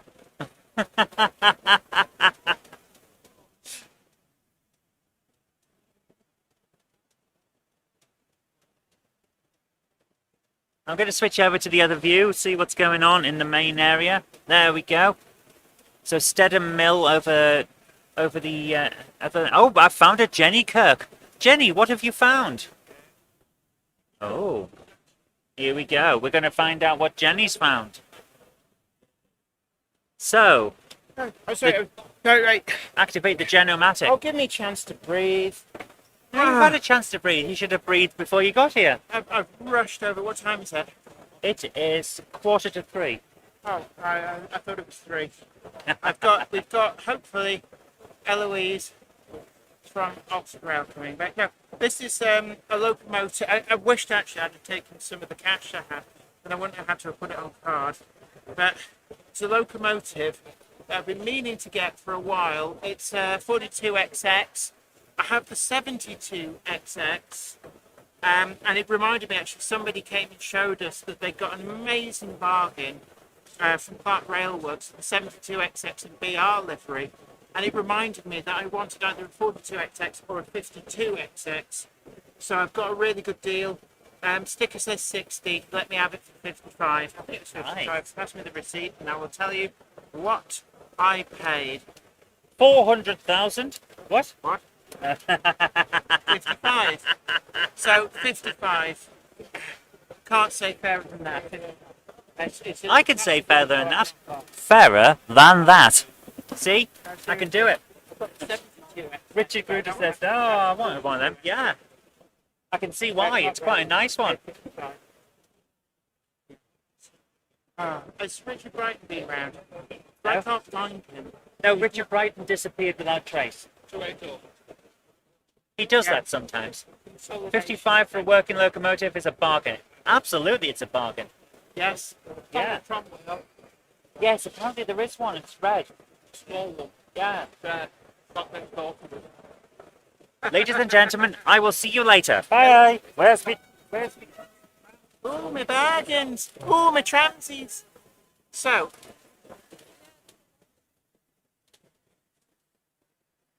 Right.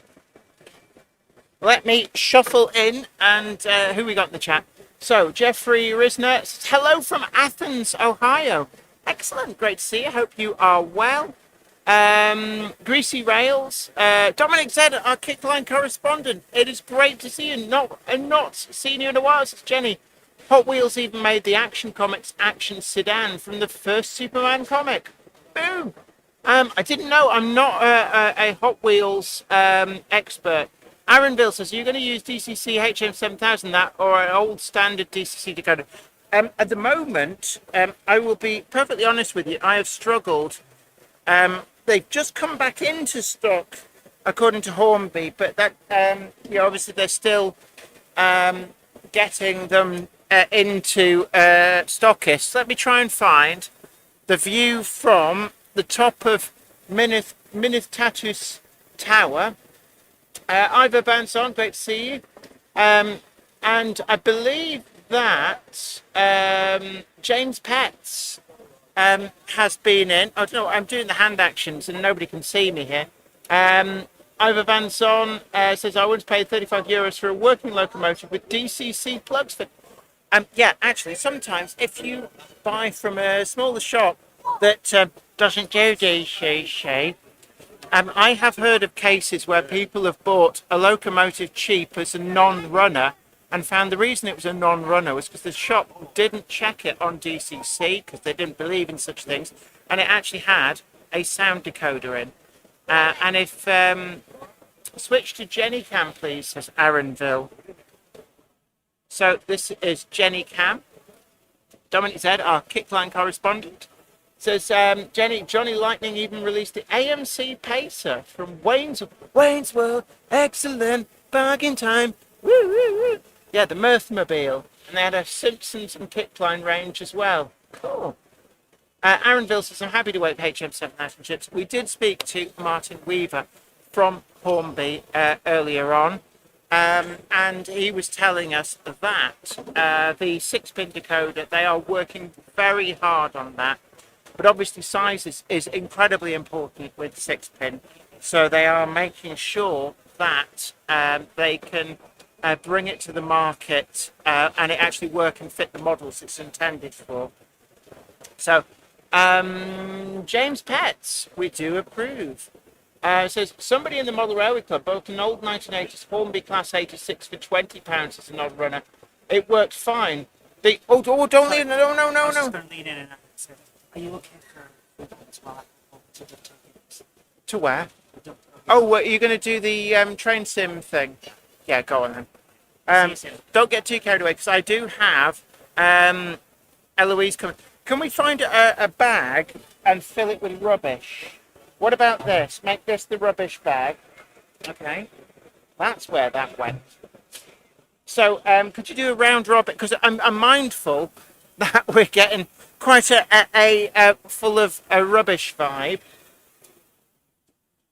So if you could bin and like the empty cans. I think there's a load on the table. But yeah. You don't need to ask them, just grab what you need. Okay.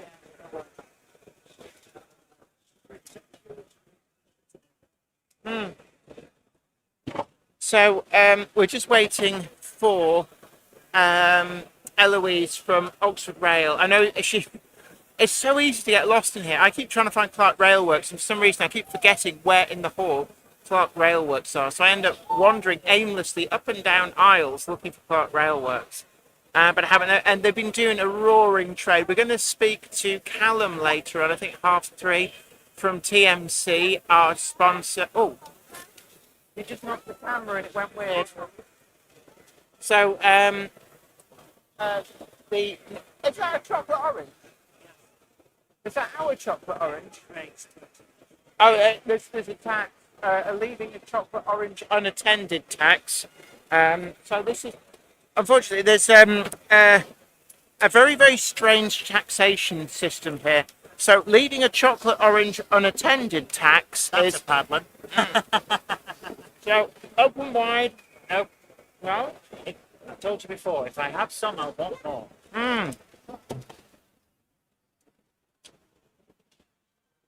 I've got my mouth full now.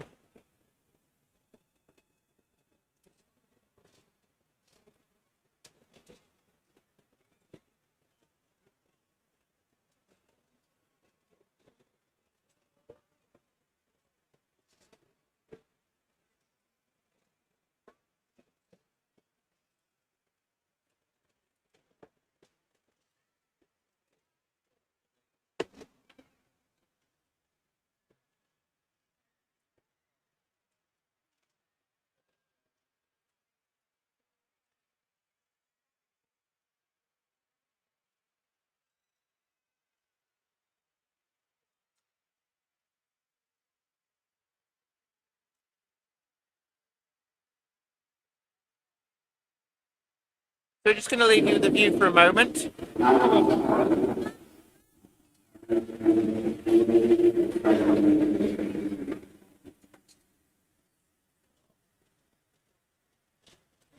on the type of one. Yeah, well, you took some big people.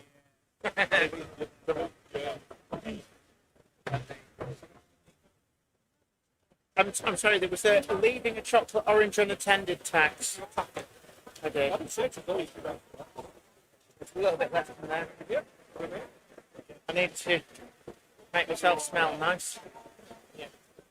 It's also alcohol based, so it serves dual purpose.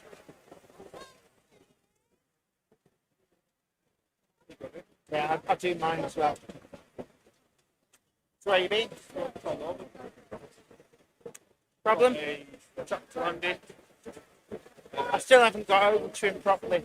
I had a very, very quick look at his O gauge that was out. No, so I meant Rapino on it. Oh, right.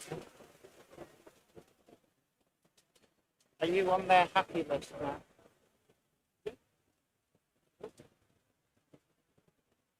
No. Oh, sad. So he's invited me down to the show.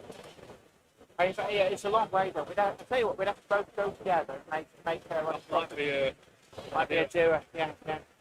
both do that. Get a twin room and sleep facing in opposite directions. Do it cheap, but I reckon that'll be. Yeah, do what they used to do in Hollywood to signify that nothing dodgy was going on. You have to sleep with 1 foot out of the bed. Because of course you don't get up to no good with 1 foot out of bed. Possible. Yeah, why not? So I'm just waiting for Eloise now. I think she's got lost. This is proud for everybody. They've had a lot of attention this week. Yeah. I was trailing in place. I'm very worried about if there was a shot of me when my entire face filled with screen. My face was big 8-foot picture. Oh, it's the one that Howard made. No. Am I in it? Right. But not me and Lauren. I hope you know. So I got the chocolate on the She's trying to be good. Do you want a whoop ass? I will later. I'm going to hang around until Eloise turns up, so I'm making sure that the interview is okay. Yeah. And then I'm going to run off to Ducktail Games. Okay.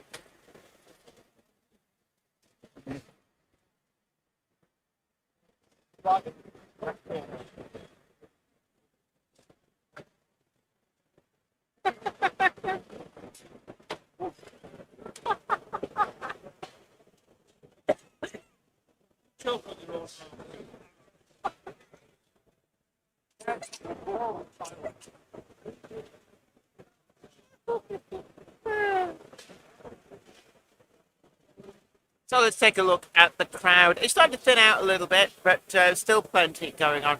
Still plenty to see here at, I can't believe it's not Wally, aka Warnerly. Greasy Rails, hello to you. Dominic Z, our Kickline correspondent. Says Jenny, Auto World is also going to do a remake of Chelsea's Oldsmobile from Kickline in 1 to 18 scale. This one was based on the Racing Champions stroke Joyride model from 2003-2004. And James Pett. So somebody, I got interrupted halfway through reading the comment. Yes, I remember now. Somebody in the Muller Railway Club bought an old 1980s Hornby Class 86 for £20 as a non-runner. It worked fine. The shopkeeper had forgotten about the pantograph switch. Aaronville says, I need a nano 6-pin HM7000. Yeah, they're coming. They're coming. Yeah, Flamachema 1, the Terry's tax. It's not yours, it's Terry's. Ivor Van Zon says, only ever saw the Rally Colours HO scale Lancia Stratos that Brekina has in their collection. So we're just waiting on Eloise. So we're going to enjoy some view of the crowd. Hello again. Question for Jenny.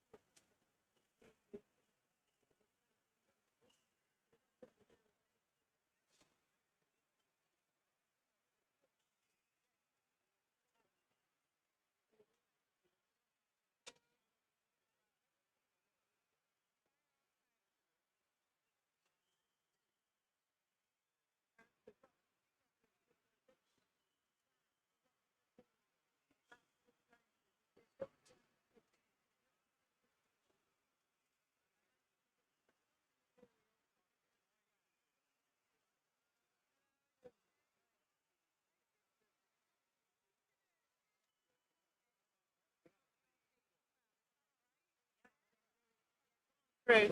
So let's get all the chairs lined up. Do we need?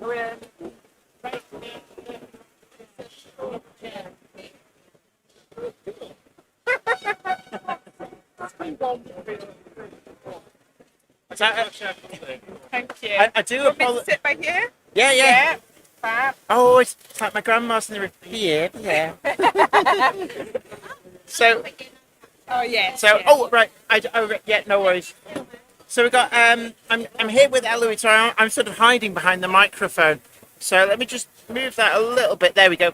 So this is Eloise from Oxford Rail. It's great to get you on. It was the first Thank time you. we've interviewed you. Yes. Yeah. But we're here at the I Can't Believe It's Not Wally show. I know. And how has it gone? 'Cause we're coming towards the end of the second Yes, day. yeah. How has it gone? It's been a busy show. Yesterday was you pulled from pillar to post throughout the whole day. It's quieter today, definitely quieter, but there's a lot more families around, and it's easier to sort of access the stand today. Yesterday it was rammed. The second we opened, right the way through till we closed. So Yeah, yeah. it's good to see. Great Of to course, see. yesterday you had the charity event. Yes, So, yeah. for anybody who doesn't know, Lyndon Davies, Taff, Yes. it was last year's Yeah, Wally so event. he was loading up the van and he collapsed, and fortunately he had a heart operation and it didn't go quite to plan. So he's ended up with a brain injury which has led him to be blind. So 1 year fast forward, after all the strength and determination, he's back here, and we did a charity bike ride raising funds for RNIB. So that was great yesterday. It was great to see him back in the thick of it, back enjoying what he loves, even without his vision. He was taking it all in, speaking to the contacts that he's known over the past 30 years and enjoying it. So it was great to see. Because this is the first show that he's actually been First able to get show, back yeah. to. First public outing completely. He's only been around like close friends and family. So for him to put himself out there, it was very emotional for him. Yes. And we also presented him with an award from the British Toy and Hobby Association, which, Yes. again, he cried his eyes out. But that's the emotion in him, how much he cares about this industry and how passionate he is. Absolutely, and of course he was always a manager who led from the front. He was Yeah. very active. He was very involved in the hobby, in shaping the Yes. hobby what it is today. And it's great to see him again. Yes, yeah. You know, notwithstanding what happened last year. And of course, you've been cycling. It's on an exercise bike, so On an exercise it's been bike, all yeah. day. There's been figures from the model railway Yeah, we world. had Simon Kohler, we Yeah. had lots of the BRM staff on there. We had Tim Mulhall, we had so many people coming by, and lots of friends from the industry. We had Ian from Gauge Master, so Yeah. it was really fun actually. And Pete Waterman popped by to say hello Oh, as did well. he? He Oh, popped on and got a brilliant. picture. So yeah, Excellent. So it was great to see the support for him. Yeah. And of course, you're raising money for the RNIB. We are, yeah. We will try and share. Zoe's disappeared off, but Yeah. we will try and share the That'd be link. great, yeah. So that if anybody wants to donate Yeah. to the RNIB, it's a great charity. They do great work. Then we'll be sharing that link so that people can donate online. And of course, it is a charity point to my own heart. My grandfather as well lost Yeah. his sight Yeah. later in life for medical reasons. So I've had a lot of experience with people who weren't born with a condition, but later life suddenly it happens, and it can be very devastating for a lot of people. And the RNIB is a charity that have really supported us in how we navigate this. So we've utilised a lot of the things that they've got to offer, especially the book system that they've got, where my father's now listening to audiobooks through a device that they've that we purchased from them. And they send out books on discs, and he is thoroughly, that's keeping him occupied in those quiet moments. Yeah. And it's really, we've ordered lots of things off their website, lots of tools and it's to try. I mean, because they do a lot of things that if you've got your stuff, you take for granted. But things like telephones that are geared up so that you can feel the numbers, and you can, because you've obviously got to tell them apart with your fingers, and just to make everyday activities easy for people who've lost their sight. We even bought a board game crib so we can enjoy that with his grandchildren now. He's learning how to do that. So it's a bit one to help with someone who's got vision loss. So it's brilliant. Absolutely. So they've been great. So we thought the least we can do.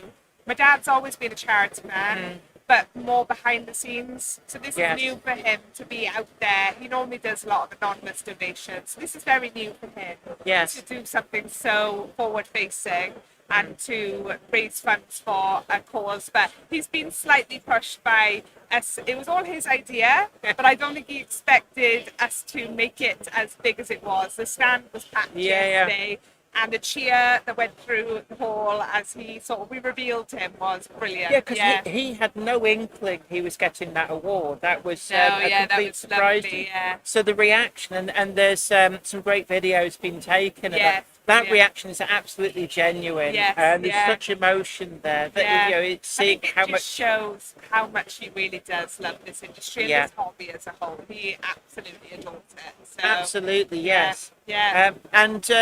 On the Oxford Rail stand as well, you've got a lot of samples of the J26. I think a lot of people have been asking about that, and you're moving forward actually quite rapidly with it. You've shared livery samples. There's livery samples in the cabinet. And one of the things that is changing on the North Eastern Railway livery J26, the white lining on the buffer beam is being removed. So I know some people raised that, and that's being addressed. I do hope people can see that we are listening. We are listening. Absolutely. And I think last year at Wally Show we did this big thing where Oxford Rail is back. Yes. Not knowing what the next 12 months was going to personally hold and professionally hold from our standpoint as a business. We've had a bit of a roller coaster, and we didn't, when we came here last year, we thought that things would be further along by this time this year. But we've been pushing quietly in the background. And we didn't want to make any big thunderous statements over this weekend. What we're going to do in January is sort of give an update on both the diecast and the rail, because they complement each other lovely. We're going to give an update of anything new that we've got, anything that we've been showing samples of that we haven't officially announced. Because we've got the J26, that's in production.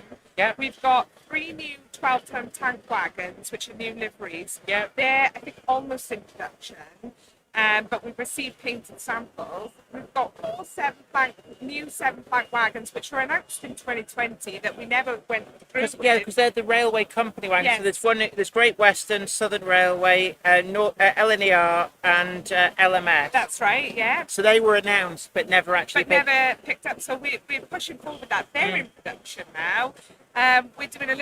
We're trying to do little accessories things. We've got the tractor shunter as well. We're waiting on, I think, painted samples of those. So was that a new announcement at this show? We had a little glimmer of it last year. Right. Sort of a tease that we were going to do it. And then this year we actually brought through some sort of samples. They're not the final pre-production samples. But we've never really screamed about it and said, oh, hey, this is what we're doing. We've sort of brought things along and wait to see what the feedback was, and silently worked on it in the background. But I think with the news of Oxford coming back to us, now in January we're going to go through a storm and go, right, this is what we're doing, this is where we are, this is where we are with everything. It's hard sometimes when you put a date on something when you expect it. And then everybody hangs on that date and go, well, you said... And Yeah. there's always unforeseen things that crop and up. we obviously didn't expect this year what was going to happen Yes. this year.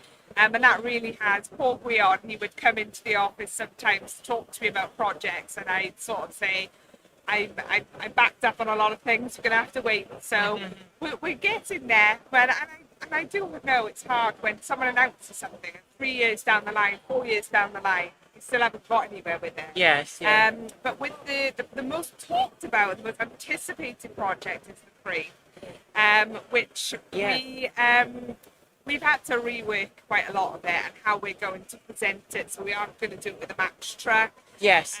We're working on the liveries. It's just that the J26 needed to come first. That was the project that was further along in development when we started bringing it back.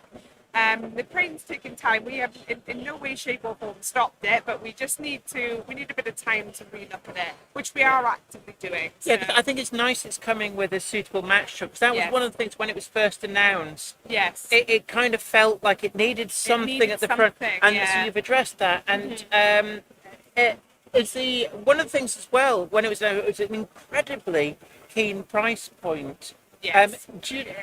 I don't want to sort of like tie you down. It was pre-COVID when that was announced, and that was. So that's what. It's going to change definitely. Right. Yes. We haven't actually said what it's going to be right now until we finalise exactly how it's going to be delivered to everyone, because we don't want to give another price now and then have to increase it Exactly. again. Right. Yeah, So I understand. What we're going to do is, once we get those pre-production samples and we are happy and we're at a point where we're ready to go to production and we know exactly how much it's going to cost us to make, then that's the point we'll say, we're ready, here's the price, that's what it is. We're not a company that tries to put prices up too high anyway, and I think people trust us.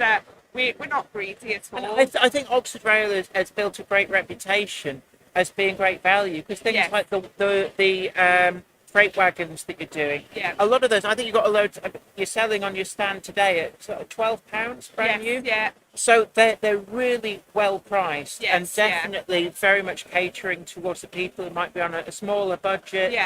But not with there's no compromise on quality. There's still a high quality product, and it's great to see that there's still very accessibly priced products on the market. The last few years, we have seen significant cost increases across the board with a lot of things. Yeah. And I think that I just hope that what our customers see is that we will always provide a price that's as fair as we can possibly be. We are not just guessing. We're not throwing numbers. Our prices are based on our industry knowledge. And then if we do need to fine tune them towards the end, then we will. And I think I'm just anxious with the crane to give a price and then have to change it again. Yeah, I'd rather be solid with it, and then I know what I'm doing then. Because it's quite a specialist project, unlike things like an open wagon or a tanker wagon. A crane is a much more intricate thing. Mechanisms in there, and that's the part that we're trying to find. Functioning? It'll be functioning, yes. Oh, right. To a certain extent, it'll be functioning. So we want to make sure that we've got the mechanism right. We want to make sure, and the thing with the project like this is the more you look into it, the more you find out about it, and then you start changing other elements of it, going, well, hang on a second. Yeah, it's like, oh, we should do that like this. Picture it's a different livery to this picture, and then you start going down a long road of trying to make sure that the one that you've chosen is the right one, the right livery, the right mechanism, because people change things, and then suddenly you're making one that's a one-off. So so it's a big project that we are still actively working on. And it's actually, you've got Brian Rhys Davies helping out on your stand this weekend. And I was talking to him actually about the crane liveries, and he was saying that he would like to see the crane appear in more of the pre-grouping liveries, but I don't know whether that's something as a company you've thought about. Or... Yeah, I think we've discussed it a lot, and I will take Guion's advice, and if it's wrong, then it's Guion's fault. But again, I think we've seen the rise of more generic items whereby when you get back to the pre-grouping period, a lot of things were kind of made as one-offs. Yeah. They didn't mass produce things to very, very strict tolerances. Yes. They would literally, when they needed some new coaches, they'd make 3 or 4 to a certain design, and then the next time they needed coaches, it's almost like they'd start again from scratch and do it completely differently. And that's why it becomes quite difficult to research, because you see all these things and they can be just a one-off. So it's about making the right selections for what we think the market is looking see. Absolutely, But trying to yeah. cover all bases as well, you know. But, I mean, there's been a lot of products that have come to the market that have gone, well, okay, we're going to have a sense of a pre-grouping item and Yeah. make it more like generic. Yeah. And actually, they do seem to have done very well. Yes, yeah. I had a sit down with somebody from Rails who'd taken on the Genesis coaches, and he said that the demand has just been incredible Yeah. for these because there's so many pretty locomotives in the pre-grouping liveries, and of course, you're bringing out the J26 in its original Northeastern Railway guys. So it's nice to have things to go that along match with with it, them. yeah. Yeah.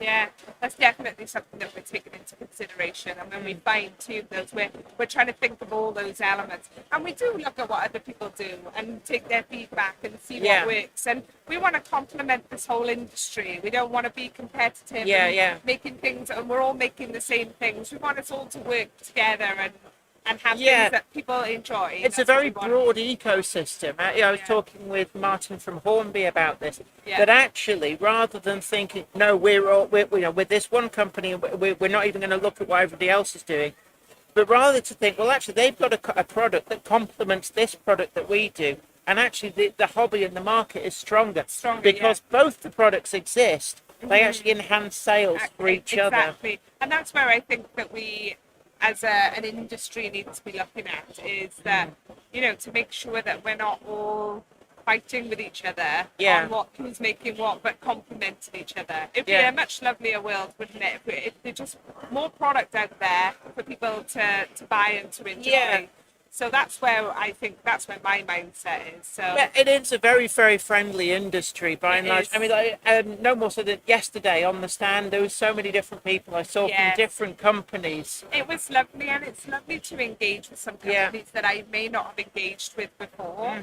Mm-hmm. And I just sat next to them on the bike for their 15 minutes and said, "Go Yeah. on, tell me, what do you do and how do you find the show?" And it was great to see. Excellent. And that's what my main focus over the next few years is to keep engaging with companies. Mm. So if you are a small retailer or a big retailer, or you know, just come and stop by and say hello so that we can just get to know each other and have a chat. And Yeah. that's what I'm enjoying at the moment. And this world of social media is getting stronger and stronger. So it's I'm finding I'm being asked a lot more to get behind the camera now. So I'm going to have to get used to it. Unfortunately, it does seem to be this new world that we It live is, in. yeah. And I suppose because a lot of the newer people into the hobby, the younger people, this is what they've grown up with. Yeah. Social media, things like YouTube, Facebook, Instagram, all these different things. Yeah. And it's kind of moving slightly away from the conventional printed media, and you have to kind of think about how we do. You know, here we are. We're broadcasting Yeah. live to YouTube. Yeah. You know, it's a great way of getting your message out, letting people know about the products. I guess half the battle Yeah. when you've got products to sell is letting people know that they exist, because people can't buy a product if they don't know it exists. Exactly, yes, yeah. So we're working on that. We're trying to be a bit more forward and open with our social media to sort of bring people on the journey with us, as opposed to just saying, here's a product that's released. It's to sort of go through the journey and say, look, here's something we've done and we're going to change it. And look, what do you guys think? Do you think we're removing this lining? What do you think? And I think people enjoy being part of the process. Yeah. So we're trying to engage a little bit more and be a bit more informative of where we are with things and what's happening along the journey. And that's what we're trying to do to keep up with the times now. Is that we've always been we'd have 3 announcements a year, and that's where we'd say our bits. But now we're trying to be a bit more regular on social media. Yeah. So thank you for letting us come on and No, you're absolutely welcome. and me, I'm learning all the time. So yeah, it's pretty good. I did a couple of lives last year myself on YouTube, Facebook, and Instagram, and it was very nerve-wracking. But And you the get first, used to it, I mean, so I'm very lucky. I've been doing broadcasting for 25 years. Oh, so you know how to do it, yeah. all the stuff where I clam up, I did that 25 Yeah. years ago. Yeah, brilliant. But it's a great way of immediately connecting with people. I mean, Yeah. I can see the chat room. I can't actually Yeah. read it from here. It's a bit small, but there'll be people asking about various things, and obviously you can't tell anything about stuff that hasn't been officially announced. So at the moment we've exchanged contracts. You know, briefly, Oxford has been bought back by us as a family from Hornby, and it will be completing in a few weeks. So once we get to that point, I will be a bit more official and give a statement, I letting understand. everybody know what that means for us and how we're moving forward with that. So we look forward to it then. And do you have new products in development Yes. ready? So there's a steady pipeline of, Yes. of things to work on. January will be the time where we're ready to give you an update and to let you know what's been worked on and what's coming and where we are with both the Oxford and the Oxford Rail brand and a new Yeah. catalogue as well. It's been a year since we've released one. And in that time, we have managed to catch up on a lot of tooling Yeah. that was in motion before everything happened with my dad. And we are now going to press forward, and we've got plans, we've got range lists, we've got everything in ready to go, and we are moving on certain items. So it'd be good to be able to do an announcement and actually have something to show for it. So it was Yeah. actually nice. One of the products that's I think appeared recently, the Bond bug. Yes, yeah. And it's a weird little thing, but it's so eye catching, and it's for anybody who's got a layout that's set in like the 1970s. Yes, yeah. It's one of those vehicles that really sets the scene, and I was so pleased to see that make Yeah. it through to model shops. It's actually, I think it might work out by the end of this year, one of the biggest sellers for us this year. Yeah. It has been a really good model for us, as well as the Biffa refuge truck. Yes. It's some of the things catch me off guard with what's going to be the big seller. Yeah, and sometimes it's quirky things that you never anticipated. Exactly, yeah. Which turn out to be like everybody like, I love that, I want that. And I think the Bond bug is quirky, and Yes. one of the things in this industry that struck me is that quirky sells really well. It does. And you're probably finding that with the crane. There's so much interest with the crane because I get it's quirky and asked about different. the crane, about every time I do a show, I get asked about the crane Yeah. all the time. And I cannot wait for the day where I can say, oh, here's the pre-production and it's in production now, and I can tell you it's going to be Yeah. delivered in a few weeks. So I can't wait for that day to come. And that would so be I can- brilliant. And I yeah. must say, it's a model I'm really looking forward to. Good, yeah. Because it kind of builds on that interesting out there, different models that you had with the howitzer railgun. Yeah. And I remember when that was announced, everybody was like, you want that now? Yeah. And yeah. because it won model of the year We actually have rerun it, and it's going to be in stock next month. next month. Yeah, So, we've rerun it on its own, and we've also got it coming with a loco. Yeah. We were getting asked about it all the time. We sort of did a few runs of it, and then it sold out. It's been sold Yeah. out for some time now. And we thought, well, why not? Let's make some more. And we're And getting asked enough about it. So and it's such a lovely, quirky It's centerpiece. lovely, yeah. And because I bought one, because I actually, one of the main reasons I bought it, apart from the quirkiness, was I couldn't believe that you got so much for such Yeah. a great low price. Because Yeah. it was like, I'm sure that price is a misprint. Yeah, but it wasn't. no. It was the actual price. yeah, And it's such a lovely model, and it runs so well. yeah.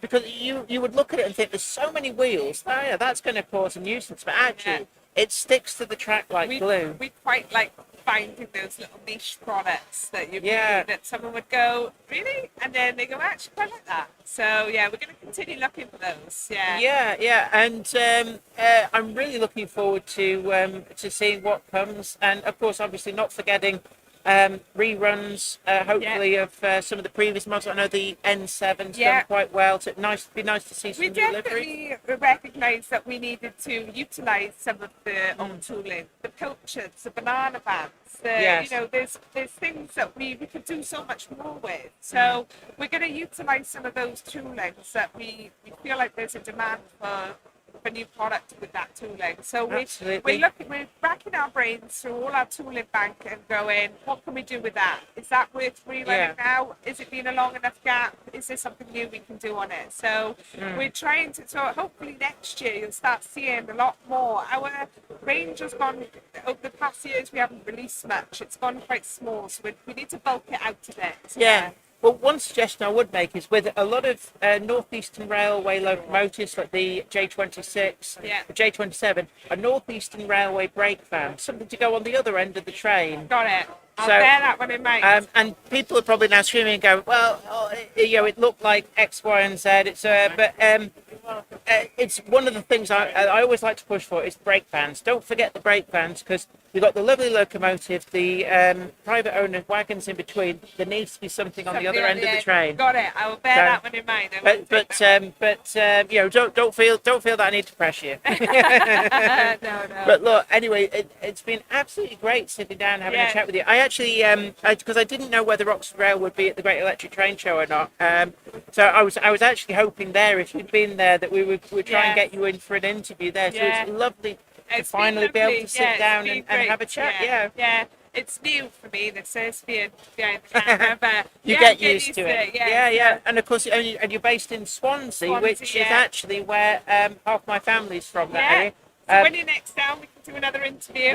Well, unfortunately, that side of the family sort of all petered out, but they were all miners from Ustragun, Glen Reed, Inniskedwin. Oh, yeah. So these are all probably places that you know quite well, up past Morriston and up the valley. Yes, of course. So I know I don't sound Welsh in the slightest, but I did live in Ustragun So you're quite familiar with the accent then? You used to all the year be there. Well, my grandmother's first language was Welsh. Yeah, I don't speak Welsh. That's the crazy thing. Is that everybody assumes that Welsh people speak Welsh fluently, and actually quite a lot of them don't. No, I don't speak Welsh. So I spoke to Martin at World Scenics, because he's very broad Welsh. Yeah. And he's, I don't know any Welsh at all. Yeah. No, don't speak Welsh. So, but you'll have to come back down that way and we'd love to actually, because what we'd like to do actually is we visit all the old haunts I remember from my childhood, but also visit people like Oxford Rail. You can come and have a look at the warehouse. I'd love to. You'd have a field day in there. Oh, you'd never get me out of there. I'd be like, I'll have one of these and one of these and one of these. I'll give you a little basket and you can go around and pick a few freebies. I'd need a big shopping trolley. It'd be like supermarket sweep. I'd go down all the shelves, just sweeping them all in.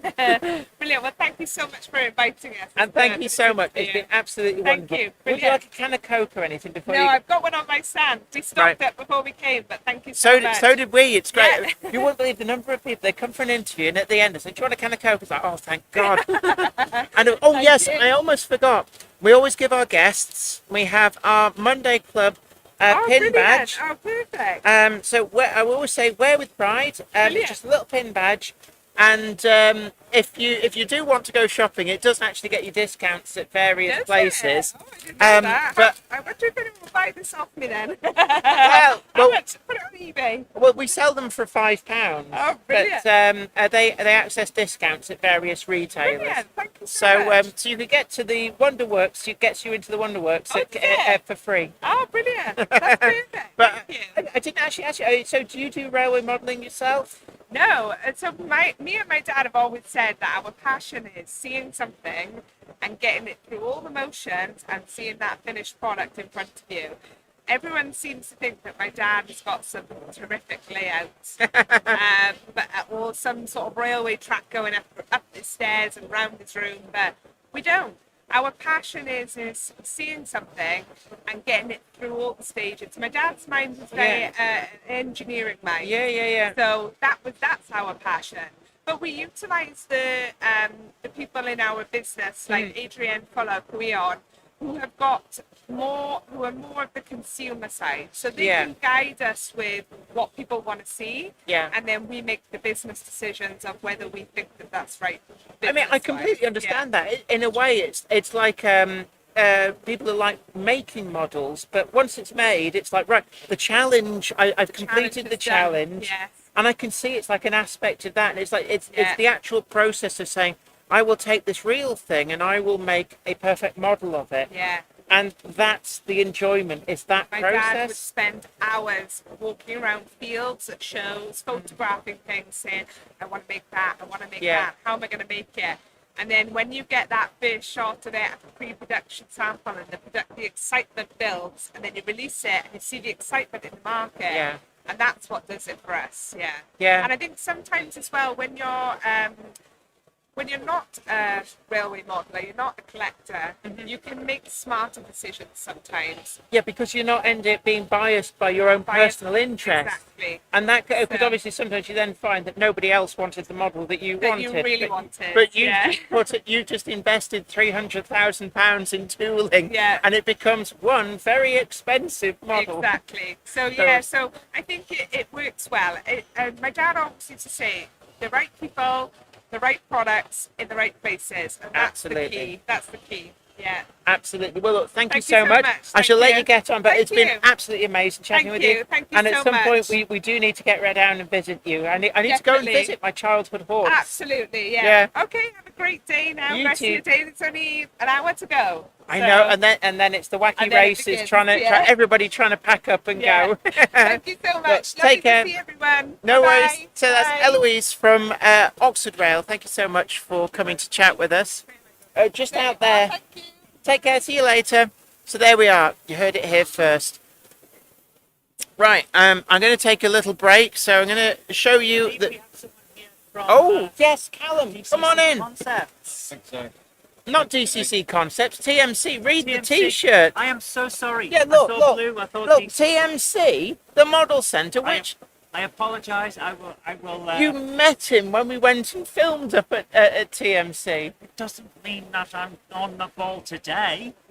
Yes, there's on the ball, and you're about as far away from the ball as it's possible to be. So we've got Callum here from TMC, and so you've been on the stand all weekend. We have. How has it been? It's been a good turnout, it has. It's good to see the steady flow of the hobby. It's good to see as well that there's still modders out there showing interest. But it's also good to see as well people from different generations, different backgrounds. There was a time again in the year with Wally, when we were hosting NEC in November. We announced the policy patterns no longer, should we say, trading. That was on, people were a bit skeptical, a bit worried. But here we are, 11 months on, and it's still thriving. And it's good to see people come into those doors, chat to people, and learn about the customers themselves. Yeah. That connection between the retail and customers. And it's also good to see our regulars as well. Today we've seen families come into the abstract exhibition, and we've had people buying different items, different eras. Some like steam, some like diesel, regrouping, modern era. It's also good to see as well, looking around, you've got the atmosphere to be able to understand, look at things, and be able to enjoy it. That's what it's all about, this hobby. Absolutely, yeah. Getting out there and seeing what's out there in the market, and also looking forward to new things. Yeah, and I mean, so this is it's technically a new show, but it's on the same weekend at the same venue as what Worley used to be. That's right. How would you compare the show we've had this weekend to how Worley was? Would you say in terms of people coming through, the layout of the show, how would you rate it? The rating, I think being the first time the PRM posting it, I think they've done okay. I'm sure with feedback from other traders and also visitors there'll be areas for improvement if there would need to be. But I think they've done okay, they have. And that's the first thing. The first time post something or first time do something, there are things which will be successful, things will go right, and will be things, of course, which you have to take on board and to incorporate those and try and improve on things. Just like manufacturers do with modern railways. Oh, absolutely, It's yeah, a yeah. learning curve. But absolutely. But I mean, one of the things that TMC's done, this is the first show that you've had the pre-owned. That's right. And how well has that gone? That's shown a lot of interest. A lot of people have been stopping by, looking at the boxes, looking at the content, and you'd be absolutely amazed Yeah. what is actually out there. There's also what we call hidden gems, where things might have been at the time sold out instantly, but now we've got a second chance to also find them as well. Yeah, I mean, actually, I'm talking about this. You've got some A4s there, which they're like gold dust, but you've got Bitten, you've got Union of South Africa, and you've got Merlin as well. We saw Merlin, and that's it's actually in the experimental purple livery. That's right. So it's the really, really nice one. My favourite livery, and it's really hard to find. because when it was first released, it was a special commission for a retailer. 2008, limited edition of 1,000. Yeah. It was the all split packaging. We had like the plastic perspex on the front, and you had to like take it out and just top off. Yes, you got top and bottom with like polystyrene inside. have. Yeah. We've also, well, at the time, we've got the Great Goodbye set in our cabinets. Yes, I saw those as well. Again, very, very sought after all 6 preserved floors. Who we missed out first time, now have the opportunity to get all 6 from 2014. Absolutely. And then, going towards the more bread and butter models, you've got a lot of locomotives under £100 in as mint condition in box. That's right. And one of the ones I actually saw there, now Backman have just announced a new run of the Midland Railway 044 tank locomotive, but you've actually got some of the previous releases mint in box. We have. And it's a substantial, if budget is paramount, it's a substantial saving for the same model, just the previous run, which actually sold out very, very quickly. It was a very, very sought after model. A lot of people want that logo looks so nice, and because it's pre-grouping itself, it's now in a position in the market where it's now very healthy. Where you're getting a lot more manufacturers now come into the market to also fill those gaps in, or now producing things never go RTR, which is fantastic news. And then for manufacturing out a second version of the same class, it was slightly different than pre-grouping. It will also encourage modelers to also look at that as well, an alternative. So you've got the pre-owned section, but you've also got the latest things to look forward to in the market. For example, the G2, that's first time available in its pre-grouping livery. Yes, because they're doing that in the London and North Western Railway livery. That's right. Which actually I spoke to Richard Proudman earlier today, lucky enough to have a sit-down interview with him, and they're doing the 50-foot elliptical roof London and North Western Railway coaches. 50-foot arc roof ones. Arc roof, sorry. So not only are we getting the really nice pre-grouping coaching stock, but they're releasing the G2 for the first time in its original London and North Western Railway livery. Quite nicely, because would have been used during the summer times where we've been quite busy with excursions. They fit quite nicely. But also, we've got the H1, H2 LBCR Atlantics. Yes. So that's good news. Yes, I mean, there's a lot of great stuff coming through. And, as a retailer, have you seen a change in the kind of things that people tend to buy, like in terms of eras and liveries? Has there been a change in what people are wanting? We have indeed. We have noticed that a lot of people will stick to a particular region or a particular era. And some people will go and model things that when they were young and everything, and then seeing a child, come through the railway stations or seeing it sheds and everything. Some people will go by preservation, what they see today and host railways. And some people go like for a big four like LNR, SR and MS. And then you've got people like yourself who go for anything pretty much. Yeah. And it's just amazing what's out there these days. Yes. Given that it's so good in the hobby, and I would encourage more and more people to try and embrace the hobby and just enjoy it. Absolutely. As Ken Patterson from What's Neat This Week always says, it's the greatest hobby in the world. Absolutely.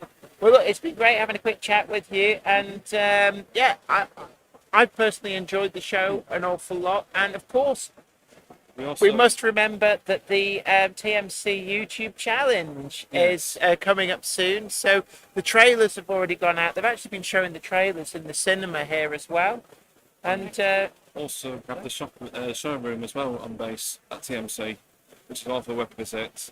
If you enjoy the exhibitions and like browsing things in person and seeing the items, by means come to us at Beckhall, and there's a lot more there to see as well. Something for everyone. It's a lovely place to visit, and of course, if you're riding on the North Yorkshire Moors Railway, it's literally walking distance from the Gothland station. Absolutely. Oh, who's this? You found him then? Yeah, who's this reprobate? Look at this. Oh, they'll let anybody in here. I'm his assistant. You're his agent, are you? Right. Assistant. All right. Yes, I'm like his mentor. Yeah. Hi, showing the ropes. No worries. Well, look, it's been absolutely amazing having a quick chat with you. Thank you. No worries. So you take care, and Will do. catch you later. Absolutely. Absolutely. And have you got a Monday Club badge already? No, I haven't. We always give our guests a Monday Club badge. Oh yeah, Oh, have a thank you. chocolate orange. But there you are. Wear with pride. It gets you discount. Well, you know the spiel. It gets you discount at TMC, but I suspect that it doesn't stack with staff discount. So there we go. But look, thank you so much. Thank you. It's been great talking with you. Take care. So that's Callum from TMC. It's great to see him. Right.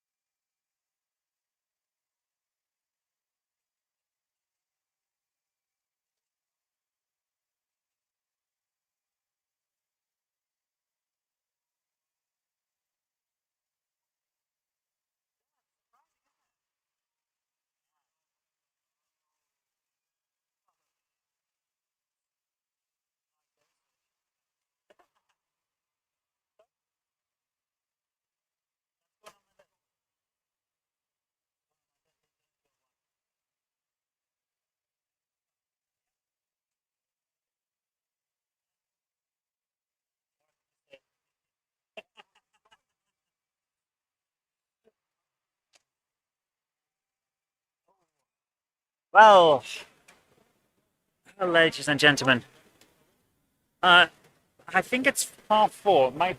Yeah, 4:30. Well, welcome back, ladies and gentlemen. I'm back again.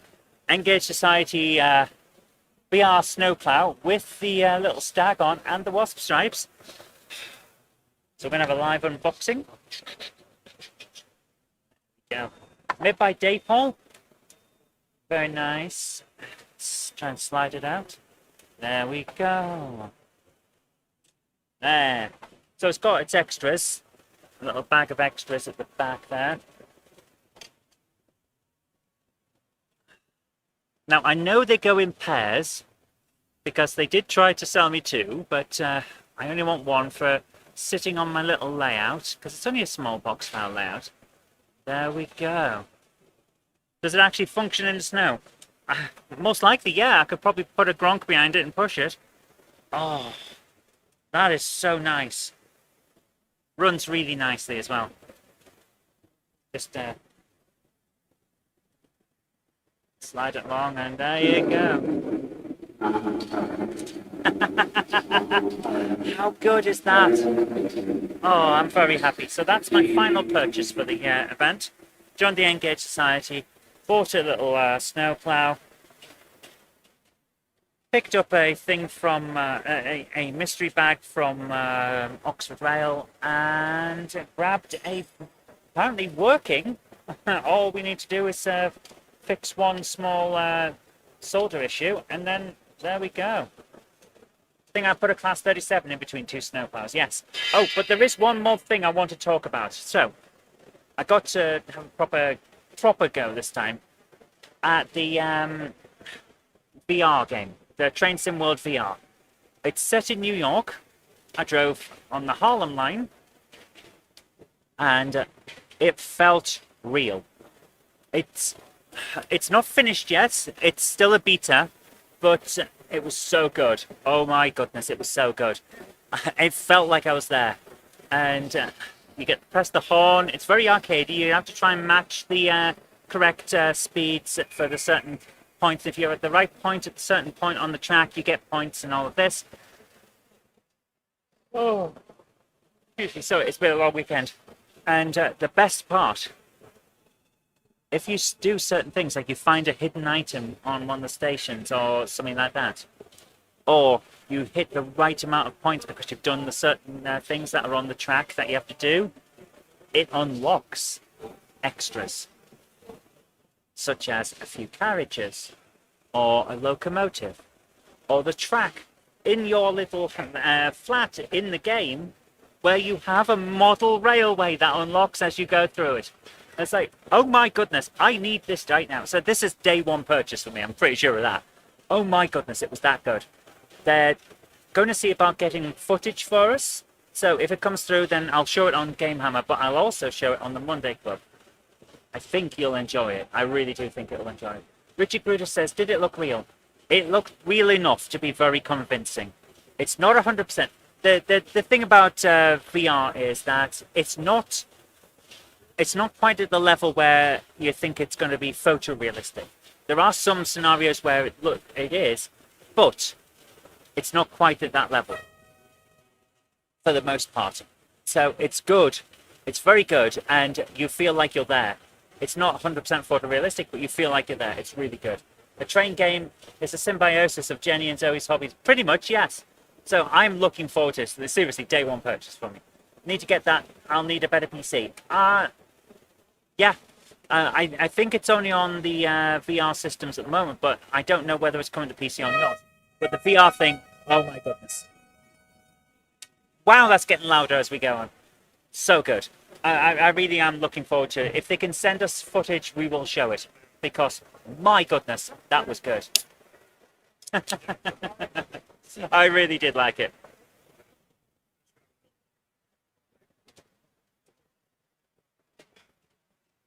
Just gonna have a quick drink because I need to wake up.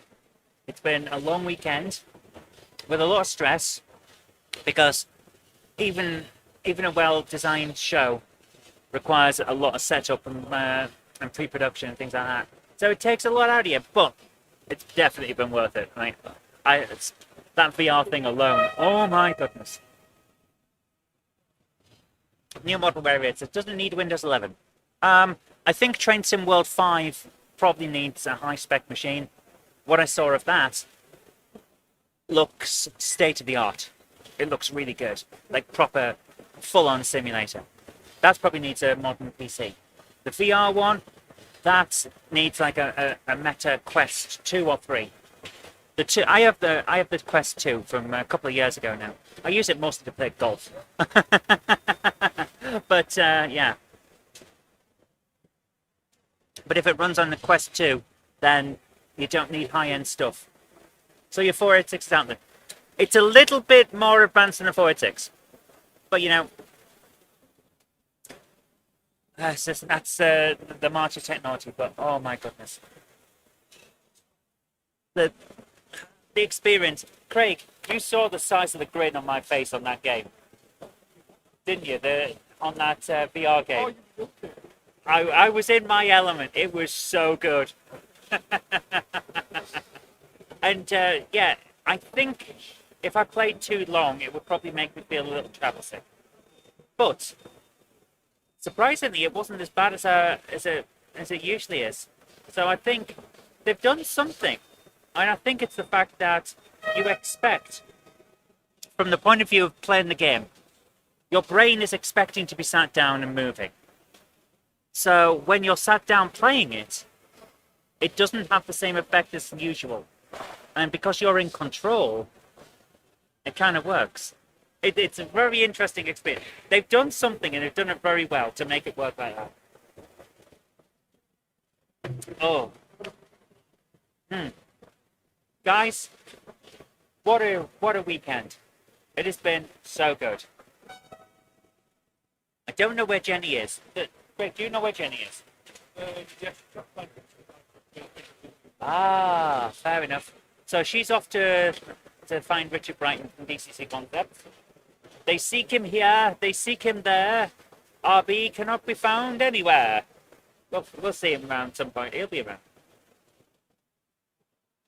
GGK says, see you on the Monday Club. I'll be there precisely when I mean to. Yes.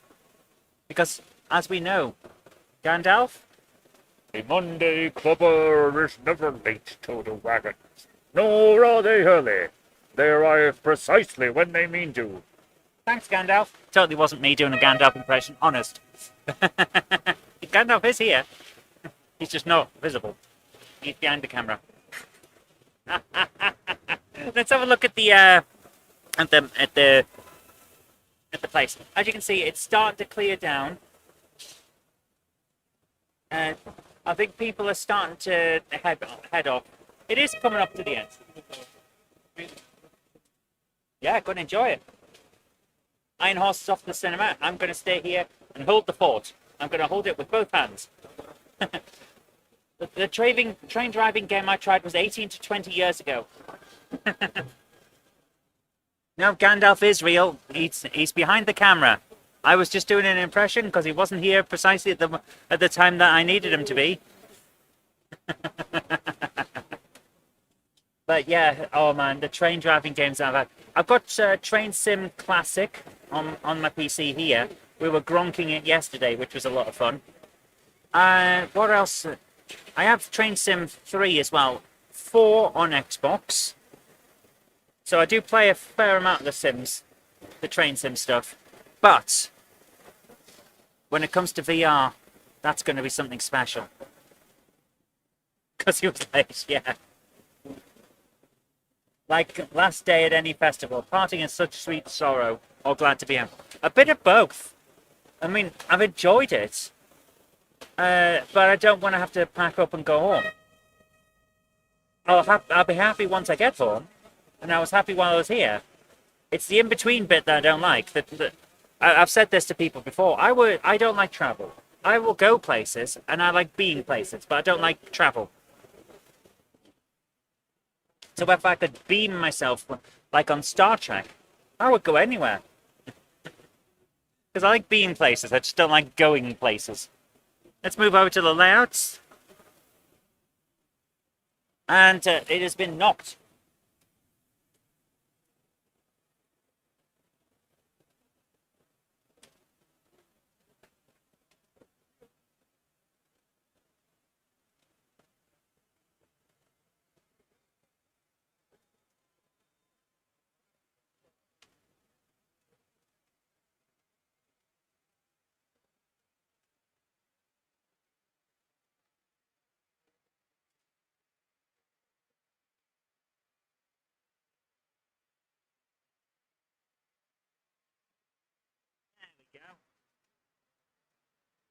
There we go. It's Jenny's driving in. There's no about driving. I just don't want to go anywhere. How much was the snowplow? Since Jenny's not here, I'll tell you. £19.20.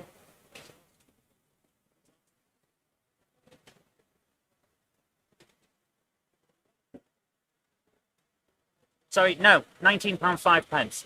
There you go, that's what it was. So yeah, they're not massively pricey once you see it.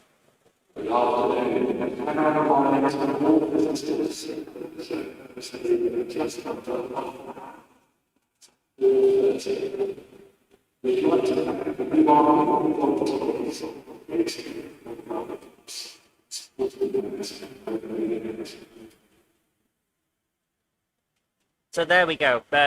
Got half an hour of the show left, ladies and gentlemen.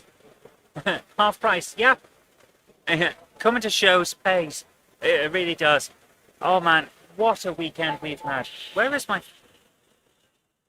Oh, I have to quickly question where my phone has gone, because I left it here, and now it's on... Oh, there it is. Oh, thank goodness. I thought for a second I lost my phone. I was going to have to charge off and find it. Oh, it's a great place. Hello. Oh, fantastic. Thank you. Thanks very much. You having a good day? Good day? It's not been as busy, yeah. Waiting. What we took yesterday, we would have been happy if that had been his weekend, if you know what I mean. Wow. So, yeah. So, fantastic. That's why I paid for it. So basically everything, I mean, don't get me wrong, we've actually put sale, but it's not as busy as we put a lot of everything today. It's extra. Yeah. Yeah, Fantastic. all right. Thank you very much. So, the announcer just said that it was half an hour to close. He didn't say pack your tents up and get out. He said it's half an hour to close. So, Jen is trying to find Richard Brighton from a Curacao. Not a Curacao. I've done this all weekend, haven't I? Got the wrong names. She's trying to find Richard Brighton from DCC Concepts, wherever he is. Craig is off to the cinema. And I'm left holding the fort, which is not a good idea, because if any of these trains derail, I don't know what to do.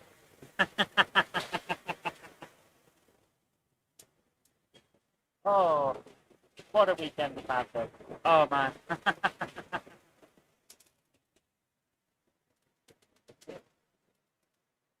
Oh. Starting to wind down now, guys.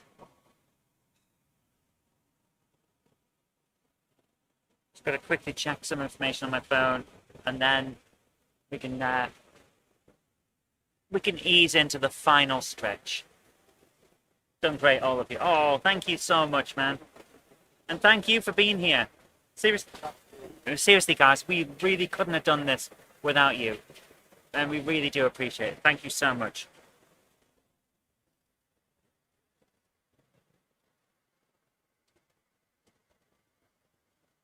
So, we also really couldn't have done this without our wonderful guys at TMC who sponsor us. So I'm going to quickly just jump over to a sponsor slot for them, and then we'll be straight back. The Monday Club is proudly sponsored by TMC, the Model Centre. Check them out at themodelcentre.com. The website features extensive stocks of new models as well as selective pre-owned items where you can track down that bargain you've always wanted. Pre-order with confidence all of the forthcoming models from all the manufacturers. TMC also offer a renumbering and renaming service so you can get the exact identity of locomotive that you want. Why not also check out their value weathering, or go for something incredibly special with their bespoke service where you can choose from a more extensive weathered look right through to custom graffiti either off the peg or to a design of your choice. Check out TMC today at themodelcentre.com and start your model journey.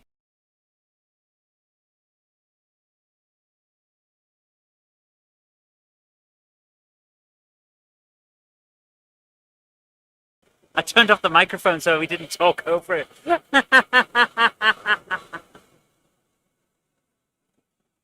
So yeah, thank you so much to TMC for making sure that we have the ability to be here, because their sponsoring keeps helps us pay for the equipment for a start. That's what helps us keep going. So thank you so much to them guys, and link in the description for all their stuff. Oh, I am worn out. I really does. The intro roll is working. Did it take much doing? To be honest, as long as you have a reasonably modern system and you're using something that's not broadcasting in 1080p, we broadcast in 720 for broadcasts outdoors like this. Well, I say outdoors, for broadcasts away from the studio like this, and as a result, I render an intro and the sponsor slots in 720p as well, so that it doesn't have to switch up and down, and that way it becomes smoother. And that's really all it took, is trying to match everything together so the computer has to do as little work as possible. We're at 20% CPU usage and probably about 80 to 90% memory usage, which means that we can stream in relative peace, because it doesn't start. This is a satellite phone from the middle of nowhere kind of effect. Oh, had it on the background when getting on with work. Joys of teaching. Thank you for tuning in. That's really what it's all about. Trying to bring the community together. That is exactly what the Monday Club is all about.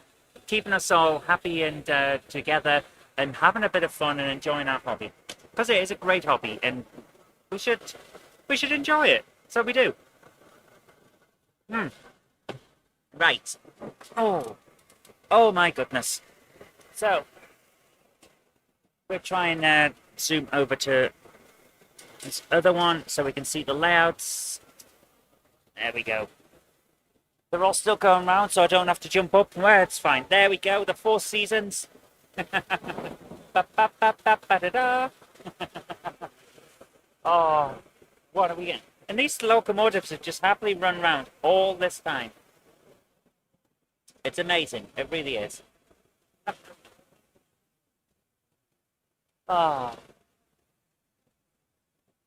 There we go. I have a feeling that Jenny's got caught up somewhere and hasn't realised how much time has passed. Either that, or she literally can't find Richard. It's one of the two. And of course, tomorrow night we'll be live with the Monday Club, as always, because Monday is coming. So you can expect more fun and games, but perhaps with slightly hoarse, croaky throats, because of the amount of talking we've done in an air-conditioned area.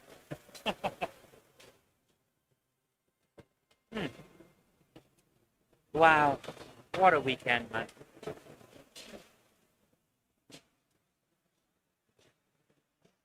But it's all been worth it, and that's what counts. At the end of the day, that is what counts.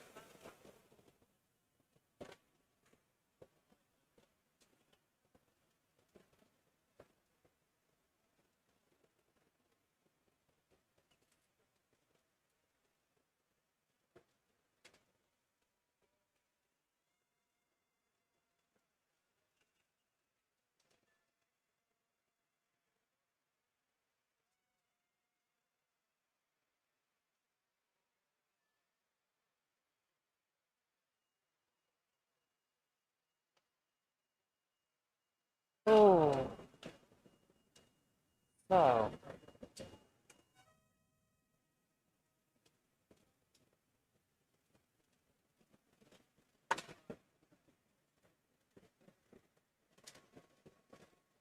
I'm wondering if it's still raining outside. If it is, we're going to have a hell of a time packing up and getting out of here. But you know, some things happen. There's not much I can do about it, so let's not worry. Hope we get a good night's rest tonight. Hasn't it? The little loco on the mountain has been going non-stop. Yes. We will be getting plenty of rest tonight. Don't worry about that. Oh my goodness.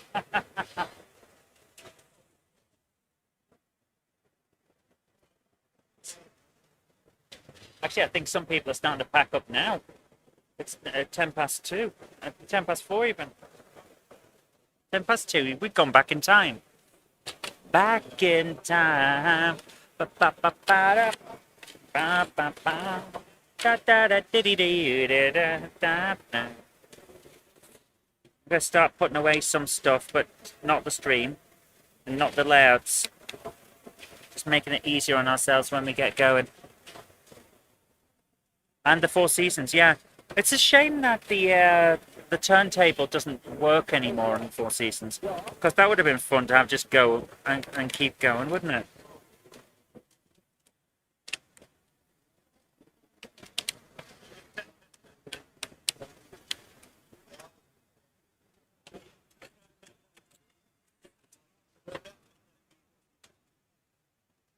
I'm going to pack up my Oxford die-cast stuff. I'm very, very happy with the trams.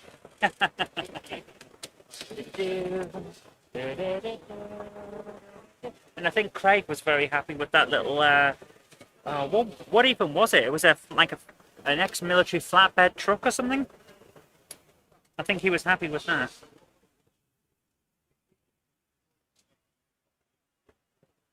So we've had a good weekend. Very good weekend.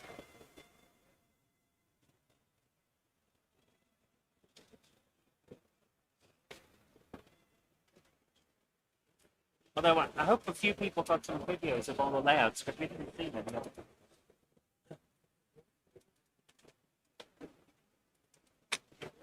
It's difficult to get around everything when you're actually here. So I know Laurie's Mechanical Marvels has been around filming a lot of them, because I saw him earlier on. He was trying to get the last couple before the show ended, because it's that kind of event where there's so much it's not possible to see everything unless you plan it rigidly. So look forward to seeing a video of that. There's something playing at the cinema that has a squeal, a kind of screechy squeal to it. That sounds very much like the whale probe from Star Trek 4. And every time I hear it, I think, are they showing Star Trek 4 in the cinema? And they're not, but they should be.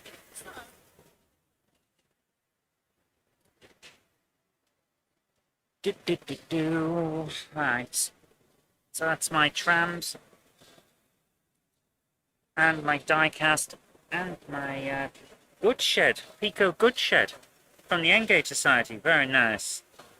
I'll probably assemble that on the Monday Club tomorrow. That'll be fun. Right. I'm just talking about nothing now, aren't I?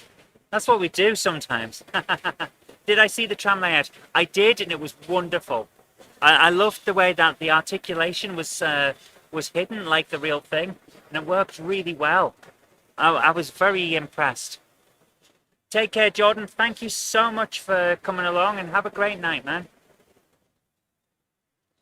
Eloise did mention the RNIB, so here's a link to their website. Thank you so much, Flymer Chairman 1. I really appreciate that, man.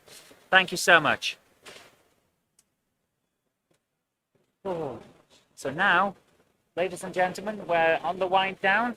I think at this point we're gonna let's do it. Yeah. Right. In 15 minutes the show ends. So I think at this point we're gonna say thank you so much for joining us, and we'll see you tomorrow for the Monday Club. Have a great night, and look out for the TMC YouTube challenge. It's going to be a fun one. 30th of November. What was the link between Oxford Rail and the RNIB? They did say, Eloise did say, but I couldn't for the life of me remember. It's got that point in the in the day where I'm starting to lose lose focus. It's been a long time. So guys, thank you so much for joining me. Have a great night. I'll see you tomorrow, and we'll see how things are going from there. Take care. Have a great day. Bye for now. Bye.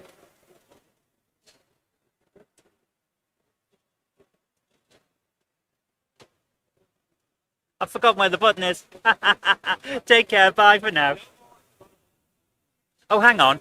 Hang on. I'm not going to say bye for now. I've got to... Isn't Jenny supposed to be looking... Hang on. We're not stopping just yet.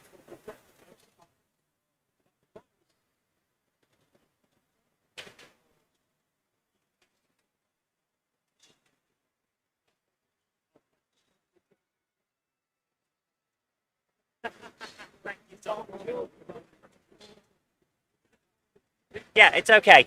It's okay. I'm all right to turn the live stream off.